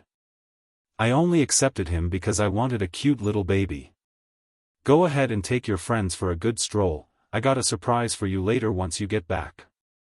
Gentle in his smile, the man suggests after seeing the others standing around doing nothing. Okay, Xiaofan giggles in her smiling face, glistening with hope for the supposed surprise. Then I'll wait for it. Xiaoyun, let's go, I'll show you around my home. After saying this, the princess pulled both her friends along and left, leaving only the tigress cluelessly standing around in the background. Huang Xiaoying understood she's been forgotten of course, but, instead of being depressed at being left behind, she's more intrigued by the sparks flying between the princess and state teacher just now. Oh, I need to get this information back to Pa and grandmother. This is huge news. Without delay, the tigress promptly abandoned the thought of being discarded and ran for the palace exit, which left the man and fox lady in the background staring at her back. Xiaoyu, the princess was kind enough to take you in, if you dare make her unhappy. State teacher coldly glances over to the model lady behind himself after a momentary delay. I will be the first to knot you off the hook. If not for the fact that he has something to do on the outside and didn't trust this unidentified woman to be alone, state teacher would otherwise never allow her to be near himself. The risk of something off happening remains way too high for his liking. Issue was, he couldn't let his woes be known to the princess just yet. Lord State Teacher, I didn't. Xiaoyu's eyes flashed with panic, kneeling there to show her sincerity. I don't care if you mean it or not, as long as you cause Xiaofan to be unhappy then it's your fault. The man snaps and cut her off. From this point forward you are not allowed to appear anywhere near the princess. If you do, the punishment will be severe. He would rather kill 1,000 than to allow one single mistake to bypass his guard. No risk shall ever get past his sight. As you command, my lord. Leave then, he waves his hand and dismisses her with cold indifference. Contract Black Turtle, 8, State Teacher. Before anyone knew it, Fourth Elder had somehow arrived from the back and come before the man. Smiling in his face, I can tell the princess is not indifferent to you. There's actually a solution we can use to have Her Highness stay away from this unknown woman. Turning to the elder, what's the solution? If you be nicer to this Xiaoyu then the princess will dislike her some more. This white fox is too mysterious, it's far better to expel her as soon as possible. Fourth Elder had furrowed up his brow by then due to remembering some of the past incidents. Not speaking for a moment, State Teacher was obviously contemplating the idea. I will find out her identity first. If I know she's coming with bad intentions then she won't get away with taking advantage of Xiaofan's kindness. That only made Fourth Elder grow more anxious. Isn't that too much troublesome? We clearly have a faster way to get rid of this Xiaoyu. No, you are mistaken, Fourth Elder. If something is wrong with her background, I don't intend to let her go at all, I will kill her. Losing the usual gentle kindness in his eyes, this man who's been watching over the palace started to reveal the dangerous side that's within him. What's more, the solution you proposed will hurt Xiaofan. I won't do that, even if it's meant to protect her. He's trying to marry the girl, not drive her into a jealous rage. No man would do something so silly. What if she gets payback on him somewhere down the line after their marriage, or worse, she runs off and finds another man? Fourth Elder's expression grew slightly calmer after getting more detail. If that's your decision, I won't say more. I will send some of the cleverer maids to Her Highness's side for protection. You and His Majesty have protected the princess far too well over the years, that's why she's so pure-hearted inside and allowed so many to target her. Don't assume Ditsang doesn't care about his younger sister, the Demon King does care. It's just that in comparison to a wife and son, the sister naturally has to step aside. Above the noisy streets of the Demon Realm's capital, Chu Yi was currently holding a box of pastries in her hand when speaking to the girls next to herself. Xiaofan, do you have feelings for that State Teacher? Subconsciously vetoing the idea. No way, I and State Teacher are too familiar with each other, how could I take him as a lover? I regard him as a brother, there's nothing between us, is that so? But aren't you going to marry the guy? Marry? Oh that. I want to have children, and he will help me make lots and lots of lovely children, that's why I'm marrying him. Di Xiaowan once again brought up the image of the Steambun's adorable face and how lovely and cute the little guy was. If my children can be as cute as Xiachen then I can die happy. At this point both Chu Yi and Lan Xiaoyun were flabbergasted and popping their eyes out. Don't like the guy but still marry him? Then what's the deal with that jealousness? Does she think we're stupid or something? Xiaowan, you need to cherish the guy if you have even the tiniest speck of feelings for him. Lan Xiaoyun bites her lip, otherwise you will regret your words somewhere down the line. Contract Black Turtle, 9, just as her big brother regretted it at that time. Lan Xiaoyun doesn't want her friend here doing the same thing with that guy they just met. Regarding Lan Xiaoling, who's the eldest in the Lan house, the guy had wanted to be with the female queen of the Fengqi kingdom since he's been smitten with her. Sadly, due to various reasons like his own self-esteem and the situation with his family's deteriorating status back in the day, the guy didn't have the courage to pursue that love. Then as Bai Yan returned and brought the Lan house to new heights, the situation suddenly got reversed and it was the female who felt inferior. In the end, neither of the couple could get together and remained circling around with no end to their predicament. Perhaps the topic was making the air too heavy for Chu Yi. Before she knew it, a helpless expression could be seen along this Holy Land's princess face. Do you have someone you like too? Lan Xiaoyun asks after noticing the oddity. Huh? Chu Yi subconsciously shook her head out of reflex. How is that possible? I don't like anyone. In any case, I hope that both of you would take advantage of the opportunity when it comes your way. You might just regret it if you let it slip your hands. Lan Xiaoyun's face was firm in this topic. If I ever fall in love with a man one day, then I won't let anything get in my way. No matter their background or status, I will see it through. Towards that determined face of her friend, Chu Yi's mind instinctively recalled back to a youthful and handsome face. Surprised by her own involuntary reaction, the Holy Land princess promptly shook it off. How can I like him? Though she says that, the frail image of that teen remains firmly imprinted onto her heart when Bai Yan destroyed the Bai house. It's too impactful, a young man standing alone before a burning pyre filling up that estate.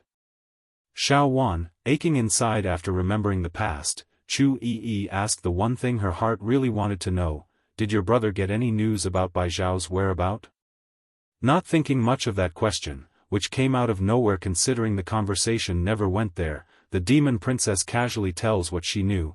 I am not very clear about that, I only know my big bro left as soon as he woke up. Oh right, why are you asking about Xiao Zhao's whereabout all of a sudden? He's after all Bai Yan's younger brother. If he goes missing then she will be very worried regardless of what she says, that's why I'm asking. In order to not rouse any suspicion from the two friends, Chu Yi tries hard to look calm and steady on the surface. I'm only just asking. Bai Xiao was so kind to me back in the Luhua kingdom, it's only normal I ask about him since he's been gone so long. I'll ask about him once my big bro returns. Xiaofan says, her lip puckering into a displeased frown. Xiao is so lucky, having Bai Yan care about him so much, totally unlike my big bro who only knows how to pick on me. He's nothing like state teacher who's always kind and gentle. From the words of this demon princess, one could hear the level of grievance she has about Ditsang. Coupled with the vastly different treatment between herself and Bai Yan and her boy, the girl only got more pessimistic inside. Don't be sad, Xiaofan, my cousin Bai Yan is also your family, she loves you too. Also, your older brother isn't that bad to you. That last bit only made the demon princess even more depressed as she breaks out crying, but he's always scaring me. It's either scolding me or calling me stupid, saying I will help my kidnapper count the money after they sell me. My brain just isn't enough to deal with those things. How am I supposed to know those people are out to kidnap me? Contract Black Turtle, 10. Is it my fault that I was born slower and not sinister enough like everyone else? I can't do anything about my own birth, okay? Xiaofan mopes inwardly, frowning on the surface due to her own circumstances. Lan Xiaoyun also didn't know how to comfort her since in her eyes this demon princess was indeed silly and sweet to a irregular level. It's no wonder that strong and powerful older brother of hers would pick on her. Xiaofan, you initially scared us by saying Bai Yan was missing, and now she's found? Which is it, she's missing or she's not? Chu Yi blinks her eyes in confusion. She's in the celestial realm. Then how do we get there, Xiaofan? I want to look for Bai Yan, and my brother. I haven't seen my brother for a long time already. What's more, Chu Yi has a hunch that Bai Xiao would be there as well. She couldn't stop thinking about the guy since he left and would repeatedly think back to him without intention. Are you going to Celestial Realm? Di Xiaowan appears surprised. I likely won't be able to accompany you there. If my big bro finds out, then he will kill me. How about this, I can have the Tiger Chief send you to the Celestial Realm if you wish. Tiger Chief? Is it Huang Xiaoying's family? Yes, the current Tiger Chief is Huang Xiaoying's father. But if that tigress also wants to follow you to that place, then make sure to not let her meet Little Rice. It doesn't take much for the demon princess to connect the dots of her friend tagging along. Why? A female in heat is too scary. I'm afraid she'll scare my sister-in-law's little pet. Di Xiaowan has a relatively short fuse when it comes to protecting those close to herself. Since Bai Yan's pet tiger doesn't like the tigress, then it makes no sense to shove them together, right? Chu Yi and Lan Xiaoyun both exchanged a look between themselves, understanding what it meant and the difficult path Huang Xiaoying would be on in order to get a husband.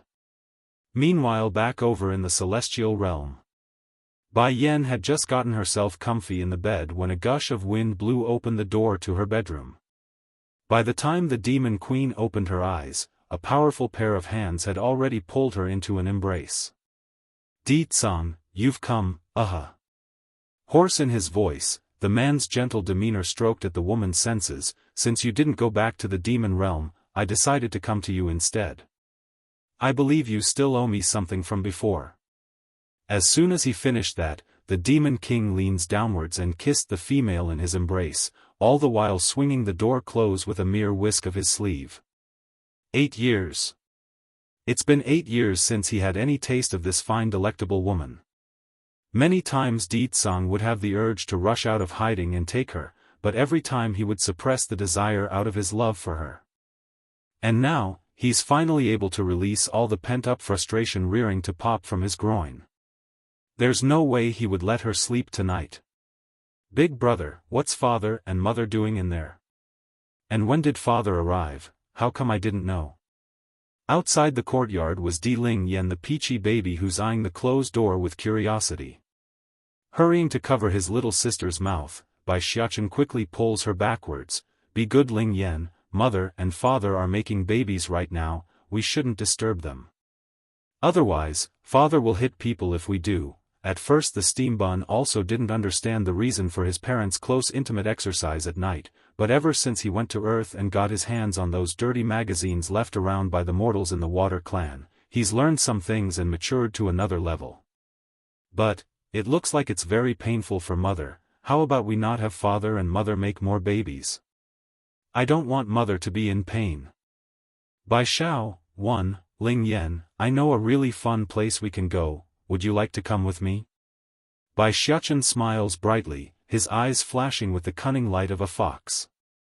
Sure enough, the peachy baby girl's attention was swiftly shifted away with that idea. Okay, but can we bring Jean Tian with us too? No matter when or where, the twin sister would always remember her twin brother, they're both of the same coin. Come, let's go find Jean Tian and Dragony. We mustn't disturb father and mother. Leading the way, the steambun held his sister's hand and left without looking back. With the setting of the sun came the rising of the moon. Inside the bedroom, Bai Yan's ravaged body lay helplessly atop of her husband's as sweat soaked her skin due to the excessive exercise they just committed.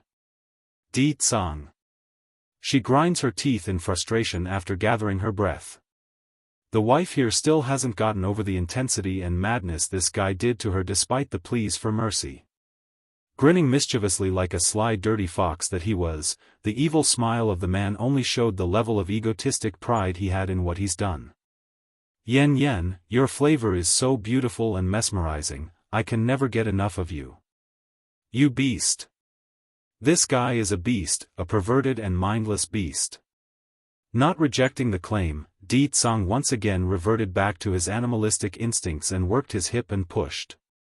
Of course I'm a beast that only wants to ravage you. It's never enough for him, he must have more. And sure enough, through a quick turn of positioning from bottom to top, the perverted bastard of a demon king thrusts into his wife for the second time, plowing right through the already tired barrier and continued the sexual act. He's truly ruthless today and intends to make her crippled in bed for days on end after tonight. Under the glistening moonlight, a man donning a snow-colored robe stood atop of a treetop near the inn, his back appearing lonely and sad as he watched the two black silhouettes stacked atop of each other. It doesn't take much for this person to understand what they're doing inside. Unable to bear this pain, he eventually turned and left lest he loses to his emotions to barge in there and separate the two. Wandering aimlessly through a forest, Chui God eventually came to a halt after sensing an energy signature nearby. God, coming out from hiding was a woman donning a long blue dress, her face veiled with a thin silk to give off an outer appearance beauty and purity. "What are you doing here?" he asks with that forever emotionless voice of his. "I came to see you." Yun Ruoshi's gaze was as captivated as ever towards this man. It's so bad that the woman had started to approach without thought. "You never divulged my locations to Bai Yen and Di Tsang, is it because your heart still has me in there?" After she was rescued, she had gone to meet with Chui God on several occasions, never once did the man before herself reveal her location. Otherwise, she wouldn't be standing here anymore. "Bai Xiao, too, I'm always ready to be your wife, if you want me to," she says, eyes blazing with hope for the answer. Not turning to face the old witch, Chui God continues to have his back on her. "You are overthinking things. I didn't kill you because there's still value in your existence. If it weren't for Yun Ruoshi, Bai Yen wouldn't have gone to the demons. If it weren't for Yun Ruoshi, he wouldn't be in this precarious state of not being able to see her again for a full millennium." He hates this woman standing behind himself. It's past the point of being mere emotions anymore, in fact, it's burned into his bones that he would tear her soul apart. "No, I don't believe it, I know you have feelings for me." The truth suddenly sent the old witch into a hysterical burst of self-denial. God, I love you, don't you know I did everything for your sake? Why won't you accept me, why?" She has lost to Bai Yen once, this time she won't lose again. That remark finally got the celestial lord to face her. Even so, those eyes were that of strangers with no warmth, only cold indifference. "What you do is always for yourself." Boom! There seemed to be a lightning strike manifesting above their heads, striking the old witch until her heart's a charred thick pile of dust. It became difficult to breathe like she's suffering from incredible pain in the chest. Clearly what the man said hurts, a ruthless rebuke to the lie that's keeping her going after losing it all. Again, the impressionable picture of their first meeting relapses back into her mind like always when she's about to lose her mind. It's the image of young love, the most important time to shape a person's character. "Then why did you make me fall in love with you? I fell in love with you, yet you won't take responsibility." Tears filled those eyes as she cried this out aloud. "Not moved in the slightest. If only you had never fallen in love with me, that would have been better. That way then those tragedies from 1,000 years ago would not have happened. Bai Yen would not hate him to the core." Yun Ruoshi's trembling body instantly froze over like an iceberg. If her heart had been pierced 1,000 times by his harsh refusal, then the words just now was a crushing blow to her sanity. Did he just say he wished I hadn't fallen in love with him? Huh. Funny, how laughable. In her lapse of having a breakdown for the next while, Yun Ruoshi started to ooze a foul aura that seeped into the environment. It's disgusting, turning everything it touches to death and rot. If only the celestial lord had remained after pushing her over the edge, if he did then he would instantly strike her down. This transformation from the old witch was far too corrupt even for Chui God to turn a blind eye. Sadly, the man had left earlier and didn't witness the change. Bai Yen, if it weren't for you then Chui God would have fallen in love with me. You clearly have the Demon King already, why are you stealing what's mine? I won't ever let you go, never. Yes, everything that's wrong in her life was the fault of Bai Yen. It's not her own deceit and lies, it's not her own treacherous scheming and foul heart, it's all someone else's. Vowing for revenge was one thing, actually carrying it out was another. Yun Ruoshi was no fool. She knows Bai Yan and Di Tsang remains out of her reach. Getting up from the ground through much struggle, she sneered at the dark open sky and disappeared through a rip in the fabric of reality. Ever since the cold lifeless bodies of Keeper Ling and Keeper Zun were thrown back over to the Celestial Palace, those remaining defenders had fallen into a great mess of panic and fear. Bai Yan kept her promise, of course. She herself didn't seek revenge on those people. However, that didn't stop the demons rearing for the chance of revenge. As a result of this instability and the disappearances of the other keepers, the entire celestial realm has fallen into rampant strife and danger. Bai Xiao, 3, Dawn. Inside the inn, Di Tsang had just swung open the door when the stumbling Bai Xiachen rolled uncontrollably through the open entrance and into his parents' view. Batty father.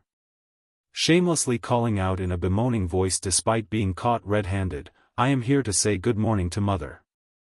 You came to say good morning to your mother? Then how come you are using a Dan pill to help cover up your presence before coming? What do you take your old man for? Di Tsang asks with a snarky grin. Acting oblivious like he doesn't know what his old man was saying, I merely ate one of the snacks mother made me, I didn't know what effects it had. Batty father, I really don't know what you're implying. He's just a kid anyways, not like anyone could do anything to him if he doesn't admit to eavesdropping on his parents. Di Tsang openly laughed at his boy's excuse.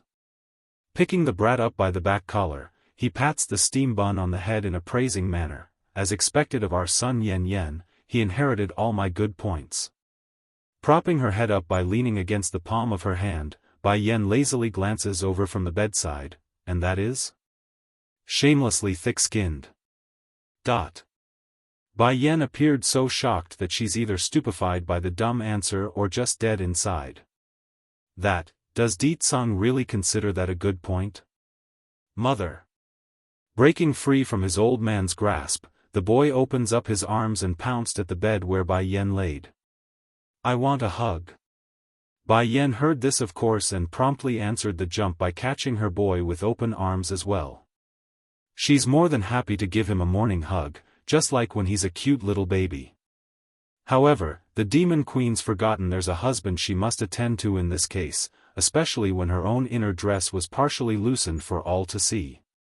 Without letting their son actually make contact, Di Tsang had caught the boy jump and swung around just as fast, tossing the steam bun out the door without any force but enough to send him out into courtyard's grass. Bang! Batty father, you open the door.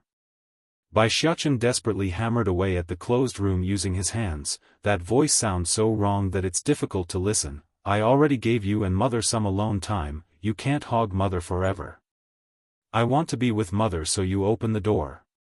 He continues to hammer away to no avail. Ignoring the ruckus outside the room, Di Tsang swings around to his wife and locks onto those delicate breasts that's clearly flashing before his eyes. Put your clothes on. Pricking her eyes up at her husband's order, but he is my son. Besides, I'm not completely naked, only a little that can be easily covered with a knot. You aren't to be seen by other men below the neckline. Bai Yan's mouth twitched. He is only 8 years old, not a man. That word only applies to those without a third leg. Are you saying our son doesn't have a third leg? Di Tsang counters with his own logic, refusing to budge on the issue. But Jin Tian is only 2. He's not allowed either. Jin Tian is also a male, though still a baby, but still a male. Yan, why don't we go for a few more daughters? This way Xiachen won't be able to pester us by preoccupying his energy with someone else. Flashing an evil light in his scheming eye, Di Tsang fires off his evil grin of doing something devious. Sure enough, the Demon King carried out his evil thoughts by pouncing like his son at Bai Yan and removed all the clothes in its entirety. Bare and naked, man and woman unites and bonds into one single ball in that bed once again, raising the hormone in the room to an abnormal level. Bai Xiao, 4, wait. Bai Yan attempts to stop her husband's advances by pressing the palm of her hand against that big powerful chest. I still have other things I want to ask you, hold it. Di Tsang stopped his ill-behaving hands at the order, staring down at the panting woman beneath himself. "Of course, my dear wife, I will answer anything and everything that you wish of me. Have you gotten any news about my brother Bai Zhao's whereabout? Now that peace has returned to the celestial realm, I want to bring him home with us. It's also the reason why I made such a big fuss before, it's to let him know what I've done." She did not forget the bothered face of her brothers when they met over at the Demon City. Originally Bai Yan had wanted to get the details and help. Sadly, the following fighting and such went out of her hands and caused her to miss that opportunity. "I'll send someone to look for him. Don't worry, he'll be all right." Bai Yan moved her mouth to say something else but quickly stopped midway since there's nothing else they could do at the moment. "I hope you're right. In this world, aside from her husband and children, Bai Xiao would be the Demon Queen's closest family. If anything happens to him without her knowledge, this lady would never be able to forgive herself." To the north of the celestial realm, there lies a frostbitten region of mountainous terrain, more commonly known as the Snow Realm. This part of the world never gets to see the light of spring, nor the greens of nature, only the snowy white landscape of ice and cold. Even so, life persists herein where it shouldn't, and a city had sprouted out from the ground suitable for human inhabitants. Of the several clans making this frostbitten field their home, the strongest would be none other than the Snow Clan, a suitable name considering the climate and environment. Normally there wouldn't be anything special to be of note in this frostbitten region where survival was a constant challenge for mortals, mostly just the occasional traveler or scuffle between clans. However, something major did occur in recent days. According to the rumors, the Snow Clan's greatest treasure, the Millennium Ice Lotus, had merged with an outsider after coming into contact with him. The person had no relationships to any clan, so this scandal took headline news among the residents of this city. Even more astounding was the consequences of this merger. It had sent the young man into a comatose state. Naturally, the Snow Clan's leading chief wouldn't be pleased at having their greatest treasure stolen by an unknown stranger that came out of nowhere. To remedy the situation and without the consent of the person itself, the Snow Clan decides to take in this young lad and have him marry into the clan. That way they would retain the Millennium Ice Lotus without it being lost.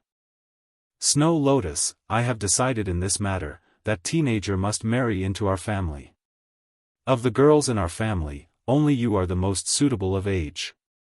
I'm sorry, but you must do this." Speaking this inside a grand estate was the current chief of the Snow Clan, Snow Hawk. Biting her lip in grievance, the girl by the name of Snow Lotus angrily lashed out, "I don't want to. I refuse to marry some unknown boy that came out of nowhere. What if he's just some random nobody from the mountains? So what if he fused with the Millennium Ice Lotus? We can just kill him and pluck it out from that body afterwards. Why must we do this? That guy is just some nobody, how can he compare to my big cousin? And the Millennium Ice Lotus, it should have gone to big cousin instead. I was just about to take it to him from the vault when this bastard came out of nowhere and ruined everything." Snow Hawk frowned. "My dear, how can you be so short-sighted? Father only wants the best for you." The Millennium Ice Lotus recognized him as the host because of his constitution. He's bound to achieve greatness in the future. "I'm not just marrying you to him in order to keep the Lotus within our clan's control, but rather also betting on the young man's future. Perhaps somewhere down the line he would be able to bring great wealth and power to us if he becomes a member of the family, do you understand?" Snow Lotus simply snickered a sneer at her father's wishful thinking. "Father, you are putting too much hope into some stranger you never met.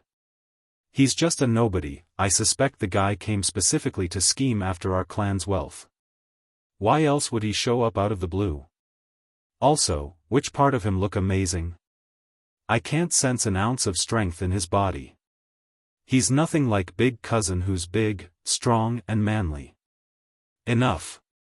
Snow Hawk snaps and gets serious in his voice. "I've decided on the matter and that's that. You will marry him on the prenuptial day set by the matchmaker. From this day forward you are not allowed to step 1 foot outside the estate. I will be ordering the guards to keep a close eye on you, so don't try anything." Bai Xiao, 5, Lotus's expression changed for the worse after the lecture. Stomping her feet in frustration, the Missy promptly turns around and dashed away. However, instead of returning to her own room after leaving the gathering hall, she instead went to the guest room that's located next to her own courtyard. Lotus, a warm and watery-sounding voice calls out from the rear before she could walk inside. Big cousin, the Missy saw who it was after swinging around and immediately got all teary and sad that wanted nothing but sympathy from the other side. What's going on? Does uncle still want to marry you to that outsider? Wen-yi asks the girl with a furrowed temple. I'm sorry big cousin, I wasn't able to have the Millennium Ice Lotus recognize you as its host and allowed another to steal it from under you. Lotus's cheek had gone red from anger. Worst of all, my father is dead set on marrying me to that guy. He's absolutely certain the outsider will become someone great in the future. The Ice Lotus may be a family treasure of the Snow clan here, but it's by no means a tool or artifact, it's in fact a medicinal ingredient, a plant at its core. However, due to its long age and lifespan, the plant had come to grow a spirit of its own, meaning it's not much different from a spirit beast with a mind that's capable of making its own decisions. On top of that, the lotus wouldn't disappear after being fused with its host ether, it would remain inside and continuously supply the user with spiritual energies. So, what does that mean? Simple, the host's strength would grow at an exponential rate without much effort. It's like being constantly injected with power from within instead of having to absorb the energy from the air like everyone else. Flickering a dangerous light in those eyes after hearing the bad news, Wen-yi the Missy's cousin quickly controlled his inner rage and spoke with his wooing voice, Lotus, I want to marry you by using my own virtues and my own strength, not by relying on the Millennium Ice Lotus. Please do not compare me with that outsider. I can tell he's after your family's power and influence, that's why he forcibly integrated himself with the Lotus. Apparently taken aback by the accusation, Snow Lotus stops her whimpering and stares at the man. You mean, he forcibly fused with the Ice Lotus? Didn't it choose him? But that day everyone saw how the Ice Lotus fused with the outsider. He fell beside the flower after succumbing to his injuries, that's why the blood touched the lotus and marked him. Yes, that's exactly what I'm saying. When he cocks the corner of his mouth into a I know it smirk, if not for the forced fusing, why else would that outsider be in a coma still? The Ice Lotus had already healed his injuries, there's no reason for him to remain unconscious. This is the work of the Ice Lotus, it's punishing him for the transgression. Dazed in the face due to the conflicting idea, the girl's mind was starting to sway. Toward such behavior, Wen-yi only have disdain for those who would turn to such underhanded means. So what if the Snow clan is powerful and influential? I would never connive after such material things. If I want something, I will only take it by using my own ability, never others. That said, the guy also used his hands to tidy up the loose strand of hair in front of the young lady's forehead. But I'm about to marry that guy, Snow Lotus unwillingly bites her lip. Originally she just didn't want to marry a stranger, but now she's absolutely disgusted with the person after listening to all the foul things from her cousin here. Silly, how can I let you marry someone else? When he saw his words are working. Going in for the kill by pecking the girl on the forehead, I've already thought of a way. There's no need to think about this, we will forcibly take back the Ice Lotus from the outsider. But, my father said we can't get the Millennium Ice Lotus back even if we killed that person. By Xiao, 6, getting clearly sharper in his gaze, the guy by the name of Wen-yi begins to spout his prearranged verse that he thought ahead of time. Your father is only tricking you into marrying that outsider by using that excuse. The Millennium Ice Lotus can easily be pried out of the person once he's gutted, do not believe anything else. Know this my dear Lotus, I only want what's best for you and your clan. I cannot watch idly by while someone evil is going after your family's treasure. In other words, all that he's doing was for the sake of others and not himself. There's not an ounce of selfishness in him. Obviously moved based on how blurry her eyes had become from the wet fluid slowly trickling out, big cousin, you are so kind to me. You must become the next head of the Snow clan, only then will your efforts not be wasted. That outsider is sure to bring ruin to our clan. Knowing he's got her, when Yi went ahead and pulled the girl into his arms, those fingers wrapped firmly around the waistline to not let her go. Also, it's to keep Lotus's line of sight from the dark sinister smirk that he's making. The guy's taller than the girl, so when she leaned that head against the man's chest, there's no way for her to notice. Guest room of the Snow Clan. As the sun's ray pierced through the open window, the teen who's laying atop of the bed only appeared pale and distraught. The guy's dreaming, a dream about himself running through an open tundra surrounded by miles and miles of long snowy mountains in view. It's not that the guy wanted to flee through this freezing terrain, rather he's being chased by many ferocious-looking animals in the rear. In his frantic urgency to save himself, he eventually slipped and came crashing down into the ice, leaving a streak of blood through the ground as a result of the mishap. That was it, he knew there's no running after this.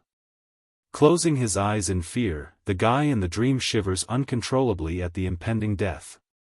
Yet, the expected slash from a razor-sharp claw never came. Confused by the delay, he slowly opens a gap through those closed eyelids and peeked. It's there that he met her, that brilliant figure standing in front of himself and blocking the animals from eating him. "You bunch are so bold." The girl's voice sounded crisp and cold, yet easy to the ear. "Didn't I say no demon or demon beast is allowed to attack humans without strong reasoning? Did you all forget my orders already?" Originally the demonic beasts surrounding the youngster were still rearing to go at him, but after that harsh tongue lashing, they promptly retreated away with a longing affection for their prey. It's not often they would come across an easy human for food, therefore it's no wonder they would be so adamant about leaving. After the predators had all retreated and left the scene, the girl finally turned around to offer a helping hand. "How are you? Are you hurt anywhere?" Unsure at first on how to react, the teen stammered for a proper reply before he pulled himself together. "I'm all right, just now, thank you for the help." "Don't mind it," the girl smiled. "I can tell your abilities are quite low. Here, take this lotus flower, it will help you. But before using it, you must use your own blood to feed it every morning for 100 days to make it recognize you as its owner. Afterwards the lotus flower will continuously feed your blood with energy and repair any injury you suffer." Slowly taking the flower offered to himself, the youngster shows confusion at the gracious gift. "Why are you going this far to help me? We don't know each other." "It's nothing special, I'm only doing it for my own pleasure. I can see my past shadow in you. Thankfully I'm better off now since Grandpapa took me in at the Celestial Palace, otherwise I would still be hunted by those people." In that moment, the girl's smiling face became firmly etched onto the young man's heart, bringing light and hope into his gloomy life of constant struggle and danger. By Xiao 7, looking at the direction of the girl's departing back, the teenager didn't know what else to do aside from silently clenching the gift in his hands. Then a thought hit him, bringing purpose to his own life and why he should live. "I will definitely repay you for your kindness. Wait for me. Once I get strong enough, I will find you and swear my loyalty to you." Unfortunately, that vow would never come of fruition, for the girl herself had already perished from this world once he's grown strong enough to safely move on his own. Meeting yet also a farewell, tragedy of fate itself. Some time into the future, the snow remains a forever blanket in this northernmost reach of the celestial realm. There are no more ferocious looking to make him their dinner, no more kind-hearted girl to give him a helping hand, only himself standing there and peering into the far-off horizon. "I listened to you, I watered the lotus with my blood every morning and gained incredible strength compared to what I had. But now, you are gone and I still standing here. Why didn't you wait for me? By the time I came out to search for your whereabout, all I got is your terrible fate." Gripping his fist like he wants to challenge the world itself, "I refuse to believe their lies. There's no way you are an evil scourge to the celestial realm. Those hypocrites, all they ever know is to look out for their own interest and ignore those like me who needs help in the dark corners of this world. I will make them pay for this. A blood debt must be paid with blood. They took your life, and now I will take theirs as payment." That said, tears began to flow down the young man's cheek. "Maybe I will be able to meet you again in the afterlife. Outside the celestial palace some days later. Who goes there? An old man who's clearly in charge of watching over the entrance gate yells at the coming young man. I'm here to avenge her. Sneering in the face, the young man proudly proclaims as he continued to move forward. Even if he's no match for the keepers of this place, he won't back down. Death doesn't scare him. I don't care who you are, but coming to the celestial palace and causing chaos is punishable by death. At the old man's word, the soldiers and defenders all began to brandish their weapons and quickly surrounded the intruder. With a few jabs of the spear and slashes of the sword, holes riddled the person and left him critically injured. If left unattended, he's sure to die from these wounds. With only that measly strength and you still dare to come cause trouble? The old man contemptuously stares down at the guy, his voice sarcastic and mocking since he believes the upper hand lies with him. I know I'm weak, but she saved my life. Even if she doesn't know who I am nor know my name, I still owe her for all I have right now. Ha ha ha. Growing hysterical in his laugh, the young man flexes his muscles and sent the blades and spears jabbed into his body flying outward. At the same time, his body also began to swell bigger and bigger as smoke exuded out of his pores. Self-destruct? A look of horrified fear instantly yanked the old man back to reality and sent him into alarm. He's not here to fight, but to die. He wants to take us with him. Wiping the corner of his mouth to remove the blood, the teen bellows out a powerful laugh since he's got what he wanted. Today, even if I die here, I will drag some of you to hell with me. Whatever I owe her, I will repay it in the next life. Boom! At that signal, an immense and catastrophic explosion rocked the area, mists of blood scattered across the horizon and created a mushroom cloud in its wake. For this blast, most of the weaker defenders were instantly crushed at the scene, with the only surviving being that old man in charge with an arm blown off. By Xiao, 8, flashing forward into his next dreams, all were of similar nature, where he would constantly search for a girl that him willingly sacrificed himself in the first one. Of course, he didn't understand any of it and why he's searching. Sadly, like all the rest, he would never meet the individual, only dying alone of old age through years of training and cultivation. Well, that sad fate eventually did come to an end when he finally got asked a certain question by a specific female inside the Bai clan's manor. Why are you so good to me? And he, out of the blue, answered in the oddest way, perhaps it's my way of repaying a past debt from another life to you. In the Snow clan's guest room, the teen who's been unconscious up till now finally loosened his furrowed forehead, letting a drop of tear to slowly trickle down the side and soaking the bed sheet. I see. I became her brother in this life because she saved me in a past one. I came here for her, willingly to do anything to repay that debt. Unbeknownst to Bai Xiao himself, the sudden act of himself shooting open those eyes had startled the dagger-wielding girl beside his bedside. One could say he got very lucky in this moment, for who knows what this female had intended for him. You, the panicking young girl quickly hides her blade and asked with biting lips, you're awake? This is bad, father will definitely come check on the loud commotion if try to gut him. Dry and hoarse like he's dehydrated, Bai Xiao slowly turns his head to the left side to meet the girl who's known as Snow Lotus. Frowning after scanning the unfamiliar bedroom and its layout, where am I? Lotus actually found herself unable to respond for a short moment there. Not for being asked a simple question of course, but rather due to the extremely manly and attractive voice she just heard. Even so, her drive to rid her family of this outsider remains strong, especially when she believes the person intends to steal her clan's treasure and wealth at the cost of marrying herself. Good, you're awake now, we can go look for my father. Snow Lotus cocks her chin up as she spoke like she's superior to him in every way. I will not marry you so you can forget about doing that. I already have a guy that's way better than you. He's self-reliant and strong, totally unlike you. Also, quit having wishful thoughts about me, that will never happen and nothing can change my mind. Bai Xiao's expression turned into a frown from the initial confusion due to that burst of one-sided nonsense. I do not know you, nor do I want to marry you. Snow Lotus stared in surprise. This guy said he doesn't want to marry me? Didn't he steal the Ice Lotus in order to marry me? That way father will have no choice but to force. Why is he trying to deny it now? Are me trying to play hard to get with me? Lotus grinds her teeth viciously like a humiliated cat. I've met enough bastards like you who only knows how to act like they're not interested. Do you think I will believe that? I demand you go to my father this instant to state you won't marry me, otherwise I would rather die than doing so. I am the daughter of the Snow Clan, who doesn't admire me in this northern ice land? Don't take me for a fool just because you got some acting skills. Bai Xiao, 9. Bai Xiao didn't want to waste more words with this girl who's clearly deaf in the ear.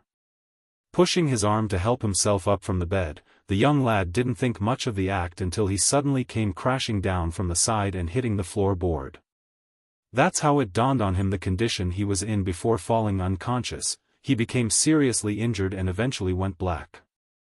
You, Lotus reflexively jerked backwards to avoid the guy who made the abrupt move. You won't get any sympathy from me even if you do this. I won't accept you so you can forget it. I would rather give the Snow Clan to Big Cousin than to give it to him. No outsider will take my family's wealth and power away by using underhanded means. Only Big Cousin can bring glory to the family. I don't get what father sees in this guy. Due to the noise from the inside, one of the maids standing watch outside immediately came running in to help. However, Bai Xiao has never been accustomed to having strangers touch him, that's why he swiped the helping hand away without forethought. This wouldn't be anything special aside from being a bit rude, but in Lotus's view, this behavior only appeared even more disgusting, like he's trying to get her to personally help. Don't think I can't tell, you not letting the maid help you is to have me do it. I'm stating this now, I won't touch you, not even a pinky. If I must help anyone, it will only be my cousin who gets it. You're such a delusional fool, don't think everyone can be so easily deceived by your act. Caring even less at the rant coming his way, Bai Xiao pulls himself back up using the bed corner. Sweating in the forehead as he spoke, scram. Stumbling backwards due to the outburst coming at herself, are you putting up a act again? It must be because I saw through his plan of acting hard to get, that's why he scolded me so that I would be more interested. Humph, I've seen too many people like that, always acting so cool and tempered before me. They're all the same, conniving after my family's wealth and influence. Only Big Cousin is different, only he would use his own abilities to achieve great things. Bai Xiao could tell his words would never get through this strange girl and decides to not even give it an effort. It's not like he needs to anyways. If he could move then he could leave, by then he would never need to speak to this unreasonable person. The only issue was would they let him leave, that's the main problem. I'm warning you again, I will never marry you so you better lose that idea. Your dream will never come true. With a glare as her final act, Lotus quickly turns for the door and ran outside. Once she was alone again, the young miss of this household immediately scans the surrounding for signs of others. Upon certain there's no one around, she promptly tosses the dagger hiding under her sleeve away. Only then did she head towards the guest room where her supposed lover resides. Wen Yi has been standing at the entranceway during this period. He's also part of the plot to kill Bai Xiao, so of course he would be wary. Lotus, how did it go? Making a aggrieved face as she walked over after hearing that, I failed, that asshole woke up before I could move. I got scared since the commotion would alert my father. Without surprise, the gentle light in the man's eyes quickly shifted to that of disappointment, but he's not one to give up so easily. Pressing down his internal emotion, the guy pulls out his almost cooing voice, it doesn't matter, a failure is a failure. Since he's awakened now, we only need to threaten him a bit to give up the initiative. You don't know Big Cousin, he's trying to play hard to get with me. There's no way he would let go so easily. Stomping her feet in frustration, Snow Lotus acts like she's been sexually harassed by the mere idea. Bai Xiao, 10, he insisted that he doesn't want to marry me, but guess what he did right afterwards? He fell on his own when getting out of the bed and wanted me to help support him. As if I would do that? In regards to the idea of playing hard to get, Snow Lotus have seen quite a lot of it in the past, that's not fake. As a result of that, her view about others are somewhat twisted and difficult to change, hence the current situation. But, apparently afraid her cousin there would misjudge her words, the girl quickly followed up with more. I told him there's no way I will be his wife. Even if he tries to force me, only my corpse will be waiting for him. As for the Millennium Ice Lotus, I guess the guy is getting lucky in that regard. When he immediately lowered his head to avoid eye contact, but the light in his gaze had gotten very dangerous and sharp at the idea of losing the Ice Lotus. Humph, this stupid woman, as if I would let the Ice Lotus get away from my hands. Does she really think she's all that? If not for the Snow Clan's influence and power, I wouldn't even bother to spend so many years sugaring her up. Putting away his contemptible thoughts to continue in his act, when he forms the gentlest smile he could muster, how can I ever watch you suffer, Lotus? Know this, me wanting to pull the Ice Lotus out from that guy is for your sake, nothing else. I merely can't endure watching you marry someone you don't love, understand? Big cousin, the girl's eye got all red and watery, sending her right into his arms like a love-struck maiden. Only you would care about me so much. I promise I will do everything to help you, my heart and soul is yours and yours only.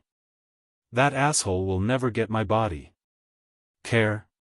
A snickering laugh filled Wen Yi's mind at the idea of that word. How much is that worth? Caring for this idiotic woman is merely a mean to get what I want. After I'm done with her upon taking over the Snow Clan, I will make sure to stuff her into a cage and never let her out. There are so many more females out there, why should I be constricted to a single one? Not far above the snowy mountains, 3 young girls curled together into a shivering manner due to the extreme cold. Xiaoying, Tigress, are you sure Bai Yan is in this place? Chu Yi asks with clattering teeth as she squirmed from the low temperature. Originally Huang Xiaoying, the daughter of the current tiger chief, wasn't going to be part of the group to come to the celestial realm. However, the girl had gotten wind of the news before her old man and intercepted it. As a result, she was able to secretly drag the other 2 human girls away, claiming she knew the way. Sadly, the plan had gone awry somewhere along the way. They've been walking for some time and never found a trace of Bai Yan anywhere, let alone a living creature in this desolated ice field. My grandmother told me we only need to head south to find the queen. Huang Xiaoying bites her thumbnail and answered honestly. She doesn't know the exact location, so she made sure to ask for the way before heading out. In that instant, both Chu Yi and Lan Xiaoyun were extremely horrified in their faces. Di Xiaowan is right, you are a big brainless woman with only big boobs. This is the north, we've been walking northward. Chu Yi, the Holy Land's own princess, jumps up and points her finger in an accusing manner at the tigress. Normally this Chu Yi wouldn't have such an outburst even if they went the wrong direction, but this Huang Xiaoying didn't even bother to tell them about the information from the old grandmother. Now they're even further than ever from Bai Yan's location. Did I go the wrong way? The tigress also turned green at the idea, her head stiffly looking around like she's finally realizing her own mistake. Stupid, you idiot, you're killing me.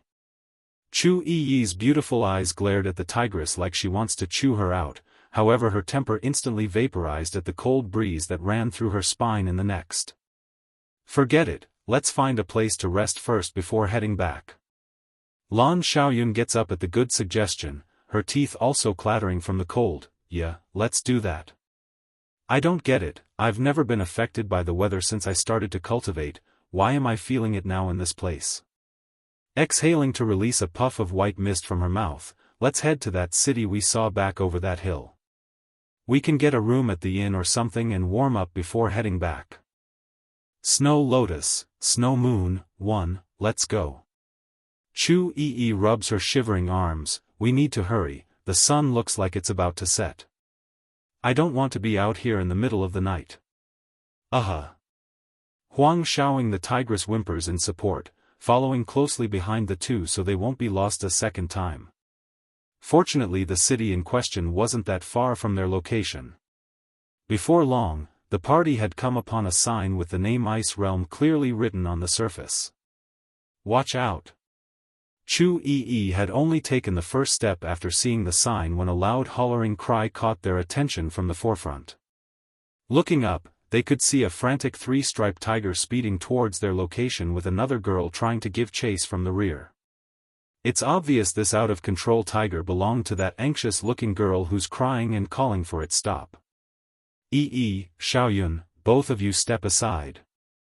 Huang Xiaoying's expression got all serious and hurriedly pushed her two companions away to act as a shield for this rampaging animal. You stand right there.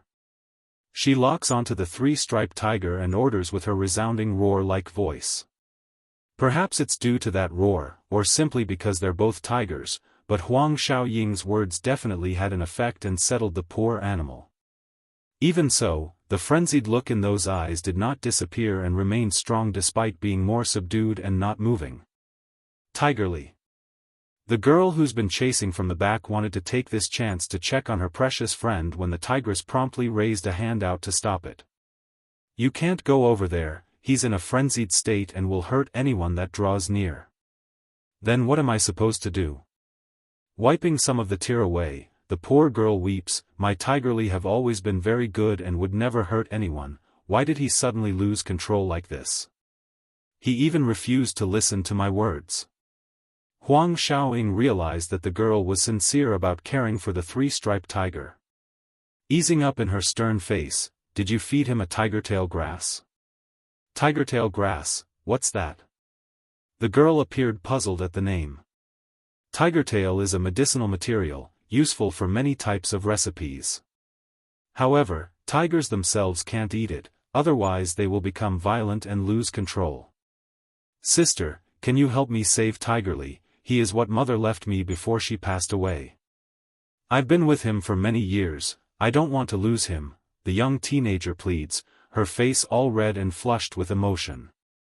Although in the celestial realm predominantly shun demons, but there's some who are able to contract with demonic beasts, provided they gain the approval of the animal itself.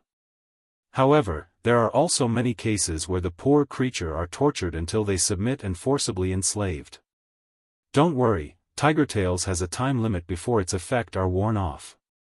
We only need to wait and do nothing. But, the teenage girl casts a glance at her familiar before biting down on that lip, but, what am I going to do? People from the city are going to be coming through this area, I'm afraid they will encounter Tigerly and create a scene. If that happens then the city officials will get involved, and then. Snow Lotus, Snow Moon, too, if father finds out Tigerly will hurt someone from the city then he will dispose of him for sure.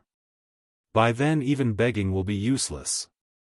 Xiaoyun, Huang Xiaoying murmured in hesitation, if not, can we help her? To be precise, she wanted to help the three-striped tiger since she's the Tiger Clan's princess. Out of respect for her own kind, she's automatically obliged to have good feelings about the animal despite its inferior bloodline. Issue would be what the other two companions thought of the matter. She already made Chu Yi and Lan Xiaoyun late in reuniting with Bai Yan due to her own blunder, therefore it's shameful to ask for more. You want to help? Chu Yi shrugged like it's nothing, we're here anyways, another hour in delay won't matter much. Huang Xiaoying finally showed a bright smile, excitedly hugging the Holy Land princess as thanks, I really want to kiss you, but you are not my future husband Little Rice so that hug will have to do. Chu Yi shuddered at the notion and subconsciously took 2 steps back. Woman and woman don't mix, you stay over there, otherwise I'll yell for help. If it hadn't been for her strength not being on par with this century-old tigress, the usual pampered princess of the Holy Land would have already dunked a few punches at her companion. Huang Xiaoying didn't mind the comment and happily got back to the business at hand, so where's your home? I will help bring your tiger back with you, and don't ever let him eat that tigertail grass anymore, otherwise the both of you won't be so lucky next time. The girl blinked in confusion, by the way, how come Tigerly is listening to you after he went berserk? When I was shouting at him to stop earlier, he ignored me completely. Huang Xiaoying hesitated. What was she supposed to tell her? Say she's the princess of the tiger clan from the demon realm? That the three-striped tiger stopped because of her superior bloodline lineage?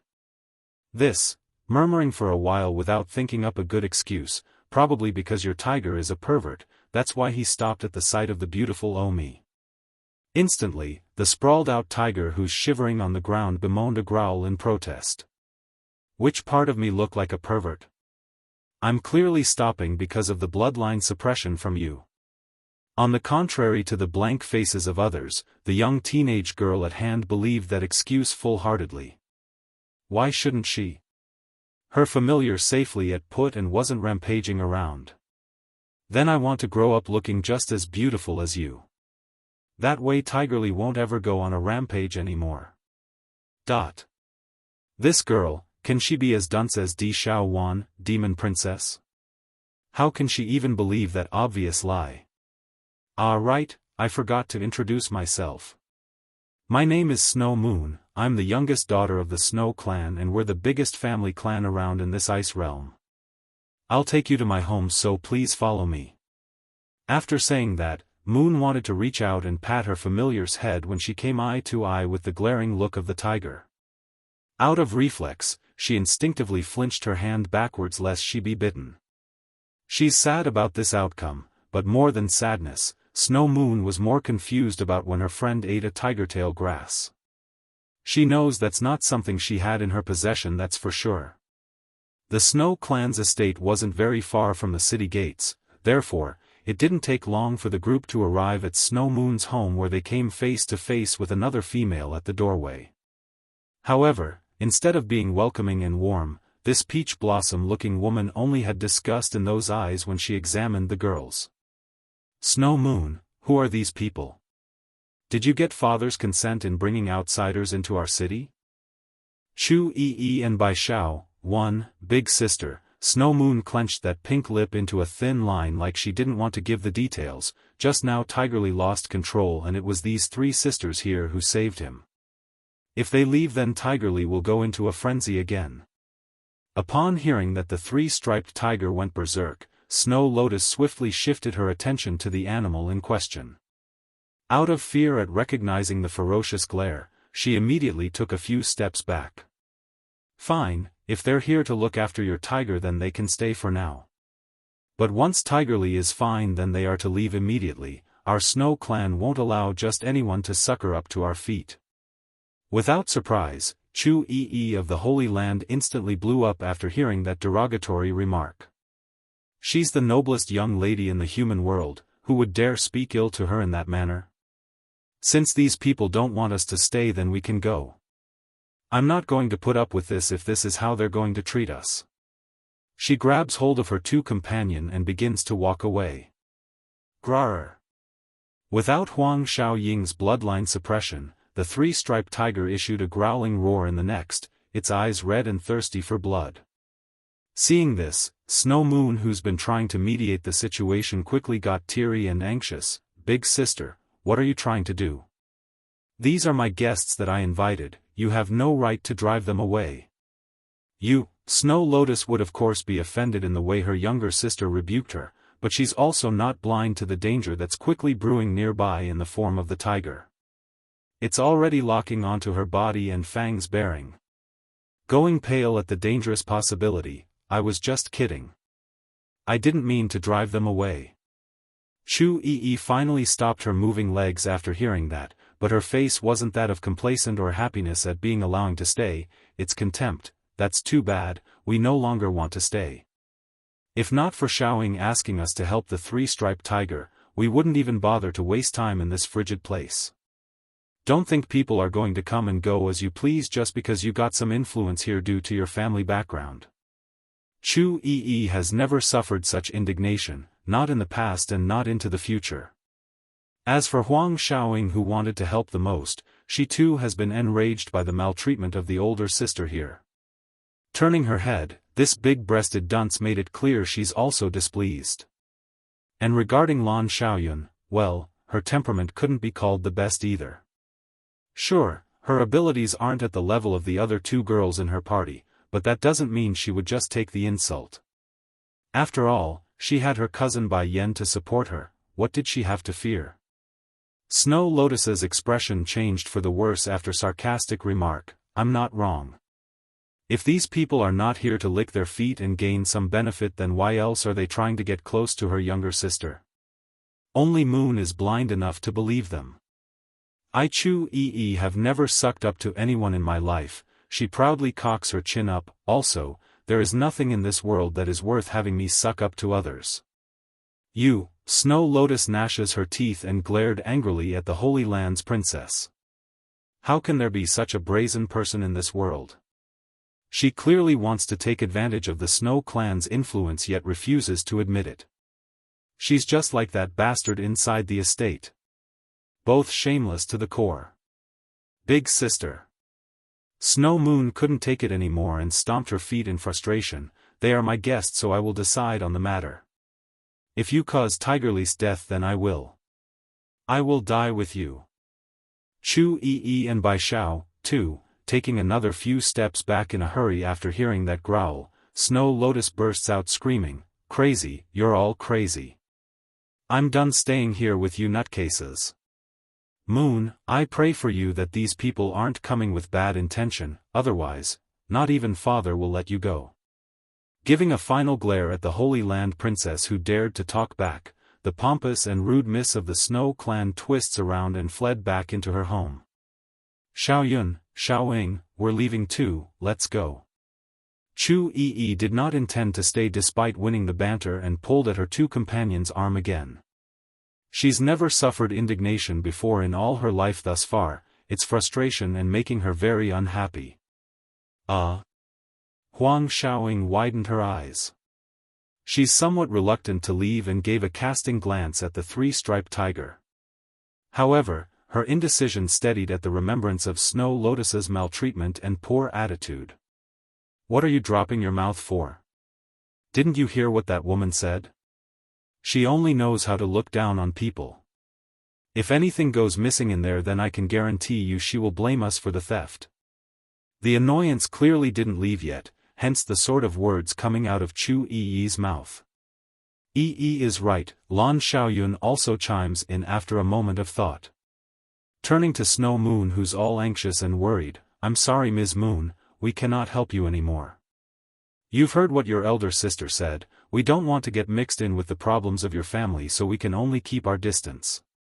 But, Snow Moon's eyes immediately got all teary and red. "She is her and I am I won't let something like that happen.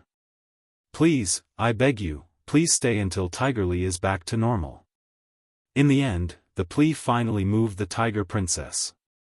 Stepping forward again, Huang Xiaoying speaks with intelligence for once. "Let's do this then. I will look after your three-striped tiger for the next hour until the effects wear off, since we won't be staying. I don't want to stay at this crummy place either, so everyone wins. How about that?" Perhaps the way of describing her home as crummy hit a sore spot for Snow Moon. Without delay, the younger miss of the Snow Clan began to let the tears roll down those cheeks until her existence shrunk into an insignificant pea-sized shape. Murmuring in her tiny voice, "Okay, I will have Tigerly follow you, please take care of him for me. I'll come pick him up in an hour." Chu Yi didn't have any objection to the tigress's idea of taking the feline with them. As long as they don't meet that foul-mouthed Snow Lotus, then it's all good. "Let's go." Readying to leave for the third time now after giving both girls the signal, Chu Yi had just swung around when she overheard a banshee-like scream from the inner courtyard of the estate. "Ah! You asshole, you actually dare to undress before me. I already knew you were coming with bad intentions, but I didn't think you would be a pervert as well." Naturally, the annoyed Holy Land princess didn't want to stop again after so much back and forth, but the familiar voice that replied in the next second stopped her in her track.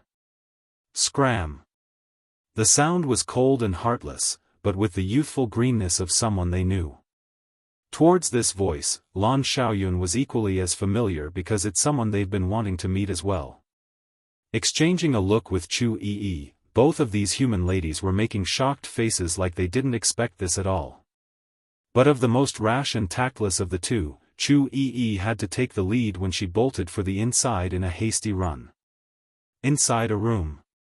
The Snow Clan's chief and Wen Yi had just barged into this room when they saw Lotus angrily lashing out at the occupant inside.